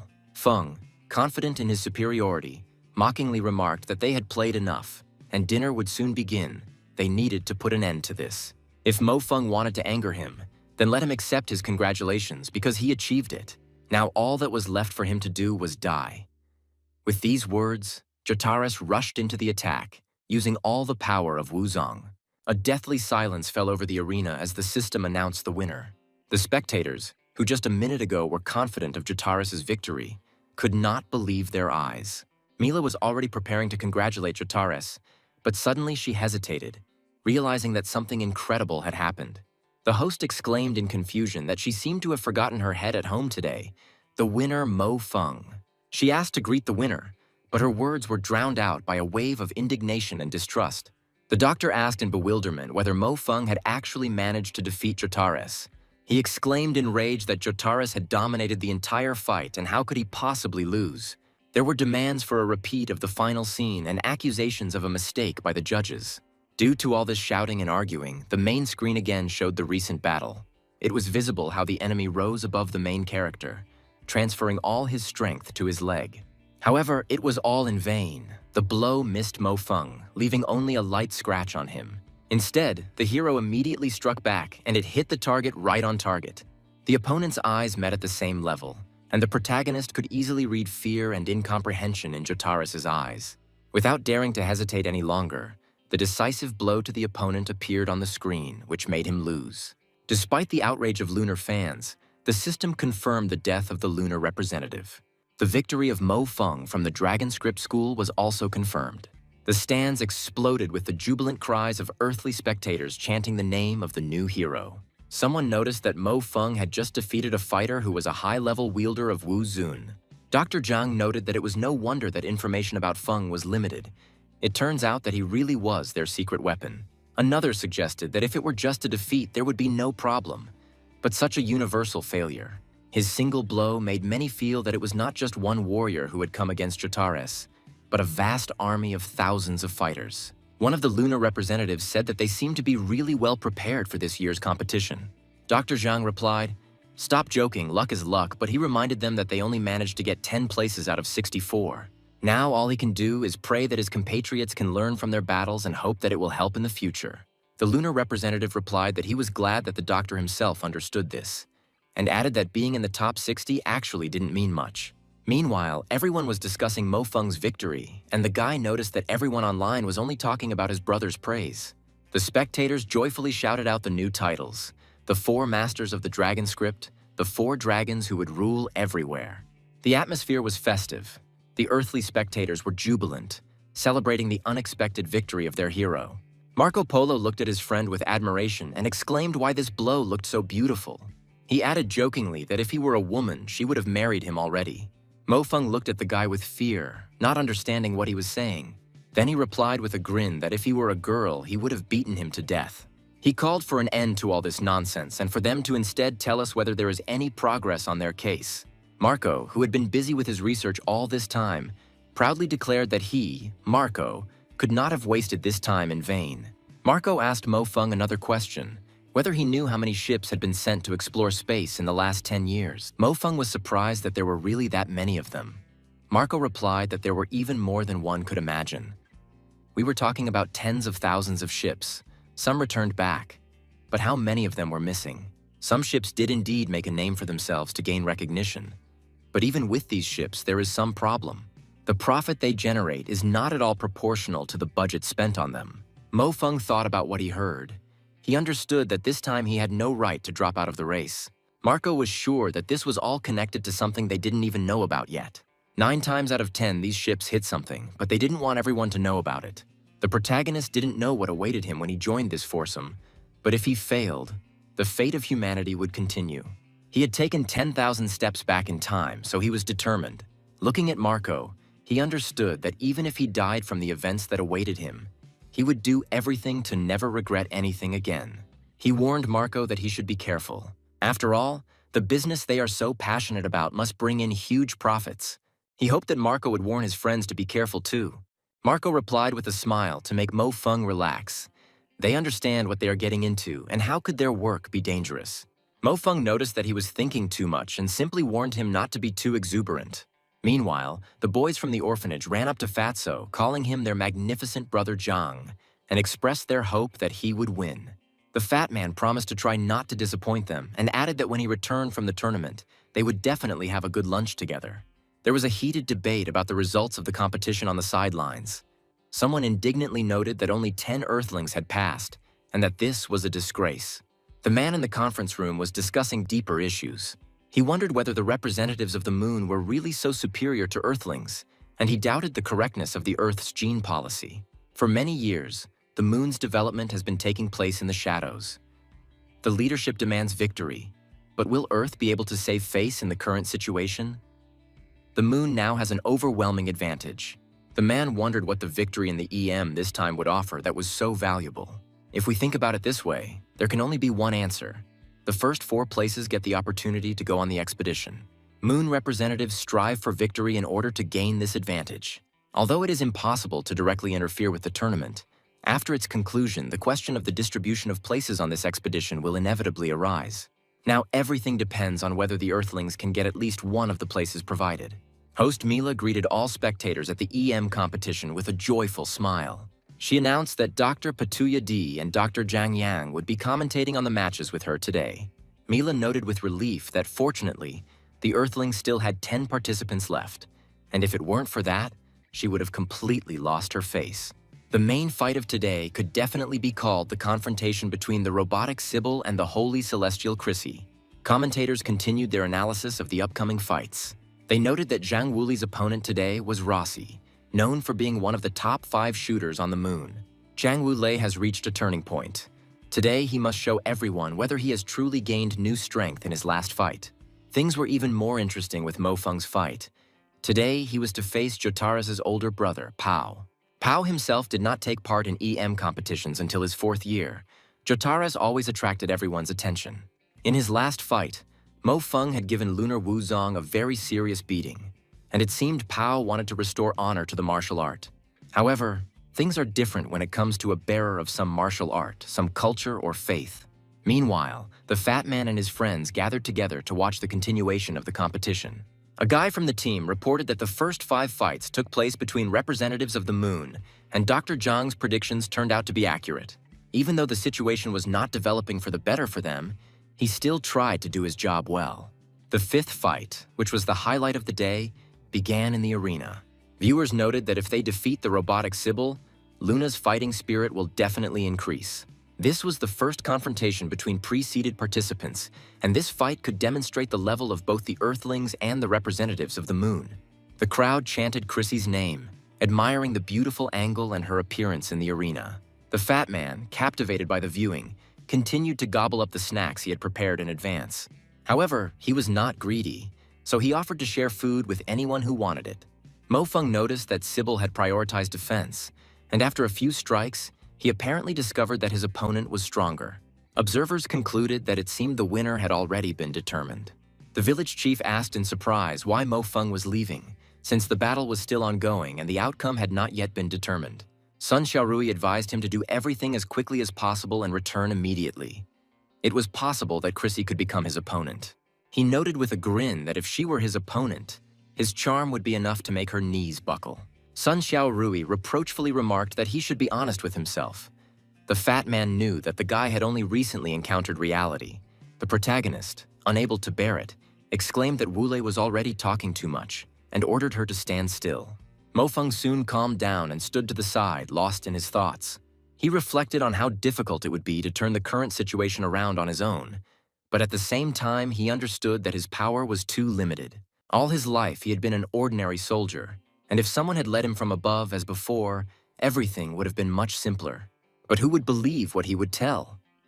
Could victory in this competition be comparable to the safety of all mankind?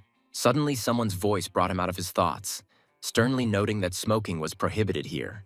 Mo Feng looked up and was surprised to find Alan Doyle standing next to him. For some reason, he thought it would be someone else, but he was wrong. Alan Doyle noted with a smile that he seemed to be lost in his memories. The hero added that Alan Doyle seemed to have a lot of free time since he was standing here. Alan Doyle asked if he could also try what Mo Feng was holding in his hands. Mo Feng handed him a cigarette, noting that it was a new flavor that had appeared on Earth quite recently. Although the circulation was still limited, Alan Doyle asked in surprise, a special locally produced product. Just as he was about to try the protagonist's electronic cigarette, he stopped him. The boys stood silently together for a while, closing their eyes. Then they both took a drag at the same time and exhaled the sweet vapor. At this moment, Sun Xiaorui's excited voice was heard nearby. She exclaimed, "Damn it, Mo Feng, she knew it. He was up to his old tricks again." Mo Feng turned around in panic and saw the village chief approaching, he thought in horror. What the hell was she doing here? Sun Xiaorui looked at him suspiciously, demanding an explanation. He tried to justify himself, but Sun Xiaorui didn't listen to him. Her gaze fixed on Alan Doyle. She suddenly exclaimed that it was Alan Doyle, and her face flushed with embarrassment. Mo Feng stood opposite Alan Doyle, listening carefully to his words. Alan noted with a slight smile that he had heard Chrissy mention him, wondering if he was planning to move to the moon. Mo Feng thought about this question, realizing that in the past, as in the present, Alain da Vinci was famous throughout the solar system. Mo Feng remembered that in the Battle of Sunny Lake, only the unit under Alain's command was able to achieve success. Even now, Alain da Vinci remained an excellent fighter. But at the same time, he had not lost his usual aura of superiority and strength. Feng turned to the guy with a slight smile, saying that he could always come to him. When the main character left, Alan Doyle thought to himself that the guy was very confident in his abilities. He needed to take a closer look at him. Alain thought ironically and wrote to the hero so that he wouldn't try to tell anyone about this, and threatened Feng. But then I heard discussions about the fight. The guys from the team said that it was a shame that they were unable to turn the outcome of this fight in their favor. One observer noted that Chrissy was not the strongest of the top 4. The commentator looked at this and realized that there were only 2 pre-seeded participants left, and it was an absolute victory. Dr. Zhang saw that Chrissy had dominated the entire battle and resistance was completely futile. He asked with concern, "This is only the top 32. Will the Earthlings even be able to reach the quarterfinals of the EM?" Jotaris' elder brother entered the battlefield determined to avenge his younger brother. Pao stated that he was adopted by the Wu Zun Martial School and that the school became a true home for him. He would not allow anyone to dishonor his house. Turning to Mo Feng, he said that he would lose today. Spectators and commentators actively discussed the upcoming fight, with someone noting that it was clear from the very beginning that revenge would inevitably follow. Mo Feng's comrades shouted words of encouragement from the stands, urging him to win. The headman noted that there was a lot of information about the opponent, and it could be said that he was a fighter who had no weak points. It was said that Pao was an excellent marksman, but it should not be forgotten that he studied Wu Zun, so he also performed excellently in combat. In addition, it was discovered that he could use almost any type of weapon. Such super adaptability would be useful to any warrior. In the army, they are made into super soldiers. Sun Xiaorui turned to Mo Feng with concern, asking if he should stop laughing and why he couldn't be serious at least sometimes. Mo Feng replied ironically, "Did she really want him to be like Alan Doyle?" Everyone was surprised at what relation he had to this matter at all. The headman advised not to pay attention to this freak. He was just spouting nonsense with his dog-like mouth. She also added that Mo Feng was obliged to win. She said, looking at the battlefield, that in any case it had nothing to do with it. The main character himself understood that if he lost, he would disgrace the glory of the Four Dragons. A man with a scar on his face and one eye covered looked at everything through the screen and thought about the two guys who were soon to fight. They had already come to the center, putting their hand to their temples as a sign that they were both ready. The EM Battlefield Simulator launched, and the system selected the battlefield, the depths of the forest thicket. Commentators noted that Pao's choice of Eagle light-cleaned rifle was well suited to the fighting in this location. But this is only firstly as a mature warrior and soldier, Pao is able to remain cool in almost any situation. Dr. Zhao agreed that what distinguishes a cadet from a soldier is the ability to always remain cool. The spectators eagerly awaited the start of the fight, wondering what Mo Feng would come up with to deal with Pao. Suddenly, cries of surprise rang out as everyone saw that Mo Feng had once again decided to fight empty-handed. The headman exclaimed indignantly, "What the hell is going on?" Sun Xiaorui whispered in anger that this son of a bitch should only be seen by her after the fight. The fat man supported her, noting that he completely agreed that Mo Feng should be put in his place, otherwise he would completely get out of control. The guy turned to Mo Xiaoxing, noting that he was ready to bet his head. He was almost 100% sure that her brother was finished. The protagonist's sister cut him off abruptly, telling him to shut up and adding that if her brother lost, he would be in trouble. Meanwhile, Mo Feng was analyzing the situation on the battlefield. He noted that the opponent's position is not that difficult to guess. This is a typical problem of symmetrical arenas. The general direction of his movement is not at all difficult to predict, but at the current stage of the competition, he has not yet been able to act too aggressively. If they do not engage in combat within 5 minutes, their locations will be displayed on the map. Suddenly, the audience was surprised to see Mo Feng begin to actively approach Pao. Alan Doyle remembered that Chrissy had already warned him that this man was very strong and that he needed to be given more careful attention. If he treats his opponent so carelessly, it already says a lot about him. However, he didn't expect that Mo Feng's self-confidence would be beyond human imagination. Pao, seeing that his opponent was simply strolling on the battlefield, decided to shoot him. However, the main character, walking just as casually, deftly dodged his attacks. The shot missed its target. Pao exclaimed in annoyance that Mo Feng dodged it, and promised that he would then let him try this. He increased his pressure, trying to reach the elusive enemy. Mo Feng continued to dodge the attacks, moving with astonishing ease and grace. He seemed to be dancing among the flying bullets, stopping and deciding to anticipate the enemy's next moves. Pao decided to speed up to increase his strength, and with a ferocious look, he ran towards the protagonist. The spectators stood frozen in amazement as they watched this incredible fight. The guys had almost switched to hand-to-hand combat, although Pao had a bladed weapon in his hands. Despite the unequal fight, since the protagonist was empty-handed, the opponent had no intention of following his example. He tried to attack Mo Feng, but he deftly parried all of his attacks. The opponent still did not give up. With each swing, he wanted to apply more and more force into the blow. Each attack was accompanied by a sharp sound of cutting air, and a colored trace remained for a couple of seconds. You could see Pao tense up as he thought about how to catch the hero off guard. He suddenly stopped and hit the ground with all his might, sending beams of blue energy pouring out in all directions. Mo Feng whispered in horror that this was 7.5 deaths. Others couldn't believe their eyes as they saw Mo Feng, unarmed, facing off against one of the moon's best fighters. The tension grew with every second. Everyone was waiting for the outcome of this incredible confrontation. Pao threw the knife straight at Mo Feng. It flew like a shuriken. It left a wide, bright line behind it. The protagonist tensed up. In those couple of seconds, he was trying to anticipate where the knife would go. The whole body was tense. The hero himself was also a little scared. The spectators in the stands froze in amazement and opened their mouths.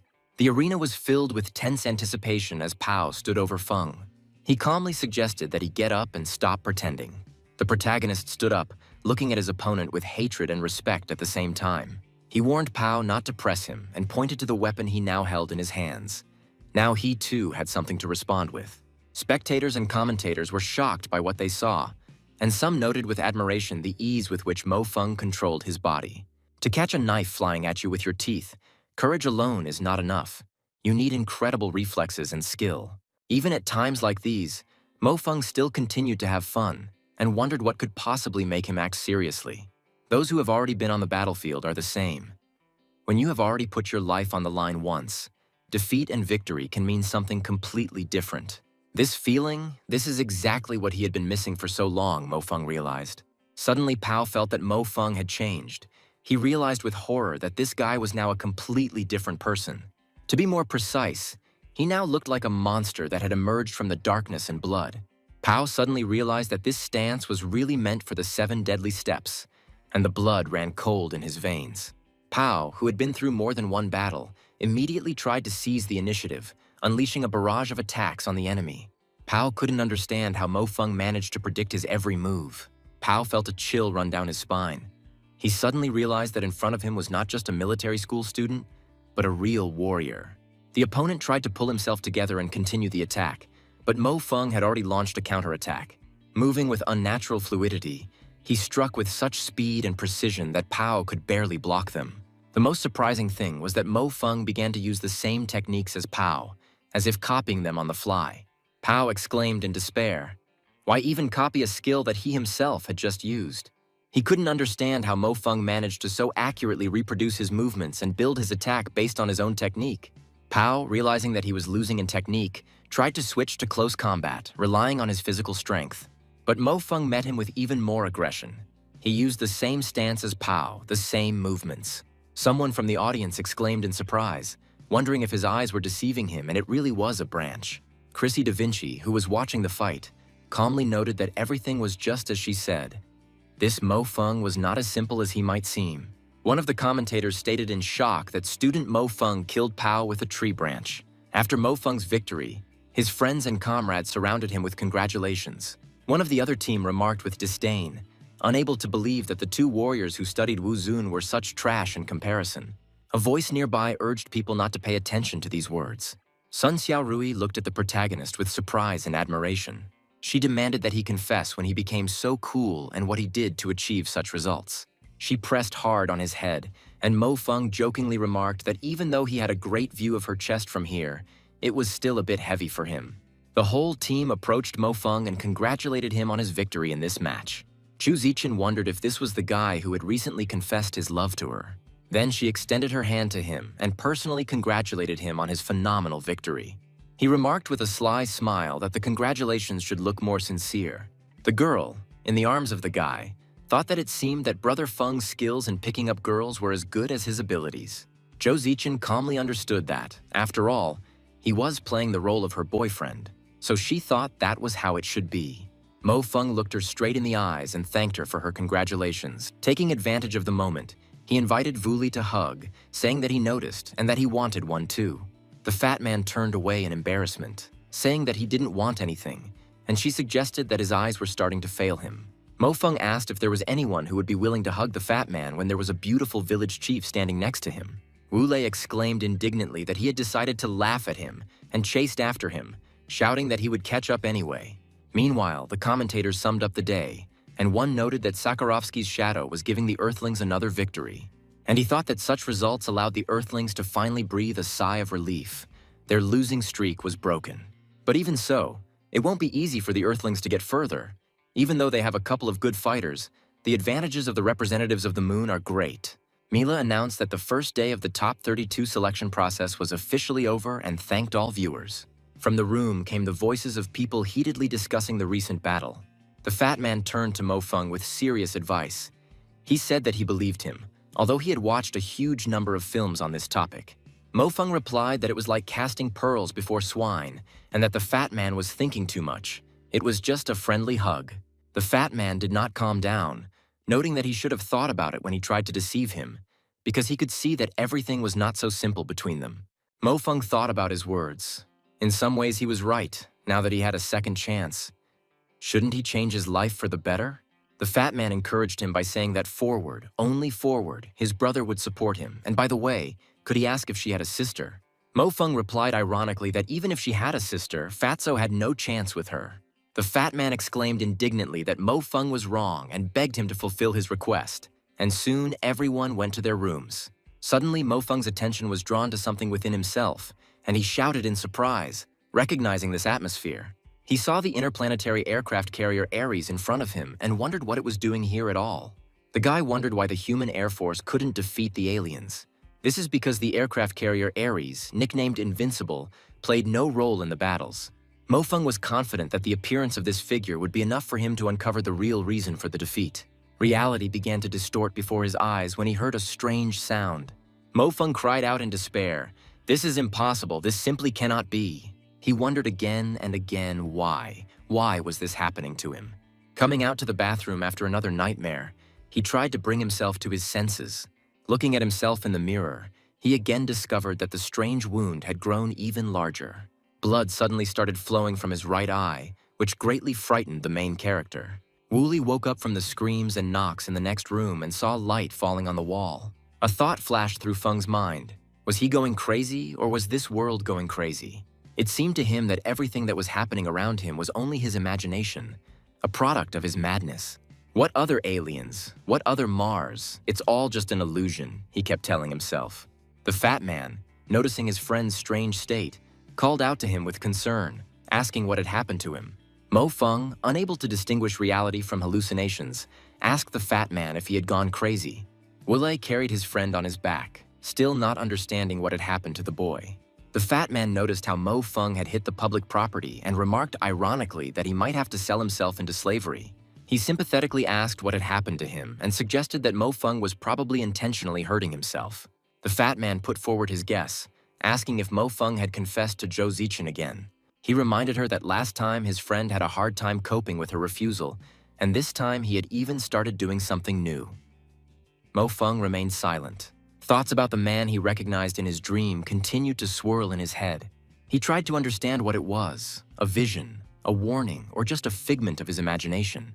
The fat man, seeing his state, philosophically remarked that if you like something, you should own it. The fat man continued his thoughts out loud, noting that in this aspect. He also added that, unlike him, Mo Feng does not approach matters as responsibly. At this time, Mo Feng was lying on the bed and thinking about the current situation. He cut Wooly off abruptly, asking him to remain silent and let him sort out the situation. The fat man concluded that his guess must have been correct. Brother Feng was too proud because he had performed so well recently.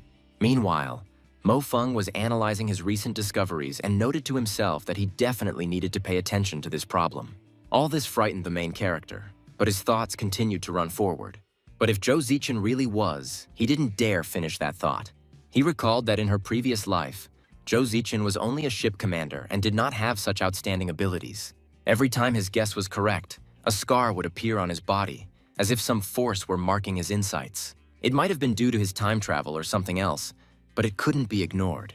But if Zhou Zichen was indeed involved in the conspiracy, then everything became much more complicated and dangerous. The fat man tried to distract his friend from his gloomy thoughts by noting that, in fact, besides love, there are many other wonderful things in this world.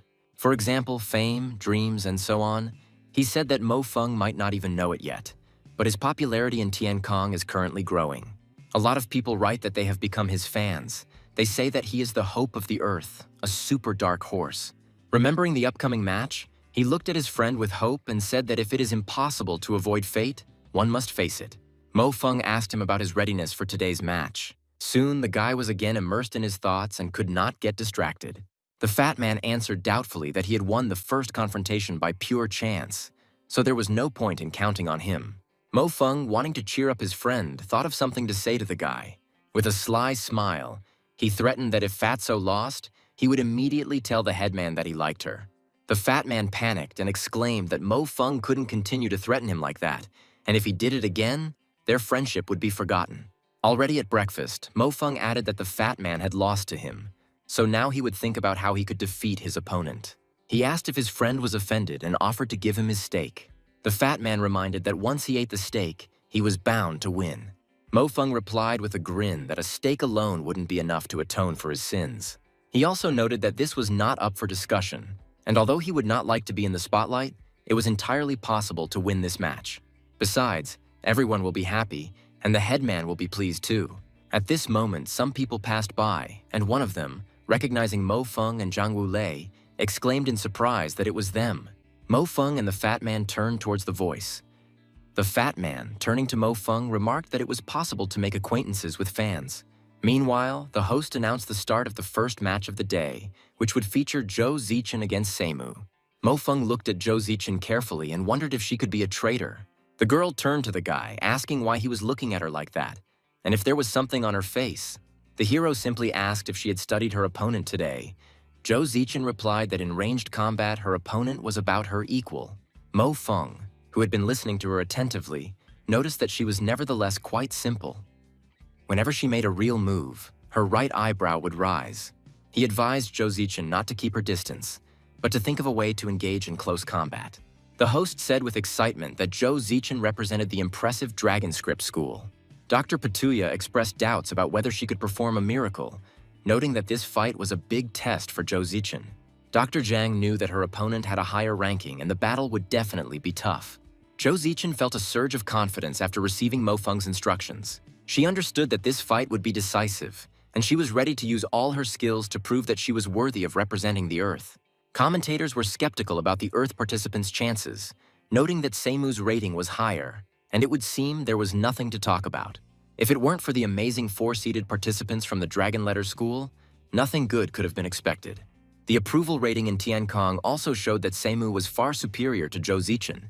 However, commentators noted that this confrontation will still attract a sufficient audience, since two beauties will be fighting. Zhou Zichen stood in the arena, aware that she was fighting against a strong opponent and could not think of any tactics. Seimu, a seasoned warrior, immediately tried to seize the initiative by unleashing a barrage of attacks on Zhou Zichen. She was a rare and outstanding female warrior, of which there are very few on Earth. Her skill level was quite high, but even so, Zhou Zichen was not inferior to her. Already at this point, it was clear that Zhou Zichen not only had good shooting skills, but also possessed excellent mental acuity. She managed to train so much that these competitions became a routine matter for her. Zhou Zichen, following Mo Feng's advice, did not keep her distance, but looked for a way to engage in close combat.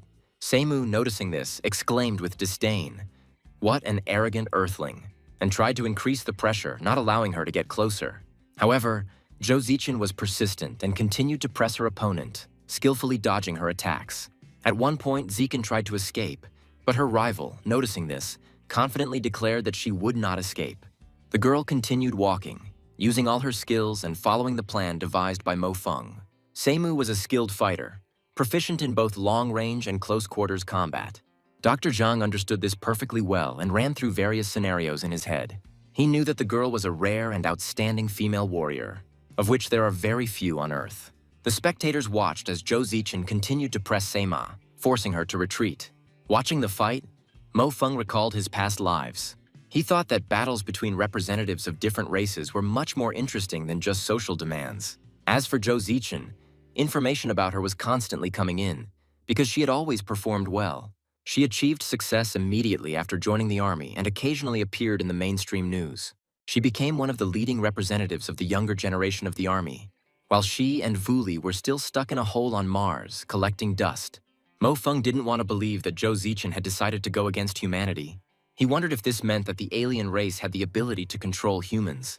In the arena, Zhou Zichen continued to skillfully dodge Seimu's attacks, following the plan devised by Mo Feng. Seimu, irritated by the fact that she could not reach her opponent, disdainfully noted that her fellow countrywoman even turned out to be a little interesting. But she immediately declared that this was the end, preparing to deliver the decisive blow. However, this was just what Zhou Zichen was waiting for.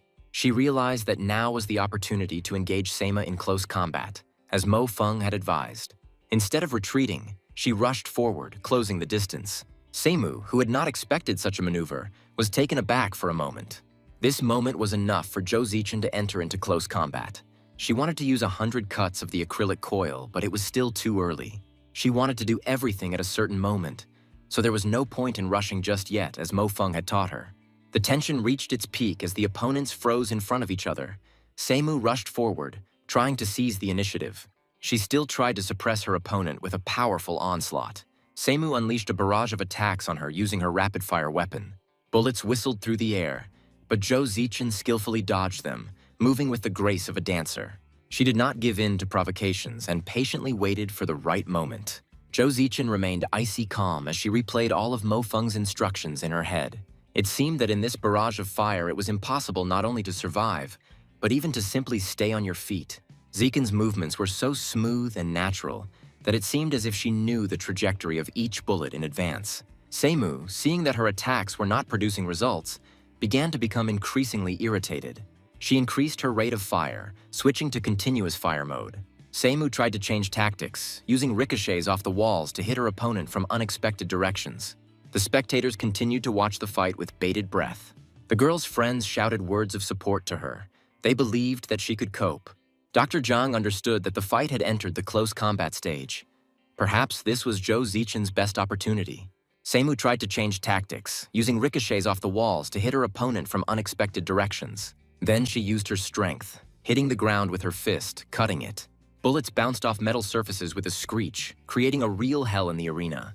Zhou Zichen herself used her weapon, small knives flying one after another straight at her opponent. Zhou Zichen seemed to have a sixth sense, dodging even the shots that should have been fatal. Seimu, frustrated at not being able to reach her opponent, increased her attack, but Zhou Zichen continued to dodge, saving her strength for the decisive throw. Seimu, realizing that she was losing, cried out in despair that this was some kind of disgrace and a chicken show. She tried to counterattack, but Zhou Zichen was relentless. She dealt blow after blow, leaving her opponent no chance. The spectators stood frozen in amazement as they watched this incredible attack. Zichen's rival still didn't lose hope. She smiled at the girl, but she didn't pay any attention to her attacks. At some point, Seimu, confident in her superiority, made the mistake of moving too far forward. Now Seimu didn't look so confident and cheerful. She didn't understand how she could have failed. Zhou Zichen took advantage of this immediately, quickly closing the distance and entering into close combat. There, her skills were most effective. Seimu tried to retreat, but it was too late. Zhou Zichen used her signature technique, 100 cuts on an acrylic coil, adding a 3-centimeter cut in the 12th strike. A deafening roar from the crowd cheering Zhou Zichen's victory echoed throughout the arena. Most of the earthly fans rejoiced, chanting the name of the new heroine and congratulating her on her well-deserved victory. Dr. Zhang jumped up with joy, saying that these guys and their team as a whole were absolutely amazing. Zhou Zichen stood in the arena, breathing heavily after the intense fight, but with a feeling of deep satisfaction. She mentally thanked Mo Feng, realizing that without his guidance, she would not have been able to achieve this victory. Everything he said actually worked, and her tactics were successful. Mo Feng, who was watching the fight from the stands, looked at Zhou Zichen with a smile. After Zhou Zichen's victory, the stands erupted in jubilant cheers. The spectators chanted, calling her the goddess of the dragon letters, and congratulated her on her magnificent victory. Some of the fans shouted contemptuously at the lunar aristocrats. There was one among the spectators who admitted that Mo Feng and Zhou Zichen had now managed to perform a miracle by getting into the top 32 tournaments. One of the employees reported to the president. On the lunar side, despondency reigned. Landers watched Seimu's defeat with annoyance, unable to contain his disappointment.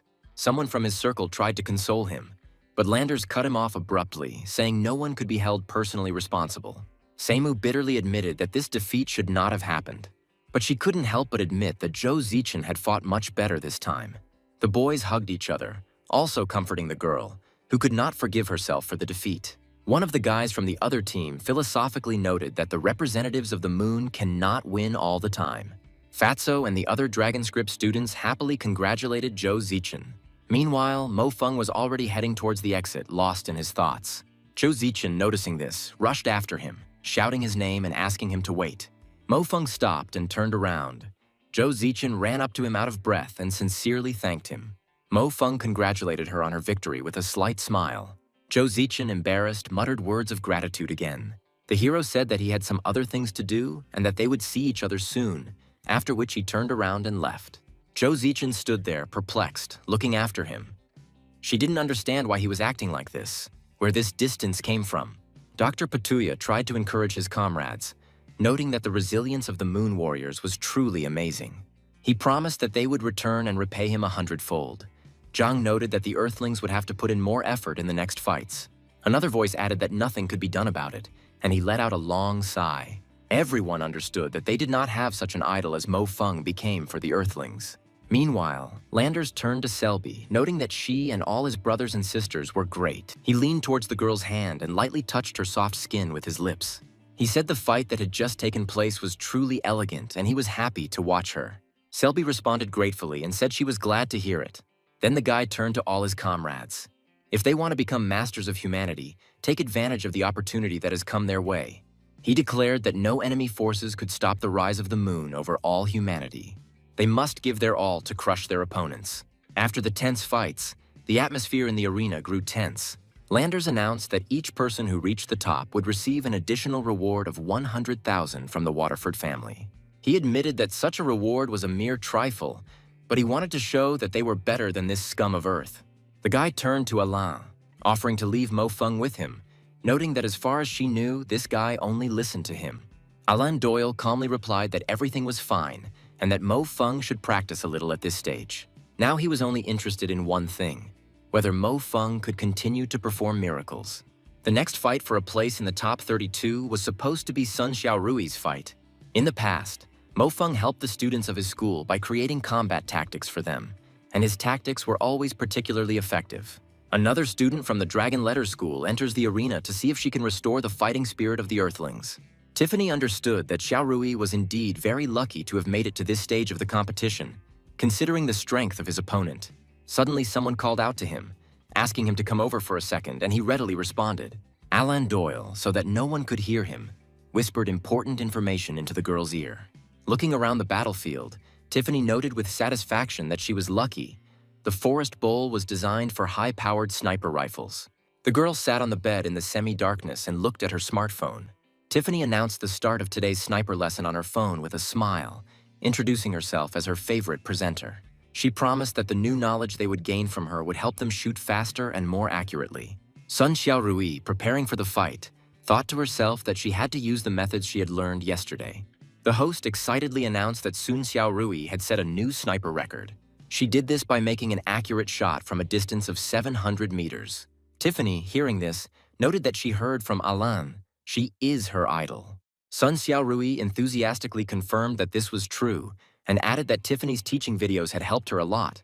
Tiffany coldly replied that even if he was her idol, she shouldn't expect him to be merciful to her. Sun Xiaorui happily agreed, noting that their opinions were very similar on this matter. Tiffany warned Sun Xiaorui to use all her strength in their confrontation, and she, in turn, would also use everything. Tiffany thought to herself that there was no point in her using all her strength in this battle. The presenter said that the Forest Bowl chosen as the arena was created specifically for the confrontation of snipers. Zhu Zichen noted that Tiffany was very strong, and perhaps she had the best sniper skills among all people. The fat man asked Mo Feng what secret plan he had developed for this headman's duel. Mo Feng replied that this time he simply decided to reveal one secret to her if she won. He explained that if one were to evaluate only sniper shooting skills, Tiffany's sniper skills were 60 to 70% superior to Sun Xiaorui's. And if you add arena difficulty into this equation, the result is disappointing.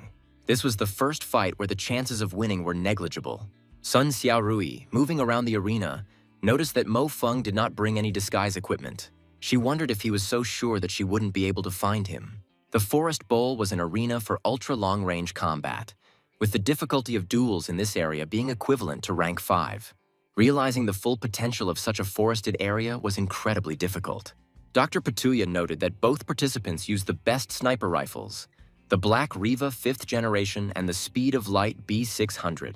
Mila said they were watching a confrontation between two snipers, who could give a rough estimate of the distance. Now Dr. Zhang felt like he was on the edge of a knife, a kind of psychological confrontation. After all, the outcome of the fight in this case will be decided when one of the participants detects the other. Suddenly, commentators were surprised to see that Tiffany had disappeared. They wondered where he was, since he had just been here, and it turned out that Tiffany had used perfect mimicry, blending into the environment. Observers began to worry about Sun Xiaorui, realizing that mimicry does not make a person 100% invisible. There was a tense anticipation in the arena, and the commentators watched the proceedings with apprehension. The censors didn't react to Tiffany's presence, but he couldn't have fallen into the ground, and this was puzzling. Mo Feng, watching what was happening, recalled the past. He knew that this freak Tiffany was a fairly famous sniper on the battlefield of Mars. He even had enough qualifications to transfer to a special team, but he refused this offer, remaining an ordinary soldier. He himself said that he liked to shoot at heads, and killing aliens brought him inexplicable pleasure. This man was a sniper during the battles on Mars. His abilities of mimicry would be almost useless for an ordinary soldier. It wasn't hard to conclude that aliens who relied on sight met their end when confronted with him. Suddenly, Fatso screamed in panic at the headmistress, ordering her to turn around and warning her that Tiffany was right behind her. He demanded that she hurry up, but Tiffany calmly noted that the fat man was only straining his throat in vain, and it was useless. Sun Xiaorui felt something strange, some inexplicable presence behind her. She froze, unable to move, realizing that something terrible had happened. Her instincts screamed about danger, but her body did not obey. Tiffany stood right behind her, and Sun Xiaorui could feel her breath on her neck. The arena was filled with tense anticipation, and the commentators noticed that Sun Xiaorui was in a state of great confusion. Her psychological state left much to be desired. One of the lunar commentators addressed Dr. Zhang with irony, noting that the training of Earth's fighters is at a very low level. Dr. Patuya mentally urged Sun Xiaorui to calm down. There was no point in continuing the fight if he couldn't pull himself together. The situation on the battlefield was not in her favor, and victory was almost in Tiffany's pocket. Meanwhile, the Moon Fighters discussed the genetic aspects of soldier training. They noted that after people learned to influence genes for their own development, this method became widespread among soldiers. A good soldier could think about methods of influencing his genes, making adjustments to their structure that were necessary at a given moment in time. Sun Xiaorui, however, never showed any signs that her genes were close to awakening. The question arose whether anything would change under such high pressure. The protagonist noticed that Sun Xiaorui's body temperature was rising, and the equipment in the EM cabin was recording unusual readings. The girl exclaimed in surprise that she was feeling stuffy and did not understand what was happening. Dr. Zhang jumped up and began to closely monitor the girl's indicators. Mila and Dr. Patuya wondered ominously if she was really that nervous. The main character, Veste, and his friend were looking at the arena. Wooly called the headman. He wanted to help her somehow. The girl seemed to hear her comrades, but did not understand what she could do now. Tiffany noted with a smug smile that even she herself hadn't expected that her abilities could frighten someone so much. She prepared to deliver the decisive blow, saying that this was greetings from Alain. At this moment, Sun Xiaorui, who was on the verge of defeat, suddenly felt something unusual. Her body began to respond to stress in a completely different way than before. She remembered all of Mo Feng's instructions, all of her training, and decided that she would not give up without a fight. Just as Tiffany was about to shoot, Sun Xiaorui performed an incredible maneuver. She, having left the line of fire at the last split second, suddenly noticed the outline of her opponent.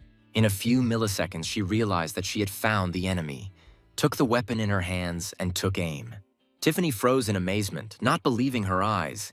He did not understand how Sun Xiaorui managed to do this. The audience froze in shock and then burst into applause. A tense silence reigned in the arena, broken only by the breathing of the spectators. The presenter asked everyone to calm down and take a moment to pay attention, as the situation required clarification. She announced that Sun Xiaorui's victory was not yet confirmed, and the match had yet to be completed.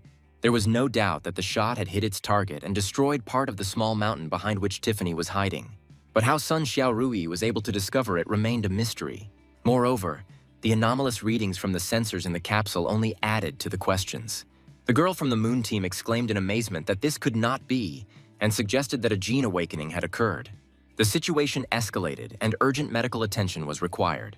This is because the sensors in both fighters' capsules showed abnormal values. Medical sensors recorded Sun Xiaorui's critical condition. The patient had an abnormally high temperature, and brain activity monitors showed abnormal signals. Doctors couldn't understand how this could happen simply from being in the EM capsule. Someone suggested that the physiology of Earthlings really is different from that of the Moon. The host asked for a moment of attention and announced that information had been received that something unusual was happening with Sun Xiaorui's body. Tiffany, with anger on her face, couldn't understand how the girl had managed to find him. Dr. Zhang tried to calm the crowd, explaining that performance-enhancing drugs were prohibited at competitions and that they would now examine the headman and find out everything. There was a commotion in the hall, with the audience indignantly demanding an explanation, accusing Sun Xiaorui of cheating and using drugs. The fat man angrily defended the headwoman, declaring that she would never use illegal drugs to win. Zhou Zichen suggested that this was similar to WU's results, and when asked what it was, she explained that it was a rare phenomenon of gene awakening. Everyone calls it by their own name. Usually a person receives amazing abilities. It's truly amazing that Sun Xiaorui saw through Tiffany's mimicry. Usually the awakening of WU occurs at 18 to 19 years of age. This age has long been calculated, and it is the same for Earthlings. The protagonist continued his explanation, noting that there was no need to worry and that he was sure that it was WU. Although the people of the Moon and Earth took different paths in this matter, both paths are quite stable. The Moon people are still researching this phenomenon and have found that humans adapt to awakening quite well. Genetic awakening occurs extremely rarely, and the result of such awakenings may be the appearance of voluminous hair growth. Everything that happened to Sun Xiaorui really resembles WU, and some people had seen something similar while serving in the military. One of the opposing team noted that the head woman truly deserved her title, but was sure that she would lose in this fight. However, due to excessive strain, Sun Xiaorui's body was exhausted, and after her victory, the girl was urgently taken to the hospital. In short, an incredibly rare phenomenon happened to her. On the one hand, she should have been congratulated because she had just received an incredible prize at the camp, and everyone hoped that the warriors would not be harmed. It was soon announced that Sun Xiaorui had not taken any drugs, which meant she had won. The Dragon Script fans rejoiced, calling Sun Xiaorui their new goddess and proud that she was their chief. The doctor was confused, but still explained to everyone that the girl needed to stay in the hospital for observation. Something incredible was happening at the School of Dragon Letters. Everyone shouted and rejoiced at another victory, praising the headman. One student couldn't believe that another one of their students had made it into the top 32. Mila noticed that after Sun Xiaorui's victory, it immediately seemed like the Earthlings' luck had run out. In the face of the power of the moon, any participant can only accept their defeat. Dr. Patuya announced the start of the next fight for entry into the top 32. Spectators were treated to a duel between Dragon Letter student Zhang Wuli and a representative of the Solid Phone Academy, Fibao. Fibao, nicknamed Natinata, had 2,000 points in the Lunar EM rating. He specialized in offensive attacks and his speed. The fat man was encouraged from all sides, urging him to give his all and showing how his brothers supported him. Friends shouted that everything depended on him and demanded that he give everyone a light. The arena was filled with tense anticipation before the start of Zhang Wulei's match against Fibao. Fibao looked at his opponent with disdain, shaking his hand, confident of his victory. He turned mockingly to Fatso, declaring that his luck had come to an end, and that today he would understand on his own skin why he had been given such a nickname. The guy tensed up a little and immediately removed his hand from shaking his opponent's. There were calls from the crowd of spectators for the fat man to shake his opponent's hand properly, or he was just that scared. Others advised him to drag his ass to the arena and not forget to take his friends with him. Someone demanded that he smear this sucker all over the arena. Fibao noticed that he was indeed afraid, but perhaps he was just pretending to be a pig to eat the tiger. He also added that it seemed he had begun to forget about the strange habits of earthly warriors. According to the data on this fat man, he is absolutely hopeless, and even if he does have some ranged combat skills, that's all he can do. The arena was filled with tense anticipation before the start of the 5th level of the Flying Saucer Destruction Battle. The rules of this arena were quite simple.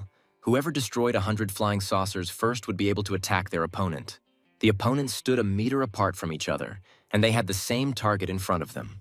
The winner would be the one who was faster and more accurate, while the masters fought in such a way as to fit their attacks into the rhythm of their opponent's attacks. Analysts explained that this was only the basis, and that execution in such confrontations became the other side of the coin.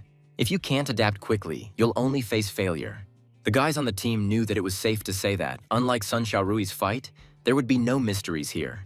No luck required. Only the one with the greatest psychological fortitude and the best aim can win. The Polar Star was the standard lunar precision pistol. It had a high rate of fire, low recoil, and accuracy.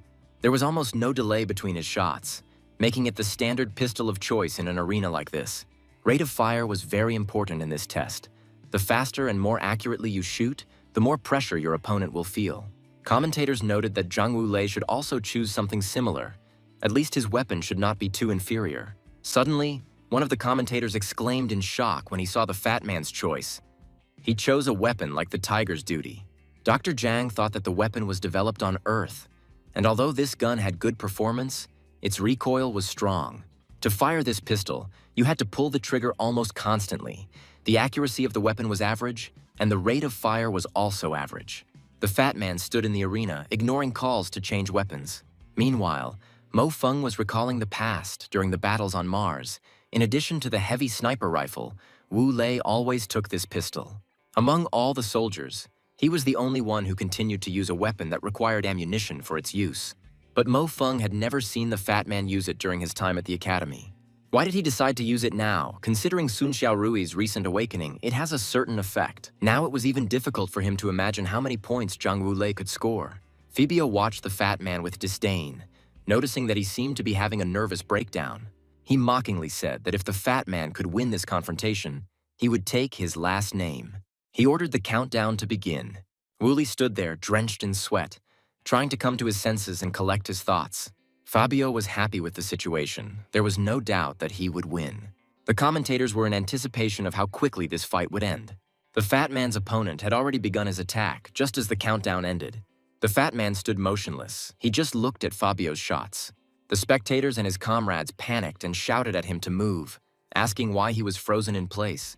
Patuya noted that this was the first time he had seen a participant who was so scared.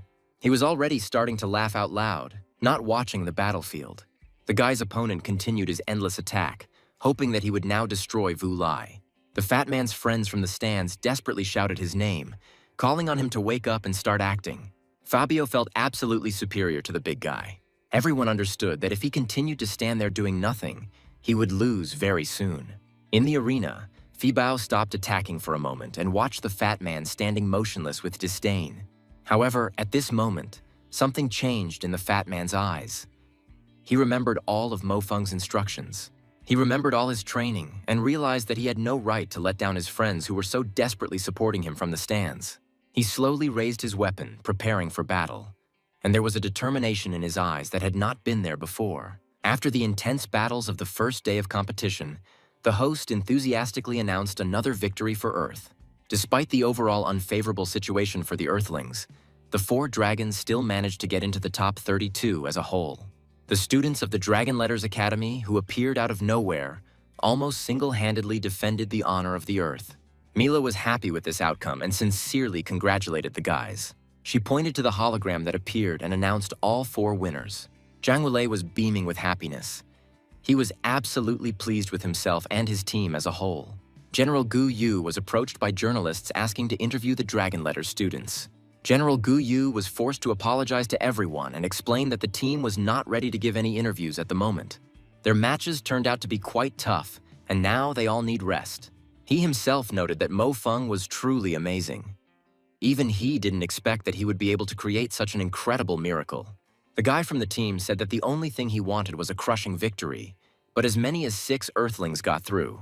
The girl continued, Mo Feng still possesses remarkable strength. It was not worth underestimating him from the very beginning. Her interlocutor chuckled and said that the real battle was just beginning.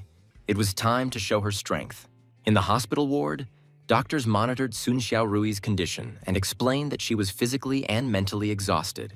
WU will definitely cause some changes in the girl's body, but they should not be dangerous to her health. Now she has simply fallen into a very deep sleep, and it will take some time for her to wake up. The fat man and everyone else stood next to the ward, watching the sleeping headman. Mo Feng suggested that they go, noting that there were doctors taking care of her here and that she would definitely be fine.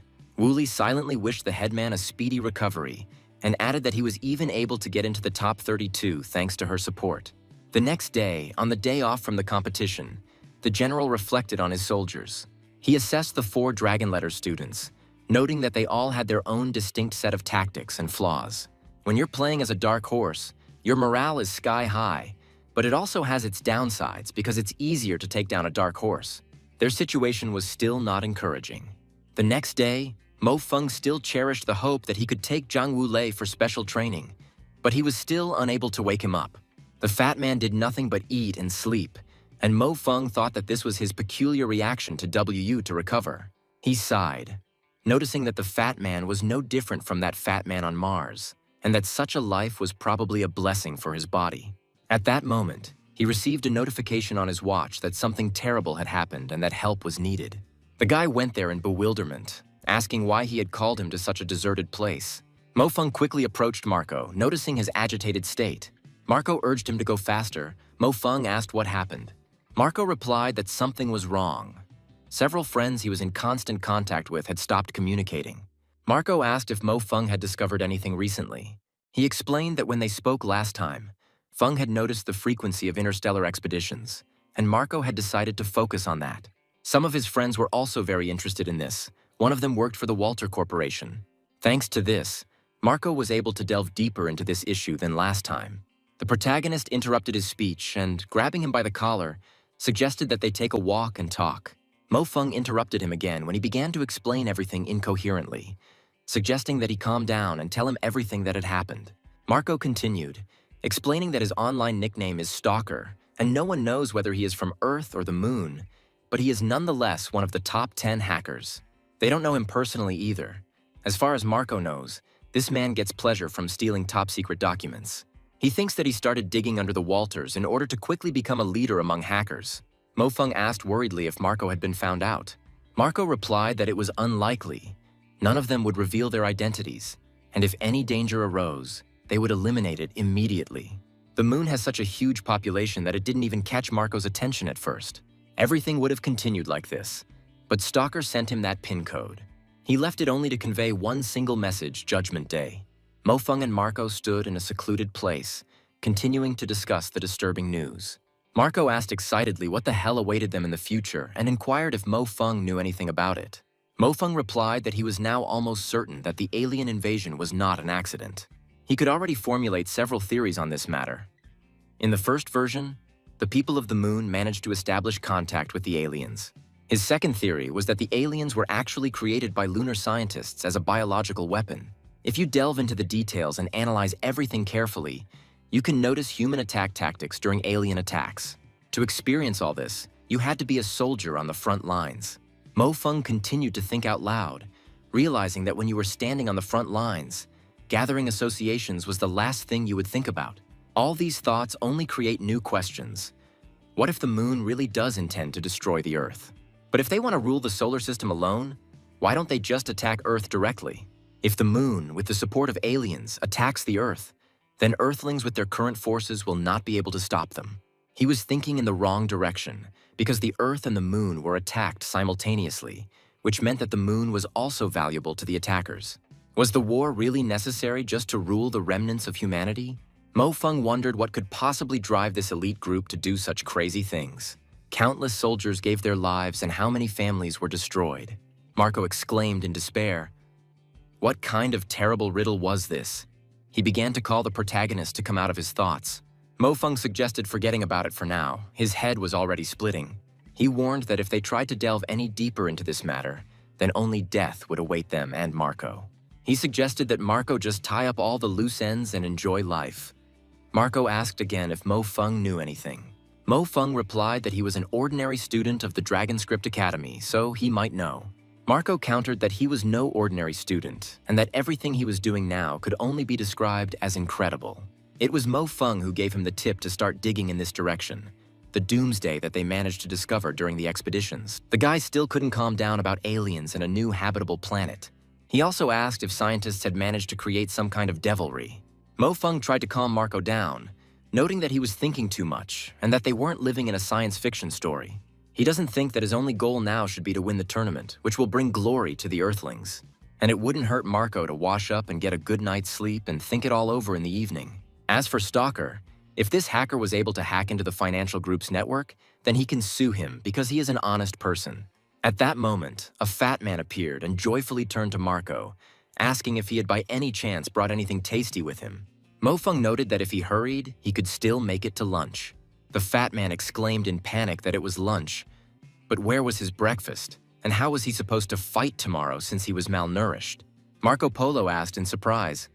Hadn't the fat man been eliminated from the tournament yesterday? Why should he fight tomorrow? Wu-lei asked if he had watched yesterday's competition. Mako was surprised to learn that Zhang Wu-lei had advanced to the third round of the competition. He couldn't believe he had made it past the second stage. It turned out he hadn't been following the competition for 2 days. Everyone passed. Zhou Zichen, a genius representative of the weaker sex. She has the highest rating among all the students of the academy. Sun Xiaorui, or Lucky Girl as she's nicknamed online. Although she's not exactly stunning, she should be the weakest member right now. Zhang Wu-lei, a strange fat man, is very weak. It is said that he can only use ranged weapons in battle, but he was able to win 2 victories. Mo Feng is currently the most unrivaled fighter. In the past 2 fights, he demonstrated an incredible level of close combat. Now the whole team was together, awaiting instructions. They were informed that Sun Xiaorui would not be able to take part in the match for a place in the top 16 because she had not been able to recover. Meanwhile, the announcement of tomorrow's matches took place and the pairings were announced to the spectators. Shadow Sakarovsky versus Chrissy Da Vinci. Golden Lion Darao versus Floys of the Heavenly Light.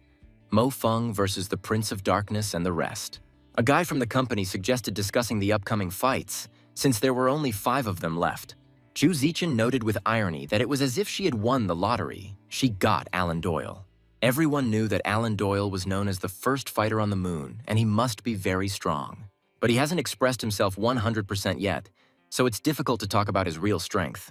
Darao added that he got Floys, who is a master of close combat, but it is still better than facing a Zun practitioner in combat. Mo Feng replied that he had some information, but he could not guarantee that it was accurate. He couldn't say anything concrete about Alan Doyle's abilities, but he knew that Floyd's power was fire, very strong fire. He approached Shadow and said that Chrissy's ability was most likely related to air control. The fat man asked in bewilderment where Mo Feng had gotten this information, and what other nonsense about fire and air was this. He asked what kind of ability the show-off landers must have then.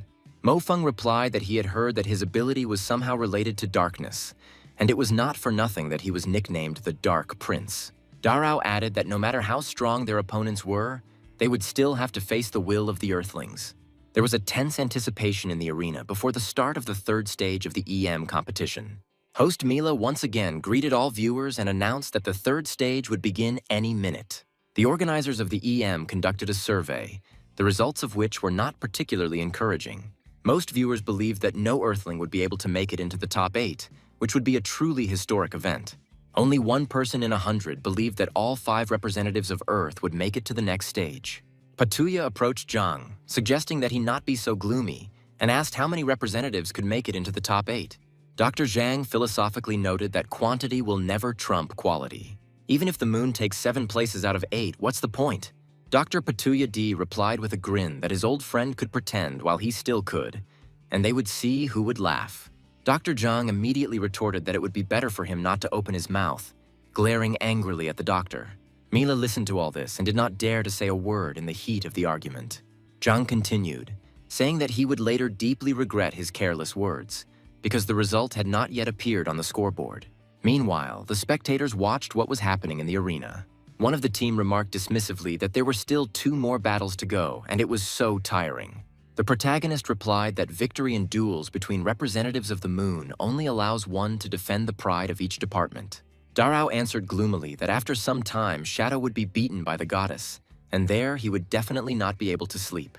All this time, more fights were taking place among the participants in the arena. In the commentary booth, they discussed the probabilities of the fight's outcomes.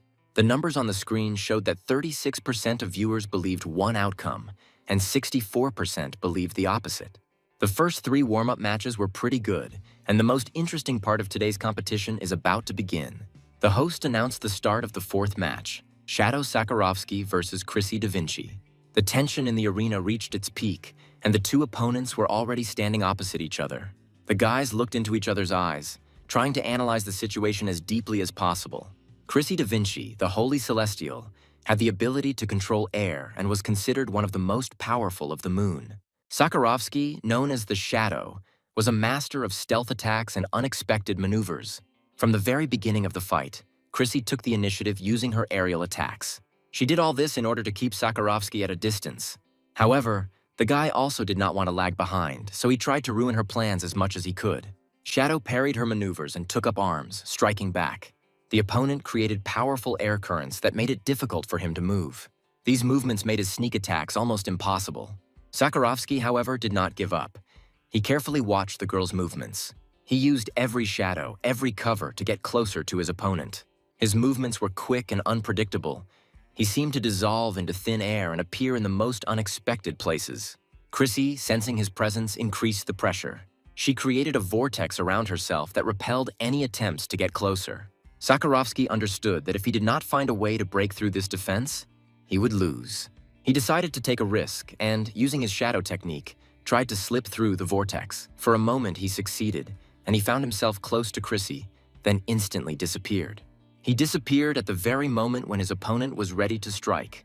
Chrissy used her teleportation ability to disappear and reappear in search of the boy. A powerful blast of air swept across the arena, leaving a bright light in the air. The girl realized that the enemy had disappeared, but she was already developing a plan on how to find him.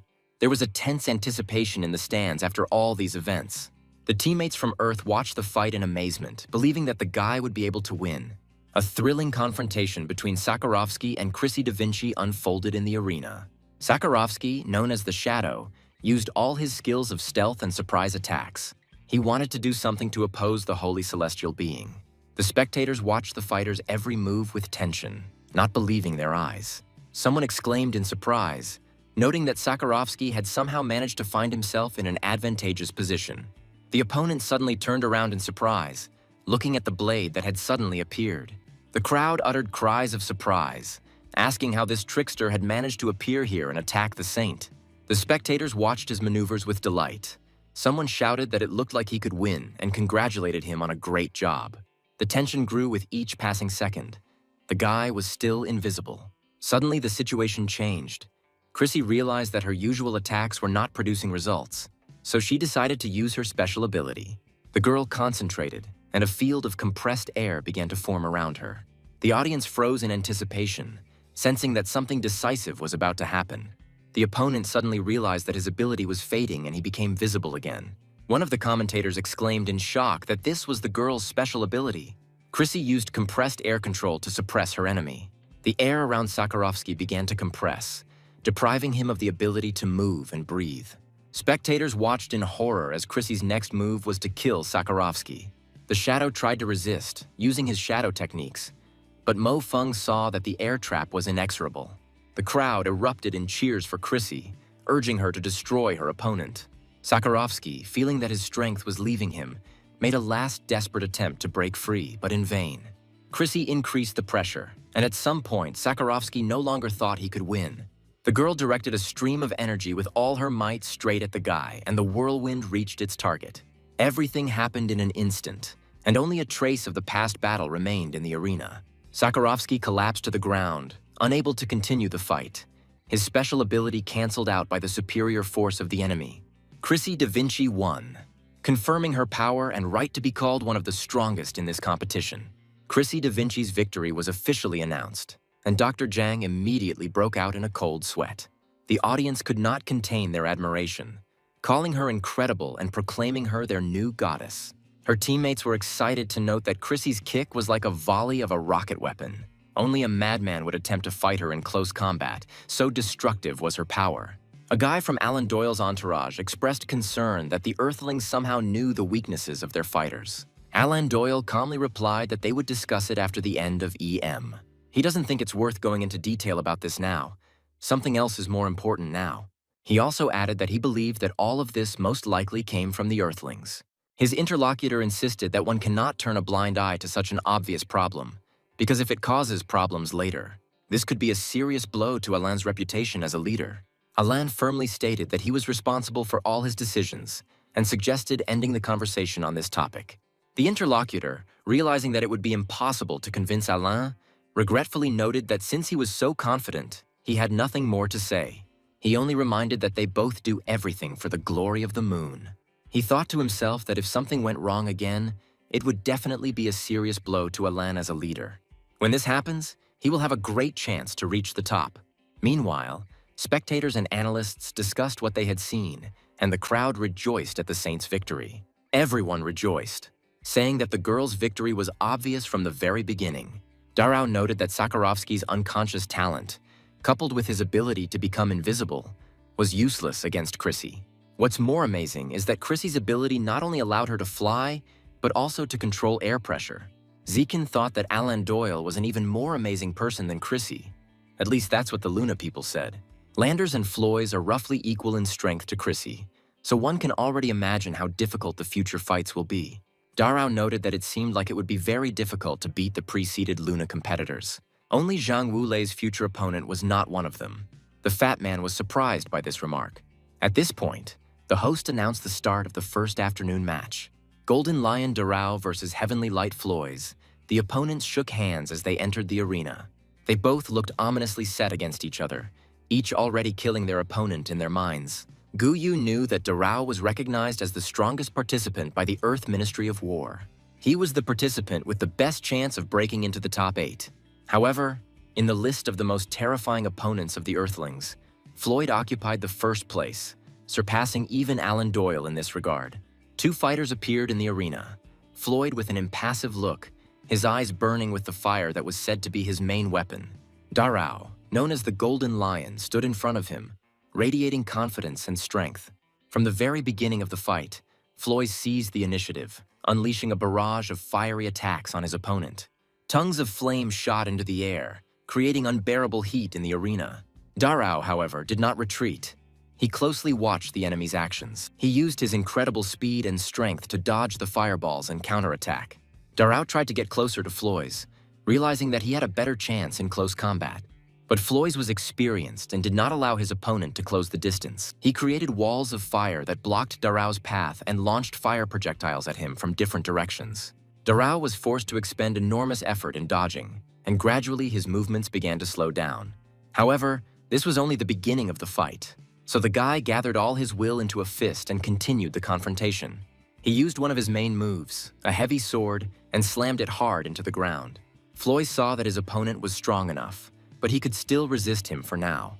Darrow realized that he was now superior in strength to his opponent, so this gave him courage. He swung his huge sword, and fiery energy flew in different directions from the guy. The opponent caught these energy shafts with his weapon. Not a single one hit him directly.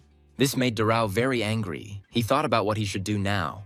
Various thoughts came into his head, but one caught his attention, and he raised his sword behind his head. He swung with all his might and directed it towards his opponent. The sword was truly of impressive size, skillfully sharpened and sparkled incredibly in the bright light. But all of this was unimportant now. It didn't particularly bother Floys. He clenched his teeth and took up arms, preparing to resist. The sword struck the opponent's weapon with a loud squeak, creaking unpleasantly as it only brought down its force on the durable metal. For a while longer, Floyd stood firmly on his feet and held his face, just so that this sword would not touch him. Then he managed to push aside Darius's attack, who was lost in space for a couple of seconds. Now Floyd looked at his opponent with a tired expression, small streams of blood running down his face. Darius covered his mouth with his hand, as he could not hold back a smile. He was sure that his next step would overthrow the guy. He raised his huge sword again, which could easily hold him aloft. The same was done by Floys, only with his own, seemingly unremarkable weapon. Your guys headed towards each other and literally flew into the attack with incredible speed. Darius, not having reached his enemy, launched a wave of furious energy, but missed slightly. The next one was already aimed right at the target, but Floys managed to reflect it. In response, he sent out a beam of his power, not really paying attention to where he threw it. But this helped knock the weapon out of the opponent's hands. He was clearly surprised by this turn of events. He hesitated a bit at first, but quickly retreated and was ready to fight again. He quickly found himself next to his opponent, and even though he was disarmed, he was confident of his superiority. Floyd didn't have time to do anything, so he found himself in Darius's grip, and now he too was without his weapon. From the very beginning of the fight, Darius demonstrated skill, but now he applied jujitsu techniques. The spectators exclaimed in amazement, not believing their eyes. They watched as the fighter twisted his opponent's neck very tightly. He used a hold that seemed to leave him no chance of escape. Instead of trying to break free from the chokehold, the second fighter attempted an unexpected maneuver. He attempted to crush his opponent's hand using his incredible physical strength. The spectators were frozen in tension, watching this incredible fight. It seemed that each of the fighters was ready to do anything to win, and the outcome of the fight hung in the balance. Gu Yu understood that this was Darrow's trump card, his special ability known as the Berserker's Burning Blood. However, using this ability came with a price. If he remained in this state for 2 minutes, his heart would burst. That was the downside of the berserker's burning blood. But in those 2 minutes, his strength doubled, the pain disappeared, and his flesh and bones grew significantly stronger. In the current situation, this was enough. Darao's opponent, who had the ability to control flames, considered his fire to be just a tiny flame compared to Darao's. He was confident that he could not lose to him and was preparing for the decisive battle. Both fighters understood that the outcome of the fight would be decided in the next few minutes, and each was determined to win. The outcome of the fight between Floyd and Darao was determined. Floyd won, but Darao's condition was a cause for serious concern. Commentators noted his extraordinary physical condition. The next moment, they immediately demanded that a medical team be prepared. A shock of this level was quite capable of causing considerable damage to the psyche. Dr. Zhang noted bitterly that this was only the first day of the fight for the top 16, and they had all been crushed. Darao lost without showing any self-control. The burning blood of the berserker was just a minor ability. The guy from the other team noticed that one had supernatural powers. The other was a super god. Analyzing his reactions and actions, it became clear that Floyd had deliberately allowed himself to be caught in order to effectively use his ability. He picked the right opportunity at such an exciting moment, and it was the right move to handle it without any difficulty. Many spectators left the arena, believing that there was nothing else to do there, and that there was no point in watching tomorrow's competition. The protagonist realized that Floyd had everything under control from the very beginning, and Darao was no match for him. The special abilities represented a more serious genetic force, and Floyd's was far ahead of Darao. Mofeng thought that whether he could join the leadership group and gain access to the secrets depended solely on this EM. The current situation was not very good, but not bad for him either. Only 3 of the dragon letters remained for tomorrow. The second day of the top 16 matches has begun, and it's time for another duel. Mila announced the next 2 names, Alan Doyle versus Zhou Zichen. The crowd chanted Alan's name, calling him handsome, beloved, and a hero, and the fans enthusiastically supported their idol. Zhou Zichen entered the arena knowing that she had virtually no chance of winning this match. She could only make every effort to at least knock the aces out of Alan's hand. Alan Doyle stood in front of her, calm and confident, which scared the girl. When the time was up, she said coldly that it was time to end the fight. The enemy's movements were fast and precise, as if he could read his opponent's thoughts. Zhou Zichen tried to use her skills, using her gun, but Alan easily dodged and counterattacked. Oh smiled at his rival, saying that her time was up and that this would soon be over. His strength was so great that every blow he struck could be decisive. Zhou Zichen held on with all her might, but the gap in level was too great. The outcome of the battle was decided. Alan Doyle was victorious. The girl's comrades noted with bitterness that he had dealt with her so easily. Mofeng stood up from his seat and readily thought that only they were left. The reporters completely surrounded Mofeng, and it was no longer possible to stop them. Mofeng's words will carry great weight now. It can be said that he represents all the warriors of the earth. Zhang Wulei exclaimed in annoyance that this was a shitty situation and patted the guy on the shoulder. One of the subjects quickly ran down the corridor and said to himself, "This is very bad." He ran into General Gu Yu's office, starting to report that reporters were interviewing Mofeng. He understood that there was nothing he could do about it now. All he could do was wait for news, although he was not happy about the situation. However, Mofeng himself remained calm. He sincerely did not understand why everyone was so worried about this. Some will make it into the top 16, some into the top 8. But does it really matter? Their goal in this competition is only one, and that is first place. His words caused shock among those around them. No one expected such confidence from an earthly participant. The reporter asked if the hero really thought that just the 2 of them would be enough to win. Another asked a provocative question, whether he meant by this statement that the moon fighters were nothing more than trash. The general and his subordinate came to see how things were going, but they came across a lively crowd around Wulai and Feng. The reporters were still standing and waiting for answers to their questions. After all these events, all the news was buzzing about the words of the main character and the fact that only 2 participants remained from Earth. Everyone around him wondered ironically if Feng was still trying to act cool in this situation, no matter whether he lost or won. Zhou Zichen noticed with concern that Mofeng had exposed himself to fire with this statement. There were shouts from the crowd calling Mofeng a madman. Darao warned him that he better keep his words and do what he promised the journalists. Meanwhile, Zhou Zichen approached Mofeng alone, addressing him as his senior. She said with concern that perhaps he should have waited with such a statement until the final part of the competition. He reminded them that the Earthlings had almost no fighting spirit left and asked if he should really just sit back and watch. The girl had already started yelling at the guy, wanting to remind him who his next opponent was. Mo Feng calmly replied that for him there was no difference between the opponents, and very soon they would see this for themselves. Shadow noted that anyone can boast in words, but it seems that everything is already over. He also added that it always seemed to him that Mo Feng was calmer than all of them put together. The fat man thought that whether they lost or won, even a little fun would be nice. The hero received a message on his phone asking if he thought he had gone a bit too far by showing off so much in his interview. He may have wanted to teach a lesson, but many people took it as an act of pride.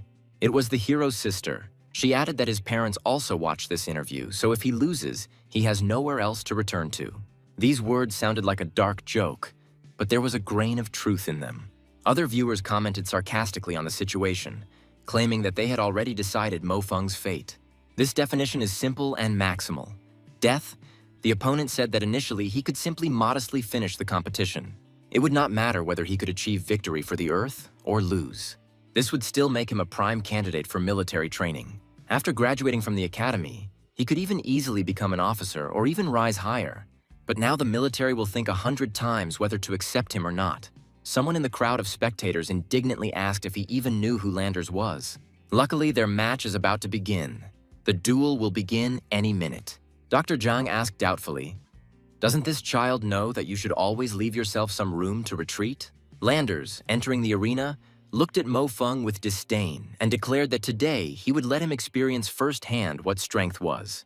The spectators eagerly awaited the start of the fight, anticipating how Mo Feng would be put in his place. The guys in the arena paid no attention to the fans' cheers.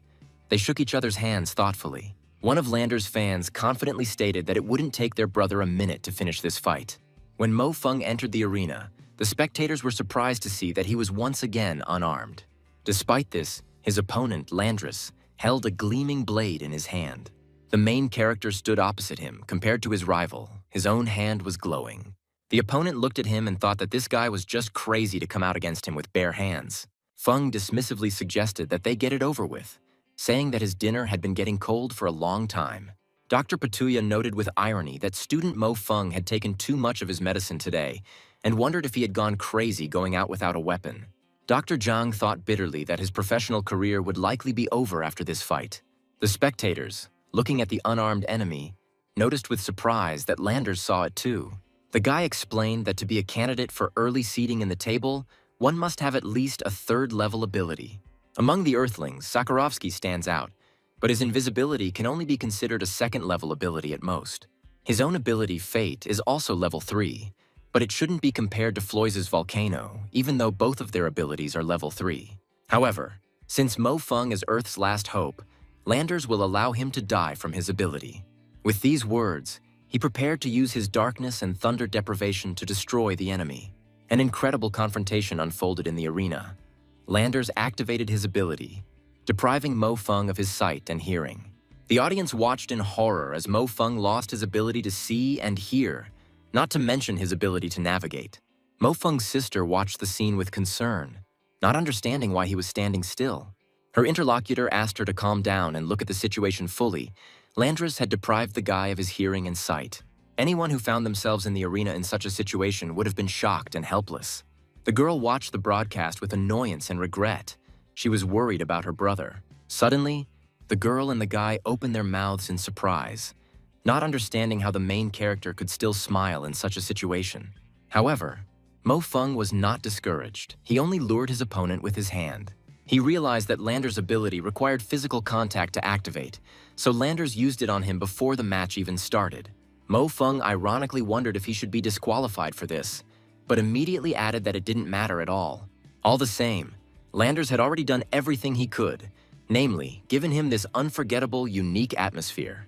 Landers exclaimed in rage, "To hell with his atmosphere," then rushed to attack the guy. He was surprised to notice that Mo Feng was deprived of both sight and hearing. But why did his mouth continue to work just as well? Mo Feng, despite losing his senses, continued to smile, which caused confusion among all the observers. Landers tried to attack, but Mo Feng, deprived of sight and hearing, somehow miraculously dodged his blows. The main character had a smile on his face. It looked terrifying, as everyone understood that the guy was deaf and blind. Even in this situation, he was able to grab his opponent's hand and use his strength. Thanks to this, Landris was thrown several meters away from the main character. The opponent, out of breath, barely managed to stay on his feet, looking at Feng with incomprehension. The hero himself tried to somehow understand and act in such a way as to begin to sense his opponent. Landers was confused as to why this man was so strong. Then he added, noting that at the moment of impact, he even stopped feeling his hand. Landers analyzed the situation, realizing that Mo Feng had lost both his sight and hearing, but he could still somehow see him. He wondered if there was any ability to do this at all. No, he definitely uses touch and awareness for this. He determines the distance using touch. Mo Feng repelled his attacks thanks to his awareness. It's sad to admit, but Mo Feng's skills are truly amazing. Zhang Wulei watched the battle with fear the entire time, wondering what kind of trick Landris would decide to use this time. Daros and the entire team also looked at the arena and noted that he was trying to confuse Mo Feng's sense of smell, but he quickly came up with measures. Zhou Zichen looked at the protagonist with pity and silently said his name. Suddenly, the guy felt something different near him and chuckled thoughtfully. However, all this will not change the fact that he has already lost, thought Landers, preparing for the decisive attack. The decisive moment had arrived in the arena. Landers, confident of his superiority, prepared to deliver the finishing blow. He believed he had found the perfect opportunity and applied his technique. The enemy was convinced that Mo Feng, deprived of sight and hearing, would not be able to withstand his attack. However, just as Landers was about to attack, something incredible happened. Mo Feng, as if sensing his intentions, moved with lightning speed and delivered a counterattack. Landers froze in amazement, not believing his eyes. Everything did not happen as he planned. The headman, sitting in the ward and watching the broadcast, exclaimed in shock, "Could it really be Mo Feng?" Others muttered that they had never seen anything like it, looking hopefully at the main character. Landers, the Prince of Darkness, was already lying on the ground, no longer able to resist. The commentators couldn't understand what had happened. Petunia was beside himself with rage. One viewer asked in confusion how Landers could have lost his life in such a strange way. Master Feng suddenly seemed to have regained his sight, and he delivered precise blows in close combat. Slap after slap landed on his opponent with powerful force. One of these blows finally overthrew Landers, and he fell, never being able to adequately respond to this attack. Mo Feng opened his fiery eyes and looked at the lying guy with a sense of dignity. The main character said that a green kid like him couldn't know anything about real power. The guys from the Moon team couldn't believe that their member had lost his life so quickly. The spectators were indignantly shouting, "What the hell is going on? And is this another scam?" The atmosphere was getting tense with every second. In the commentary booth, Dr. Petunia D and Dr. Zhang Yang exchanged words. Landris at this time quickly left the arena, feeling humiliated. He came down and shouted that he would kill Mo Feng even if he thought he was a dead man. However, he was unable to reach the main character. He was stopped by a crowd of his comrades. Dr. Zhang noted with irony that it was not Petunia Li who was constantly striving for eloquence. So I suggested we see what he would say this time, looking at the doctor with satisfaction. Dr. Petunia D admitted that this was indeed one of the most bizarre victories he had seen.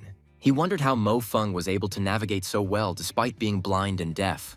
But the main question is not even that, but how Mo Feng was able to kill Landers with practically one slap. Dr. Zhang Yang countered that Dr. Petunia was wrong, and the strangest thing about this fight was his lack of professionalism. Wasn't this why participant Mo Feng was able to achieve such an easy victory? He admitted that in recent days he had felt like he was in a prison, and that the moment had finally come when he could raise his head. Petunia noted with surprise that he did not expect Landers to lose his head due to emotions. The protagonist thought that this little provocateur was actually a nobody, and he didn't even have any negative feelings towards him. He would also have been even more merciful if it were not for his daily sermons. Spectators eagerly awaited the announcement of the results, wondering why it took so long to announce the winner. Finally, after a thorough investigation, it was confirmed that Dragon Letters Academy student Mo Feng had won. The audience burst into applause and shouts of delight, one of whom declared that from this day on he would be Mo Feng's most devoted fan. Another one furiously promised that if anyone dared to insult Mo Feng in the future, he would unleash all his wrath on every member of his family. The general admitted with surprise that he had never dreamed that they would be able to go so far. Just 5 minutes before the match began, the Earth's War Council decided to punish him severely. They sent orders for his arrest, citing the fact that his actions had dealt a serious blow to Earth. After Mo Feng's stunning victory over Landers, there was incredible excitement in the hall and among the spectators. Gu Yu saw that Mo Feng had shown his talent and wiped everyone's noses, achieving something that almost no one else had been able to do. This guy just wanted to shake this jar of pages, and he did it. After all, the blood of the Earth's military flows in him. Now all the plans of the Moon representatives have been disrupted by Mo Feng. He will become a real thorn in their mission and the greatest hope of the Earthlings. Meanwhile, Mo Feng himself, left alone, was thinking about how Landris remained the #1 suspect. This time there was a pain again in the chest area, but only once. The guy wondered how this damned skill that appeared on his body at critical moments worked. He was again lost in his thoughts, as this skill defied any explanation. After Mo Feng's victory over Landers, his friends and comrades gathered around to discuss their future plans. The protagonist stood in the center of his friends, waiting for them to ask what they wanted to hear from him. Zhou Zichen was very nervous, unable to ask such a question first. Then the protagonist started the conversation and said that all the recent battles had been completely one-sided, and it was unbearable to raise the spirit. If he had lost, he would have simply taken the brunt of the fight. But fortunately, he won the fight. He appealed to his friends, urging them to understand that their strength lay in unity and that other people should not support him. He also added that they are his friends and should remain on his side. Daros responded with understanding that they were all members of the same team, and Mo Feng could face any opponent ahead. They must support him in any endeavor, because he is their last hope. Shadow Sakarovsky tried to calm everyone down, saying that it was enough to cry, and that all he could do was thank them for their support. Darao thought, it's easy to talk about it, but when you come face to face with a monster, it feels different. It was Zhang Wuli's turn to take the stage, and his comrades expressed hope that he too could make it into the top 16. After all, 2 people are always better than 1 in the next stage. The protagonist confirmed their words and expressed the same hope regarding the fat man. Sakarovsky noted that if this is a long-distance confrontation, there is still a small chance. However, the fat man himself understood that if this was a close combat battle, then it would be the end. Mo Feng thought about tactics for the fatty. There were a few tricks that could be used a couple of times, but that was their limit. There was no point in forcing Zhang Wulei to continue participating in the tournament. At the moment, he has already exceeded the task assigned to him. Meanwhile, the start of today's match was announced at the arena. The 2 remaining opponents, Biblot versus Zhang Wuli, were already standing opposite each other. Biblot noticed that Mo Feng had been demonstrating his incredible power in close combat for 3 rounds in a row. His abilities are probably related to perception, but this fat guy, he wondered why he even wanted to get into the top 16, not really understanding the guy. Just a fight, without any provocations. Close or long-range combat does not matter. Just an open battle is the main principle of Biblot's tactics. The fat man was preparing for battle, developing tactics. He decided that he should not give the enemy a reason to splash out his excitement. Suddenly, Wuli received a message that the headman would keep his fingers crossed for him, and that the guy had to get revenge for both of them. This gave the guy confidence. He felt responsible not only for himself, but for the whole team. Sun Xiaorui, watching the scene, was thinking about her comrades. Mo Feng asked her to encourage Zhang Wuli. However, she was confident that her message would have almost no impact on the outcome of this duel. However, to be honest, both Zhang Wulei and Mo Feng had surpassed her. They are no longer the same as they were at the academy, and her physical condition has still not stabilized. The good news for her was that she went through WU, but she still won't get any incredible abilities. Everything that has been happening lately has left her a little confused as to why Mo Feng has suddenly become so powerful. Why is it that now in the depths of his eyes there is always a trace of deep sadness and this indescribable trust he has in her? She wondered if he liked her, but then she stopped herself, realizing that it clearly didn't make sense. The protagonist recalled that his strong friendship with Zhang Wulei was forged during the endless struggle between life and death on Mars. At present, it is Sun Xiaorui who has the greatest influence on Zhang Wuli. The fat man, having received support from the headman, felt a surge of strength and determination. In the commentary booth, Dr. Patuya D remarked dismissively that viewers would soon witness the destruction of the Earth contestant. Dr. Zhang Yang proposed a small bet that Zhang Wulei would win this fight. Dr. Zhang insisted, offering a bet, and asked if Dr. Patuya would dare to accept it. If he loses, he will run naked around the arena. Dr. Patuya D exclaimed indignantly, What childishness. Dr. Zhang remarked that this small matter was of no importance and asked if Dr. Parui had any courage. Patuya replied that he himself had no aces up his sleeve, and he simply did not want to upset him, but he was forcing him to accept the bet. Dr. Zhang insisted on playing by the rules, but noticed that Zhang Wuli had many problems. Fatty is the type of person who shows incredible results when they are motivated enough. It is precisely such people who most often create real miracles, and he is definitely no exception. The fight began. Biblot, an experienced fighter, looked at his opponent with some apprehension.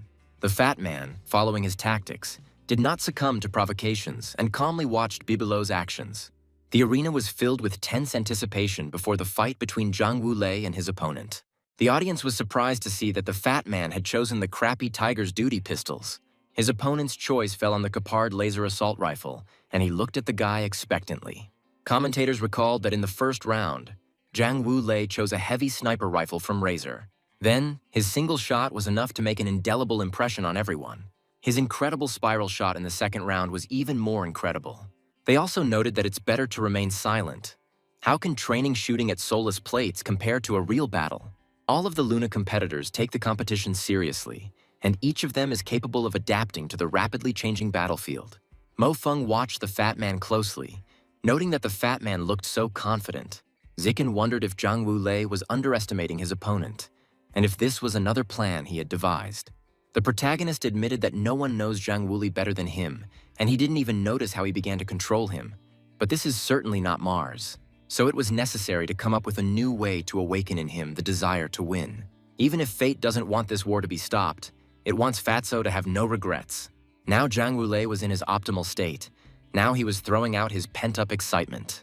This showed that he really wanted to win this fight, which is why he entered his strange fighting mode. The fat man's opponent, seeing his confidence, remarked with contempt that he had opened up. He prepared to deliver the decisive blow, declaring that the fat man would die now. However, just as he was about to attack, the fat man pulled off an incredible maneuver. He used his Tiger's Duty pistols with such speed and accuracy that the enemy did not have time to react. The series of shots reached their target, but at the last moment the opponent dodged.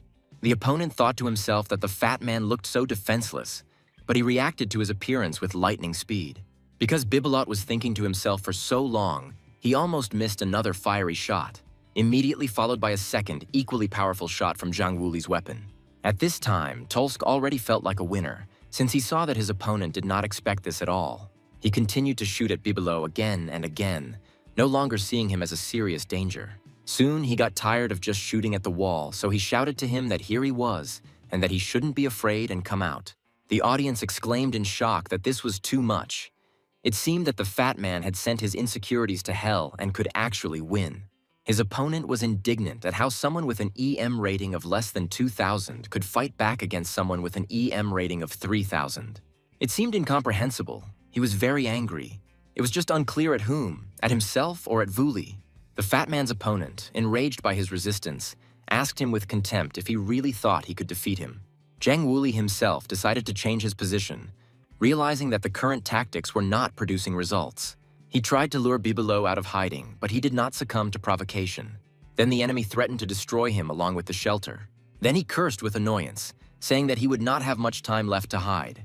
After these words, another series of fast and powerful fire attacks followed from Wulai. The opponent, standing behind the wall, saw that it had already begun to crack, and he cursed under his breath. Then he decided that all he had to do was use his last trump card. A thrilling confrontation unfolded in the arena between Zhang Wuli and his opponent Bibelot. Bibelot, confident in his superiority, mockingly remarked that the fat man's end had come and defiantly shouted out his name. The fat man, however, did not flinch. He continued to move with astonishing ease, dodging the enemy's attacks.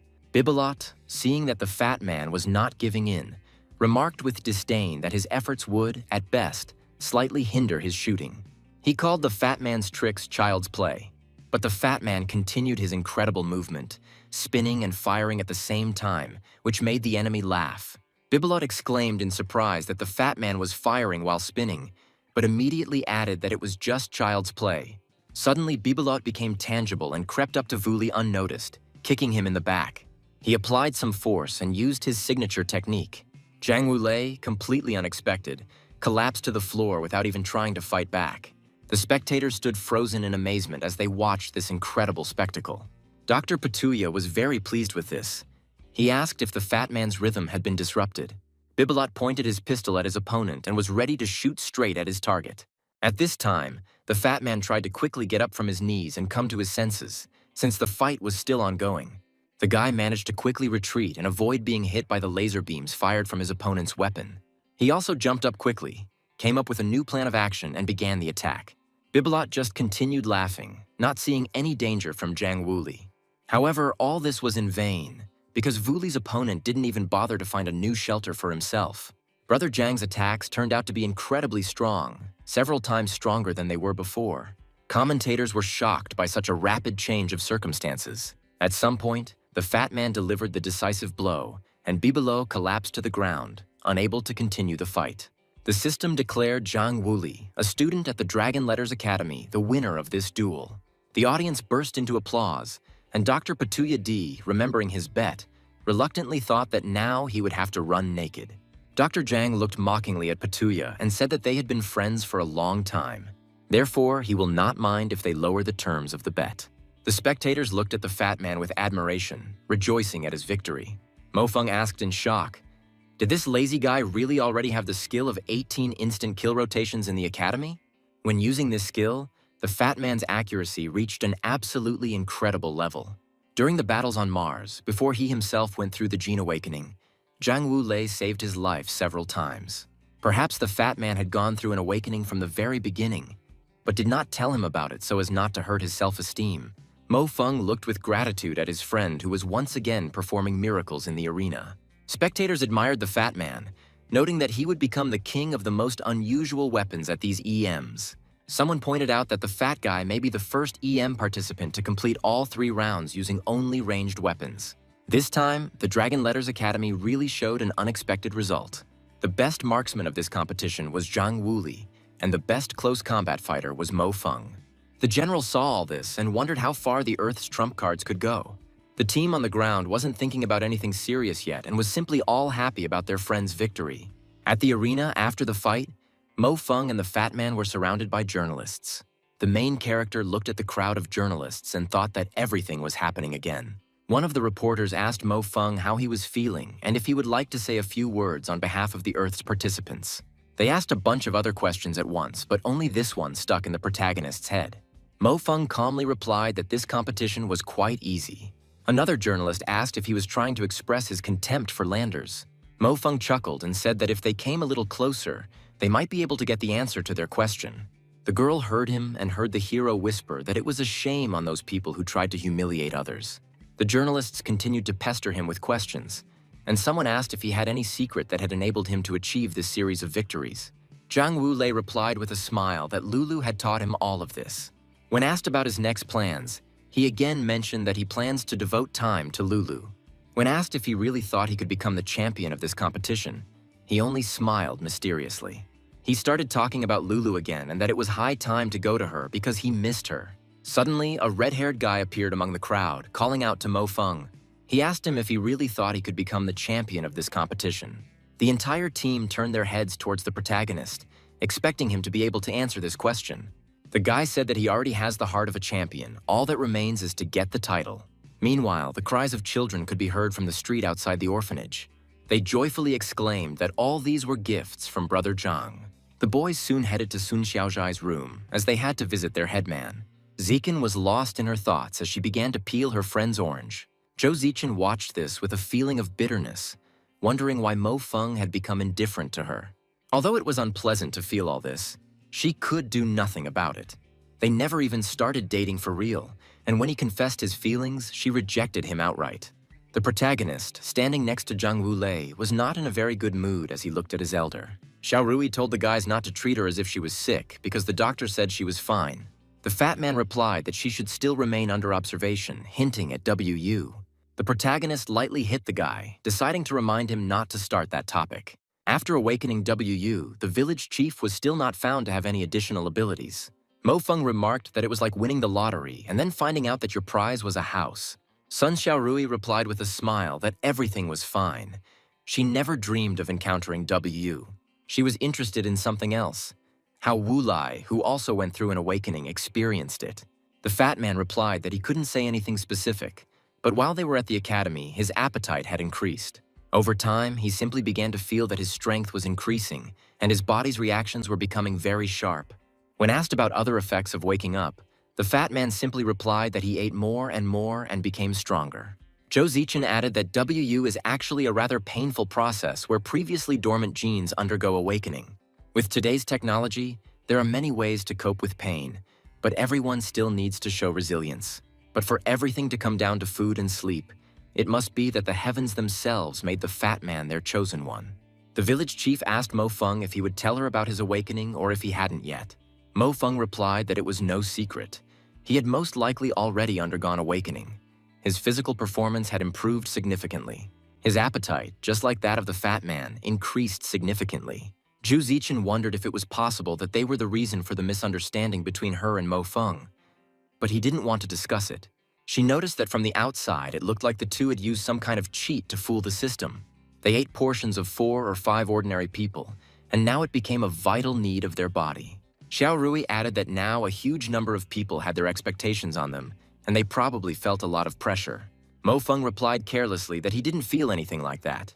Sun Xiao Rui asked Zhou Zichen to help control these 2 brats who were too afraid to be seen in public. Zichen herself understood that now the whole world was talking about them as the god of war and the king of weapons. The protagonist said that any representative of the moon behaves arrogantly, but since ancient times this privilege belonged to earthlings. The guys were informed that the list of upcoming fights for entry into the top 8 had finally been announced. Marco Polo explained that Chrissy was supposed to fight Lo Fei, Alain was supposed to fight Bolin, Brandon was supposed to fight Anthony, and Beasley was supposed to fight Phil.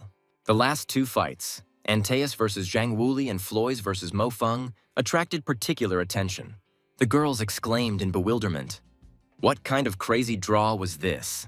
Marco continued, saying that Antaeus's abilities, known as the Son of Earth, were best suited to counter Zhang Wuli. Thanks to his ability to communicate with the Earth, he was able to receive some information, which allowed him to make surprisingly accurate predictions. Zichen understood that the most terrifying thing was that Antaeus's battle tempo was currently the fastest and most brutal. Regarding Mo Feng, the village chief noted that his greatest strength was his close combat skills. However, his next opponent would be Floys, who was simply invincible in close combat. He was made invincible by a unique ability that simply destroyed all fighters who dared to engage in close combat with him. Mo Feng only replied that it was all wonderful. He explained that he had long wanted to fight Floyd, seeing the bewilderment in his friend's eyes. The guys really couldn't understand the main character and what was going on in his head. Marco Polo noted that this was to be expected from the boss. Apparently he had a plan to win again. The protagonist recalled his past life when he was at war and thought about how he could meet Floys. But the gap between them was large. The next second the question came, what's so good about all this? To this question, Mo Feng cleared his throat and replied that, to be honest, he just wanted to be friends with him. Friends noticed that only Mo Feng could laugh in such a situation. Zichen thought that after the battle for the top 8 spot began, some changes would begin to be made to the servers. The main change is that all arenas will now be open to give fighters a better chance of winning. There will even be an arena in space, and all these changes are aimed at filtering out fighters. But now it was time for sleep.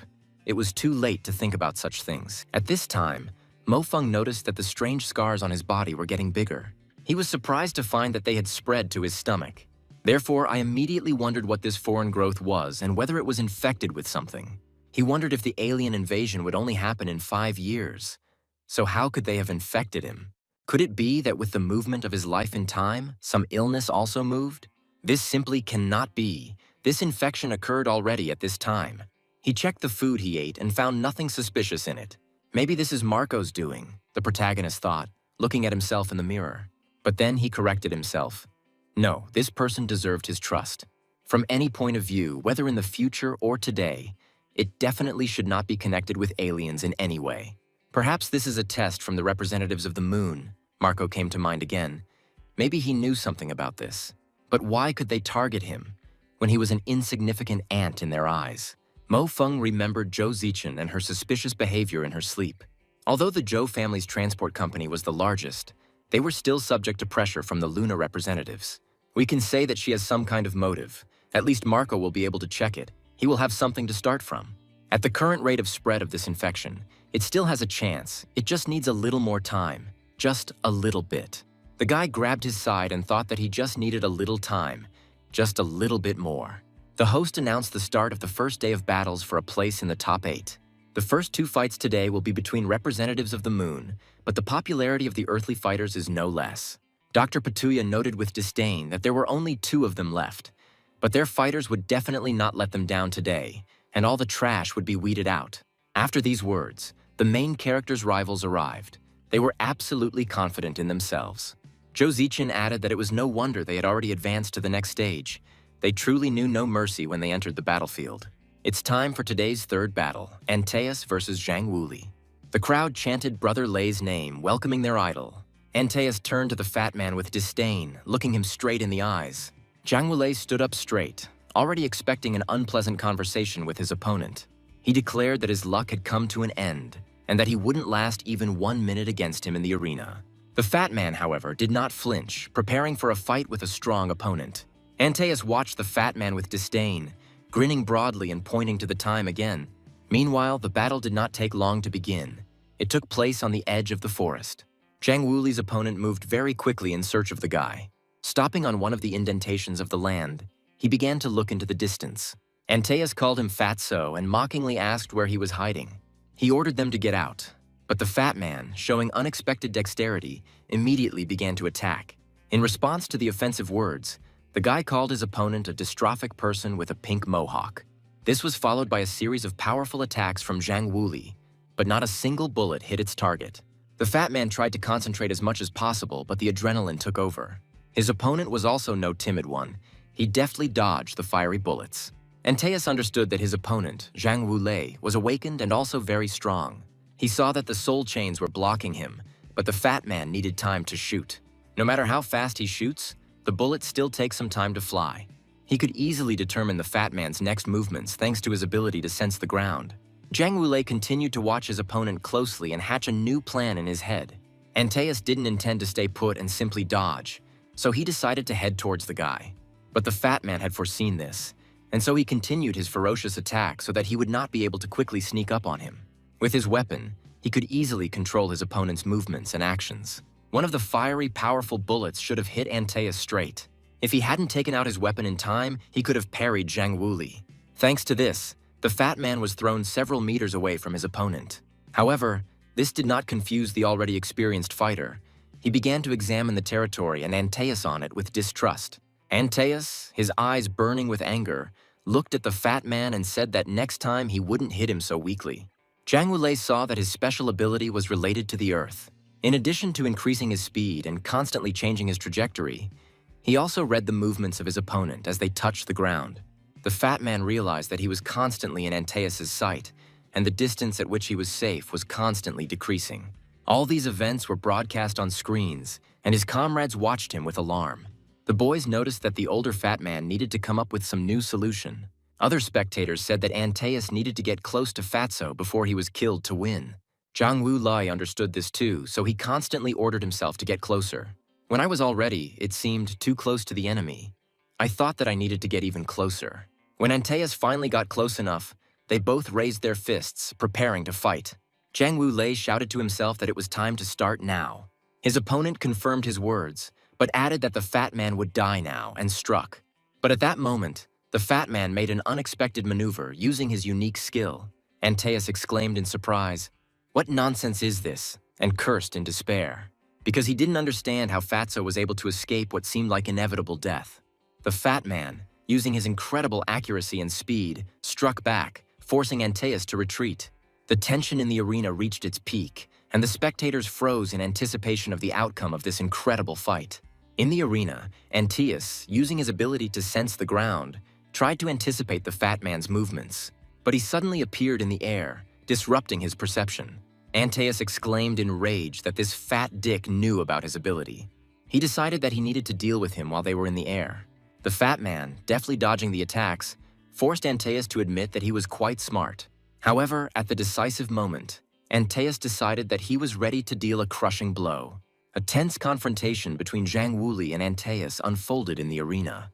Antaeus, confident in his superiority, watched Fatso with disdain, mocking his attempts to resist. He said that now all Fatso can do is talk about how he screwed up. The commentators looked at the battlefield, not understanding whether Antaeus had managed to win. So after the attack of the opponent Vulai, everything was in clouds of dust. His comrades watched this scene with apprehension and absolutely without comment. At one point, the main character couldn't take it anymore and spoke out, saying that the fat man should have gotten in. He said that his fate was to perish with his hands cut off by pigs. The fat man, however, did not flinch, continuing to dodge the attacks with unexpected dexterity. At some point, Antaeus, irritated by the enemy's elusiveness, exclaimed that he was fat and cut off his hand. And so Zhang Wulei flew into the air along with his severed arm. Antaeus was still standing in his stance, although he already understood who would win this fight. When he caught up with his opponent again, he cut off his other hand with one movement. Now the fat man lay in front of his opponent, completely armless and frightened. The protagonist understood that victory and defeat in battle are commonplace. However, the enemy could have finished with one blow. He ominously stuck out his long tongue. There was a thirst for blood in his eyes. What he had done was not enough for him. He decided to completely kill his opponent so that he could no longer speak badly about him. In one fell swoop, he raised his sharp weapon and swung it straight at Vuli's throat. The spectators were frozen in tension as they watched this incredible fight. The system confirmed the kill, and Antaeus was declared the winner. The spectators froze in shock and noticed that only Mo Feng remained from the dragon letters. Everyone wondered if he could do anything amazing on his own. The crowd chanted the names of the victors, welcoming the son of Earth and the god of war as Wulai returned from the arena. His friend quickly ran up to him, calling him anxiously. He put his hands on his shoulders, telling him not to blame himself. Everything was fine. The fat man, having lost the fight, apologized to him with regret. He felt depressed.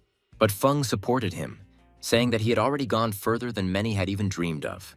As they walked away from the battlefield, they said that the fat man was still among the top 8. Feng thought to himself that if Antaeus fell into his hands, he would not stand on ceremony. The fat man's comrades encouraged him, shouting his name and jumping with delight. Darao noted that the guy did not disgrace the honor of the earth, since he truly believed so.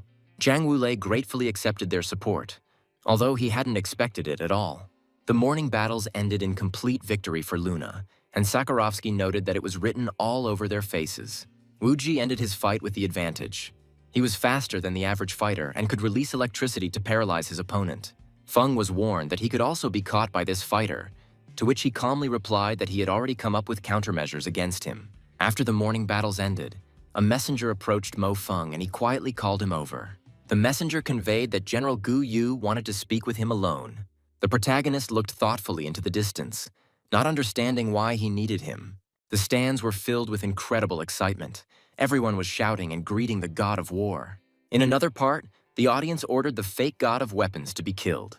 General Gu Yu carefully studied Mo Feng's file after another blunder by one of his team members.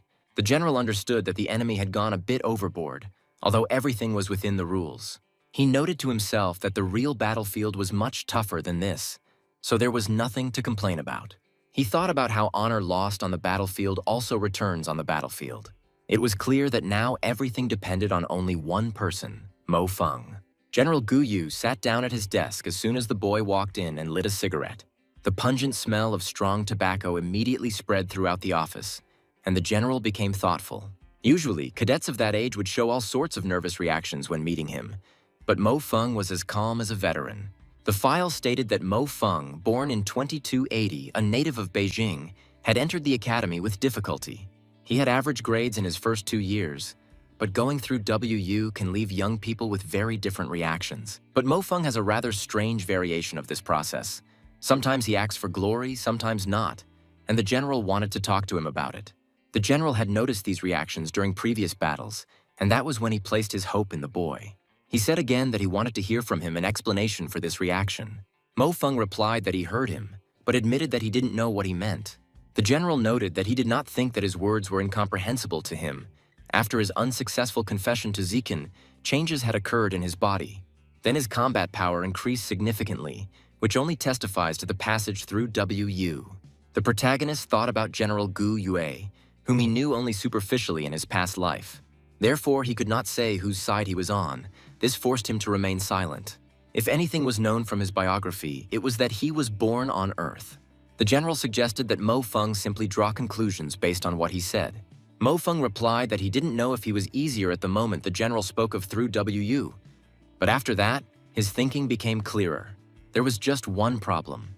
He started having frequent nightmares, and they were connected with the future. In his dreams, humanity was waging an interplanetary war that resulted in both the moon and the Earth being destroyed, and he wanted to protect the Earth. But he does not have the necessary position for this, and therefore he decided to take a high place in the army. General Gu Yu shared his information based on the available data.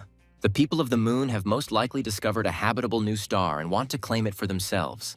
The Earth is at a complete disadvantage. Mo Feng's words are unfounded and a bit illogical, but that doesn't matter. There are no problems with his nature, so he would be the best candidate for this task, provided that he gets into the top 4. The general warned that the next thing he said, Mo Feng should forget as soon as he left here. Mo Feng realized that everything was going well. General Gu Yu must be on his side. The entire alien plan kept Earth in a passive defense, and it could do nothing. On the lunar side, as an Earthling, he has no chance of getting inside, so he will have to start from the earthly side. In the future, the moon will lead the launch of the Aurora project, and Earth will be solely responsible for its funding. He and Gu Yu are not thinking in the same direction, but the topic of their thoughts is the same: how the expedition turned into a disaster. The general noted that for the people in the Federation, the most important thing is profit, and Luna made many concessions in order to take full control of the project. Mo Feng needs to get into the top 4 for them to have a chance. He may have been a little down in the dumps lately, but the final match to reach the quarterfinals had to begin. The crowd chanted the fighters' names, greeting Floyd and Mo Feng as they entered the arena from opposite sides. The audience demanded that it begin quickly to find out how the god of war would clash with the hunter. The stands were divided into 2 fronts. Some supported the main hero, others extolled Floyd. Although it could be noticed that the majority still hoped for Floyd's victory, Mo Feng's sister sat by the screen broadcasting the upcoming fight, mentally supporting the protagonist. Dr. Patuya D introduced the participants who had come out, singling out Floyd with particular importance. The red-haired guy walked into the arena with a certain importance, feeling his superiority. Mo Feng and Floyd stood frozen opposite each other, looking into each other's eyes. The main character was introduced to the audience by Dr. Zhang, who wished him good luck and victory. The fight was about to begin, but the boys couldn't take their eyes off their opponents. Mo Feng's opponent closed his eyes, ready to move onto the battlefield. The main character did the same for greater concentration, immersed in his thoughts. Then he suddenly opened his eyes, deciding to take a closer look at his opponent. He dropped to one knee, taking his combat weapon in his hands, preparing for the fight. Floyd also had his own weapon in his hands and looked at the main character with arrogance. Commentators noted that both chose titanium swords, which surprised Patuya. He was surprised to notice that the god of war had finally begun to use weapons, as he had previously preferred to fight with his bare hands. Dr. Zhang explained that this is an unspoken agreement and a sign of respect between the powerful, and some are too young to understand it. The team watched Floyd closely, realizing that he had seemed to be deliberately waiting for them to get close enough. Darrow said it was to blow it up with his volcanic explosion ability. He stood frozen in anticipation, wondering how Mo Feng would get out of this battle. The fight started with a lightning attack from Floyd, who wanted to finish the fight quickly. Mo Feng immediately headed towards his opponent, having the same desires. Floyd, seeing the boy's determination, sped up towards him, intending to strike first. Mo Feng glared at his opponent, already swinging his sword at him. Floyd was also ready to unleash his power on Feng, anticipating his quick victory. The two boys were crushed in a fierce battle, and bright columns of energy formed around them. The protagonist's opponent, clashing with him with swords, thought about his strength. He noted that Mo Feng was indeed completely different from the rest of the Earth's participants. As Floyd attempted to deliver the finishing blow, Mo Feng suddenly used his unique technique, dodging the attack and counterattacking. The sword swayed, sparks flying, and a tense silence fell over the arena, broken only by the heavy breathing of the fighters. The incredible confrontation continued in the arena. The arena buzzed with tension as Mo Feng and Floyd stood facing each other, titanium swords in hand. It was not just a fight, it was a clash of two worlds, two styles, two unbending wills.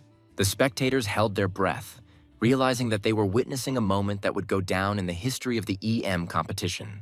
Floyd's first strike hit Mo Feng like a clap of thunder.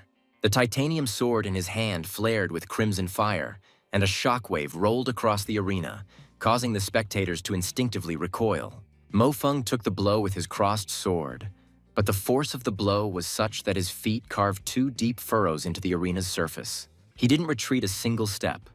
Only his teeth clenched tighter, and his eyes lit up with that same cold fire. Floyd's gave no respite. His sword fell again and again, each blow heavier than the last. He used his volcanic power, weaving it into every movement. The blade of the sword was covered with a red-hot crust. The air around it melted from the heat. Mo Feng dodged, blocked, and moved to the side, but Floyd's was like an erupting volcano. Titan scraped against titanium, sending up showers of sparks, and Floyd felt the vibrations from the blows pass through his arms, through his shoulders, through his entire body. Each block was followed by a dull pain in the chest, where the alien force had already taken root. Mo Feng repelled 67 sword attacks one after another, and each strike carried an average crossing power of 5,300 kilograms. Daros admitted that he had assumed that Mo Feng wouldn't go all out against him, but he didn't know it would be that bad. Now he used his powers from the very beginning, as if to say that he was a force to be reckoned with. Floyd used 80% of his strength, and Mo Feng supposedly used 60 to 70, but it was incredible. But the main character did not pay attention to the sharp words of his opponent. Floyd had already taken his weapon in his hands and was pouring his fiery power into it. The spectators watched the action with delight, and someone shouted that Floyd had finally gotten down to business in earnest. Others called for this guy to be done away with because although he is strong, ability decides everything. The protagonist decided to put not just strength into the next blow, but all his rage, all his superiority. Mo Feng's sword wavered, and for a moment it seemed like he wouldn't be able to hold his ground. At that moment, the opponent realized that he was not just another participant on whom he could set a record for the fastest victory. Before him stood a warrior who had been through hell, and this hell taught him not only to strike blows, but also to take them. They clashed again, and this time the pace of the fight became even more frantic. 2 titanium swords dancing in the air, their movements very fast. Floyd used his ability and his sword burst into flames, but Mo Feng did not retreat. He knew where the weak spot was.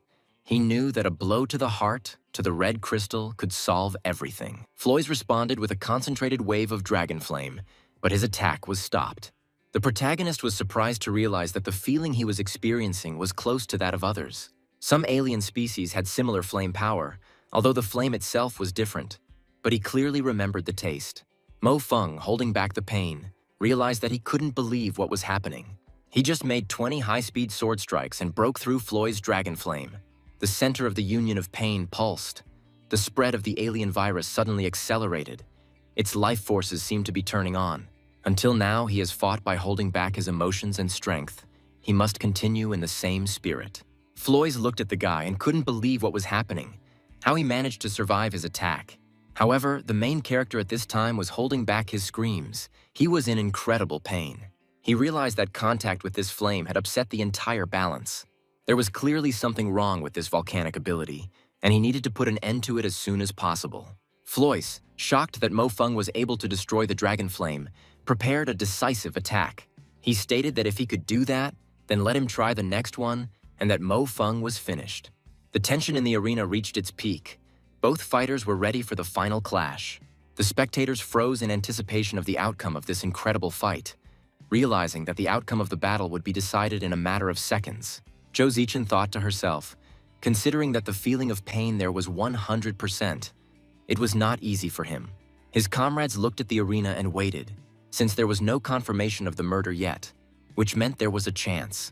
The fight was drawing to a close, and the tension in the arena was running high, with Floyd feeling the initiative slipping from his grasp. Each of his attacks, which had recently been unstoppable, now ran into a wall of titanium and will. Mo Feng no longer retreated. He pressed, forced the enemy to play by his rules.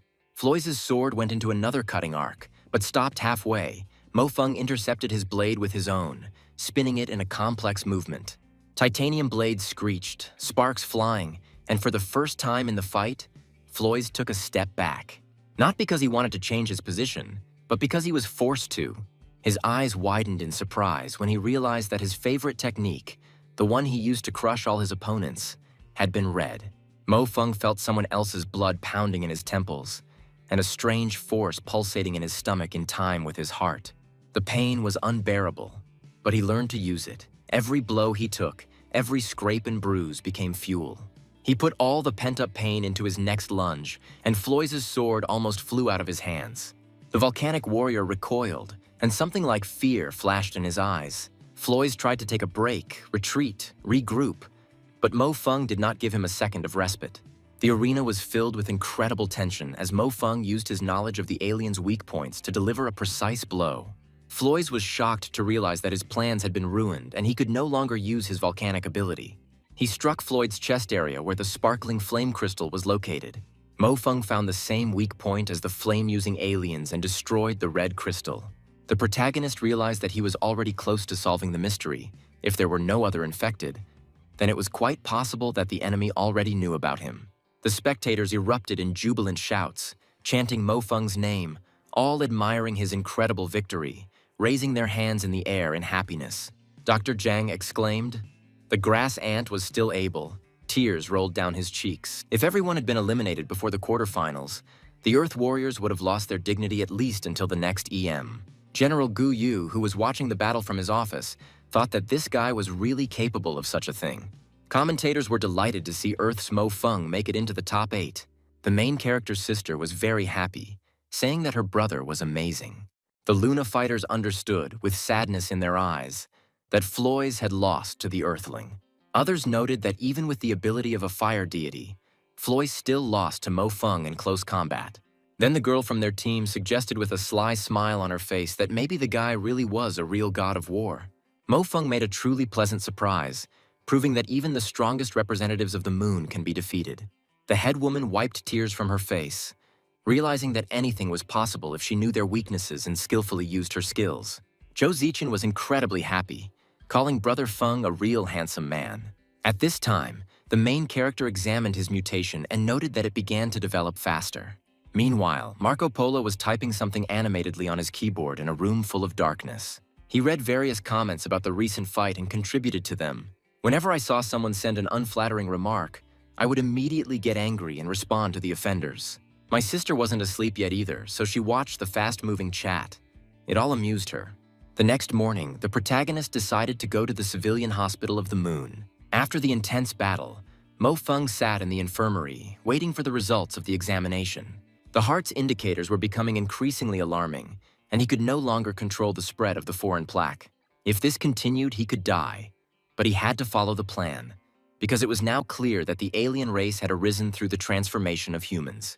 It is quite possible that this is a genetic variation, but an unknown force must be involved in producing the mutation. There was definitely something wrong with Landers. He got mad after his defeat and said that Mo Feng was doomed and maybe he knew something. After arriving on the moon, every soldier undergoes a medical examination, and Landers could well have had access to the results, Mo Feng noted. The main character didn't like all this. He understood perfectly well that he had to win the next battle. Sun Xiaorui, waiting for her turn to be examined, thought that this trip to the moon was like a dream. She had once been worried about Mo Feng's academic performance, but in the blink of an eye, he had reached heights she couldn't even imagine. You need to do everything possible, and the rest will be decided by how events will develop. The main thing is not to overdo it. She asked Mo Feng if she should try the WU reagent. Mo Feng abruptly stated that she already had the best outcome. Sun Xiaorui was surprised by his reaction, but Mo Feng firmly said that it was for her own good. The village chief added that she didn't know about his domineering side, and it was no wonder Zichen liked him. The girl quickly blushed at this statement but was unable to respond. The main character also stood in a stupor, unable to find the right words. Marco Polo told Mo Feng that the journalists were already waiting for him, and they refused to leave without interviewing him. Mo Feng said goodbye to Sun Xiaorui and went to deal with them, explaining that WU was a kind of stimulant, which is aimed at revealing human potential, intended for people with weak abilities. He really wanted to reveal the whole truth to Sun Xiaorui right now, but he decided to put it off for now. All the available information and conclusions had already been edited and sent to Marco by email, but he still didn't know how to evaluate Marco. He thought about Zhou Zichen and didn't know how to judge her. He could only hope that she wouldn't end up on the enemy side in the future. As for Fatty Zhang, he was his brother, fighting side by side with whom he had already died once. He knew he didn't know how long this would go on, but now he needed to deal with the journalists. At the exit, Landers was waiting for him with a group of journalists who were demanding comments. Mo Feng calmly stated that he knew Landers had not accepted defeat. Immediately after these words, he offered to give him the opportunity to correct the situation. The boys exchanged a few more sharp remarks, but it was more childishness than rivalry. Landers angrily replied that he was not going to fight him, but would see what he got. Journalists vied with each other to ask questions about Landers' defeat and whether Mo Feng was relying not on his own strength, but on his family connections. Landers stopped them, demanding that they be quiet and not interfere, asking what newspaper they were from. At that moment, Alan Doyle appeared and told Landers to shut up. Landers was furious and replied that he was warning him not to think that since he was the boss, he could tell him what to do. However, he could not resist Alain for long. He put his hand on his shoulder and asked him to calm down. He smiled and remarked that Mo Feng's ability to deal with reporters was quite useful. Alain Doyle asked how Mo Feng knew that the weakness of the fire deity's ability was in the heart. Mo Feng replied that the heart is not a gift for everyone. Alain agreed.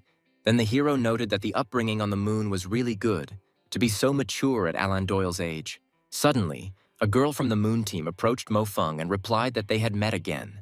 To which Mo Feng asked in bewilderment, "In what sense?" The girl explained that Mo Feng was now a celebrity. The guy replied that it was an accident, hoping that the media wouldn't always be on his tail. Alain Doyle apologized for the disturbance and expressed hope that they would have the opportunity to meet again after the competition. The fat man came running shouting that the quarter-final distribution had been announced. Antaeus, who was observing the list, confidently declared that he would deal with Mo Feng within 3 minutes. The fat man urged him not to be arrogant, promising that Brother Feng would make mincemeat out of him. He called Mo Feng to look at the match list, calling him louder and louder as he didn't respond. Zhang Wulei wondered why he remained silent without seeing his friend lying in a pool of blood on the bathroom floor. A little earlier, the main character went to the bathroom because he could no longer bear the unbearable pain. He clutched the edge of the sink and tried to wait out another flash of light emanating from the mutation on his body. Mo Feng pondered his condition alone, realizing that in his past life, even on the battlefield of Mars, the probability of infection was low. However, if someone did become infected, there was no escape. However, although there is no salvation, by cutting off these scales, it is possible to slow down the transformation. Taking a sharpened knife, the guy tried to carefully pick at the growths on his body. This way, he could buy himself a little time, but the plan was still going slowly. The guy tried to endure the pain, clenching his teeth so as not to make any unnecessary sounds. After some time, the entire bathtub was covered in drops of blood and scattered pebbles that the guy had picked out from himself. Now he stood in front of the mirror, breathing heavily, and examined the result of his painful work. There were bright bruises under his eyes. The hero was clearly not feeling his best. Things should get easier now. There shouldn't be any infected blood, Mo Feng reassured himself. The main character himself believed that he only needed a little rest. No longer able to remain conscious, his body began to malfunction. His eyes rolled back in his head, and a cold sweat ran through his entire body. Suddenly, Fatty and Zhou Zichen appeared in front of him, trying to call their friend. The main character exclaimed in surprise that it was them, and the fat man was glad that he had arrived on time. Then he said that they had just been brought meat and alcohol, immediately handing it all to Mo Feng.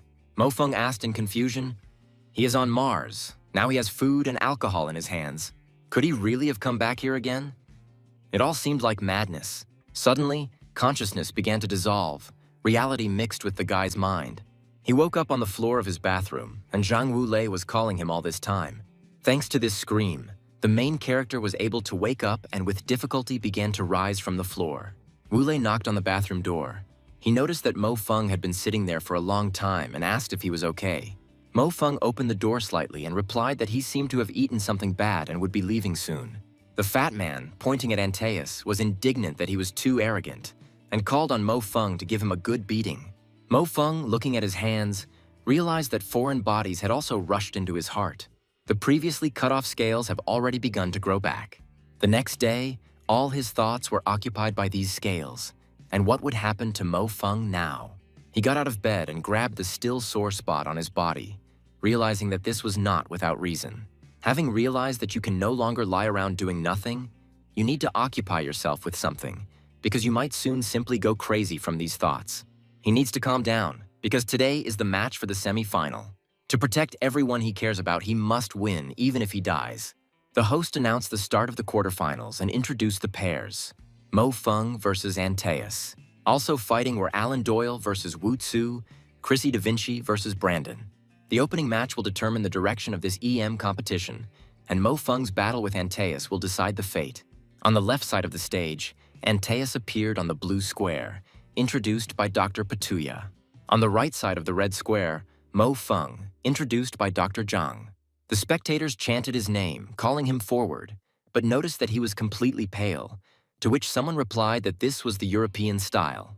Antaeus asked if he hadn't slept all night because of fear, and expressed hope that he, unlike that fat man, would at least be able to show something. Mo Feng, remembering the many regrets of his past life, decided to make up for them in this one. As for Antaeus, he would first repay the debt for Wuli. Sun Xiaorui noticed that something was wrong with Mo Feng and became wary. His condition seemed even worse than hers, but there was nothing she could do about it now. Zhou Zichen, hearing the village chief's suggestion, also tensed up, wondering if something could go wrong. The girl thought, frightened, that maybe this whole condition was because of him. The main character was indeed in bad shape, but he tried to hold on with all his might. Antaeus, preparing for battle, recalled the information about Mo Feng. His strength in long-range combat is amazing, and he was the first to reach the S++ rank. Hearing about this, Antaeus was even scared, but Alan said that he had a good premonition, which had never let him down. According to the operational headquarters plan, Antaeus was supposed to force Mo Feng to resort to firearms. After all, his superpower, the Great Land, will give him an advantage in such a fight, unless they are assigned some strange battlefield. This battle had another important meaning for Mo Feng. He must avenge Zhang Wuli. It's been so long since he returned in time, and he hasn't done anything good, so he has to at least make the fat man happy. When it was announced that Mars had become the battlefield, Antaeus rejoiced as he surveyed the area. He was delighted that Alan's premonition had once again proven correct, and this battlefield was simply perfect for him. Dr. Zhang complained that Antaeus' choice of weapons was too vulgar, but it was noted that with a shield, his movements were already difficult to access. The Riemann rifle, with its good firepower and minimal recoil, allowed him to shoot with virtually no inertia while moving. Antaeus was confident that if he stuck to his tactics, he would win even if he didn't succeed right away. He will be able to drag out time until a convenient opportunity arises. He thought about this looking at the main character. Moreover, Mo Feng is not in the best shape today, and the harsh Martian conditions could very well seriously exhaust him. Critics have been actively discussing rumors that Mo Feng might be the very person who first cleared the EM quest on S++. Considering his sword-shooting technique, it could be assumed that it was him. The news has spread all over the world. It is too late to block it. Now all the spectators were whispering among themselves, discussing this event. On the screens of smartphones or other devices, all viewers had only this news. Throughout the stands, nothing else could be heard except the discussion of the main character. Everyone looked at the arena with delight, comparing the photo on their gadgets. The same news reached General Gu Yu, who read it with some apprehension. However, the general understood that given his current physical condition, now was not the time to reveal it. But the rumors had already gone too far. There was no point in blocking them. Antaeus noted that the energy of this research is quite fluid. It's even easier to control than on Earth, and the only downside is the smell, which makes you feel sick. But he is already quite familiar with this battlefield and can endure it. Even Alan and the others would not dare fight him here. What then could be said about Mo Feng, who was now quite far from the enemy? 2 months have passed since his rebirth, and Mars feels quite realistic. During his time at the academy, he never thought he would find himself in such a location, so deserted and uninhabited, with twice the gravity and a strange smell. Sun Xiaorui looked at Mo Feng with disdain, noticing that he had taken the time to pose. The crowd was happy, hoping that his condition had returned to normal, but Antaeus was calm. He was also cool. The spectators called on Mo Feng to defeat Antaeus, to which he defiantly asked, "I'm looking for death." The battle began, and Mo Feng didn't even look at his formidable opponent. Antaeus prepared for battle, confident of his superiority on a battlefield that was ideally suited to him. An incredible confrontation unfolded in the arena. The battle between Mo Feng and Antaeus began. On a deserted, lifeless plain, where gravity was twice that of Earth, Antaeus immediately took up a defensive position, hiding behind a massive shield and armed with a rifle with minimal recoil. The super ability that showed him every movement of the enemy that came into contact with the surface did not bother the hero. Antaeus, confident in his superiority, was in no hurry to go into close combat. He used his advantage in range and speed, constantly changing positions and firing accurately. Antaeus screamed in amazement at how Mo Feng, this earthly mutated monkey, so deftly dodged his attacks. Every bullet flew right on target, but Mo Feng, despite his condition, dodged them with incredible dexterity. He moved as if he knew where the next shot would land. Antaeus exclaimed in amazement at how this earthly monkey could dodge so deftly and began to increase the pressure. However, Mo Feng didn't just dodge. He closed the distance, step by step approaching the enemy, ignoring the hail of bullets whistling around. When the distance was close to critical, Mo Feng did the impossible. He rushed forward with such speed that Antaeus did not have time to react. The blow hit the shield, and its force was such that Antaeus was thrown back several meters. He tried to get up, but Mo Feng was already there. His titanium sword slammed down again and again, each blow faster and heavier than the last. Antaeus, accustomed to slow, powerful attacks, could not keep up with this frantic rhythm. The protagonist stood over his opponent and told him that the fight was over. Antaeus cursed, realizing that Mo Feng's words were indeed true. There was nowhere else to run. At some point, Mo Feng froze, and unbearable pain was reflected on his face. The audience was perplexed and asked what was wrong with him, and someone remarked that Ante was very lucky. The hero thought that even though he controlled the power of his super ability, the alien virus would still break through at that moment. Everyone wondered what had happened to him. The alien plaque had made itself known, twisting his insides with fire. The main character remained kneeling in the same position and stopped reacting to everything. Antaeus, seeing this, also wondered what had happened and what he should do now. Because the guy saw that just a minute ago the enemy was invincible and now this is happening to him. At that very moment, Antaeus decided that he could take advantage of this moment. And no matter how unfair and cowardly it was, he still wanted to win. Mo Feng seemed to have lost consciousness. The entire crowd screamed, not understanding what was happening. His friends screamed desperately, calling on him to wake up and collect his thoughts. The main character's sister realized that this was not just a coincidence, especially since she remembered that very comment. The voices of loved ones flashed through the protagonist's mind as if he were somewhere in the depths of a pond. Someone asked the guy to come back, shouting that he shouldn't dare leave like that. I remembered how my sister asked me to be the driver at the wedding. Mo Feng mentally screamed that this is not all, he cannot die so easily. In his mind, he was trying to swim out of the depths of the ocean, a depth that was swallowing him up with every second. Suddenly, he came to his senses and, gathering his last strength, struck, aiming at Antaeus' head. He exclaimed that he would never be able to defeat the Earthlings again. The main character's eye sockets were almost completely broken, but he still tried to exert himself with all his might. He shouted at his opponent that he should have aimed for the head from the start. Antaeus, defeated, cursed, calling him a damn Earthling. The main character tried to finish off his opponent for sure, so that he wouldn't dare to do anything dirty again. The system announced that Earth's representative Mo Feng has advanced to the quarterfinals. But she immediately added that the EM capsule revealed abnormal indicators of the participant's body condition. Marco Polo watched all this from his laptop and mentally addressed the guy. He was shocked and asked what kind of letter it was and how the people of the moon could do such a thing.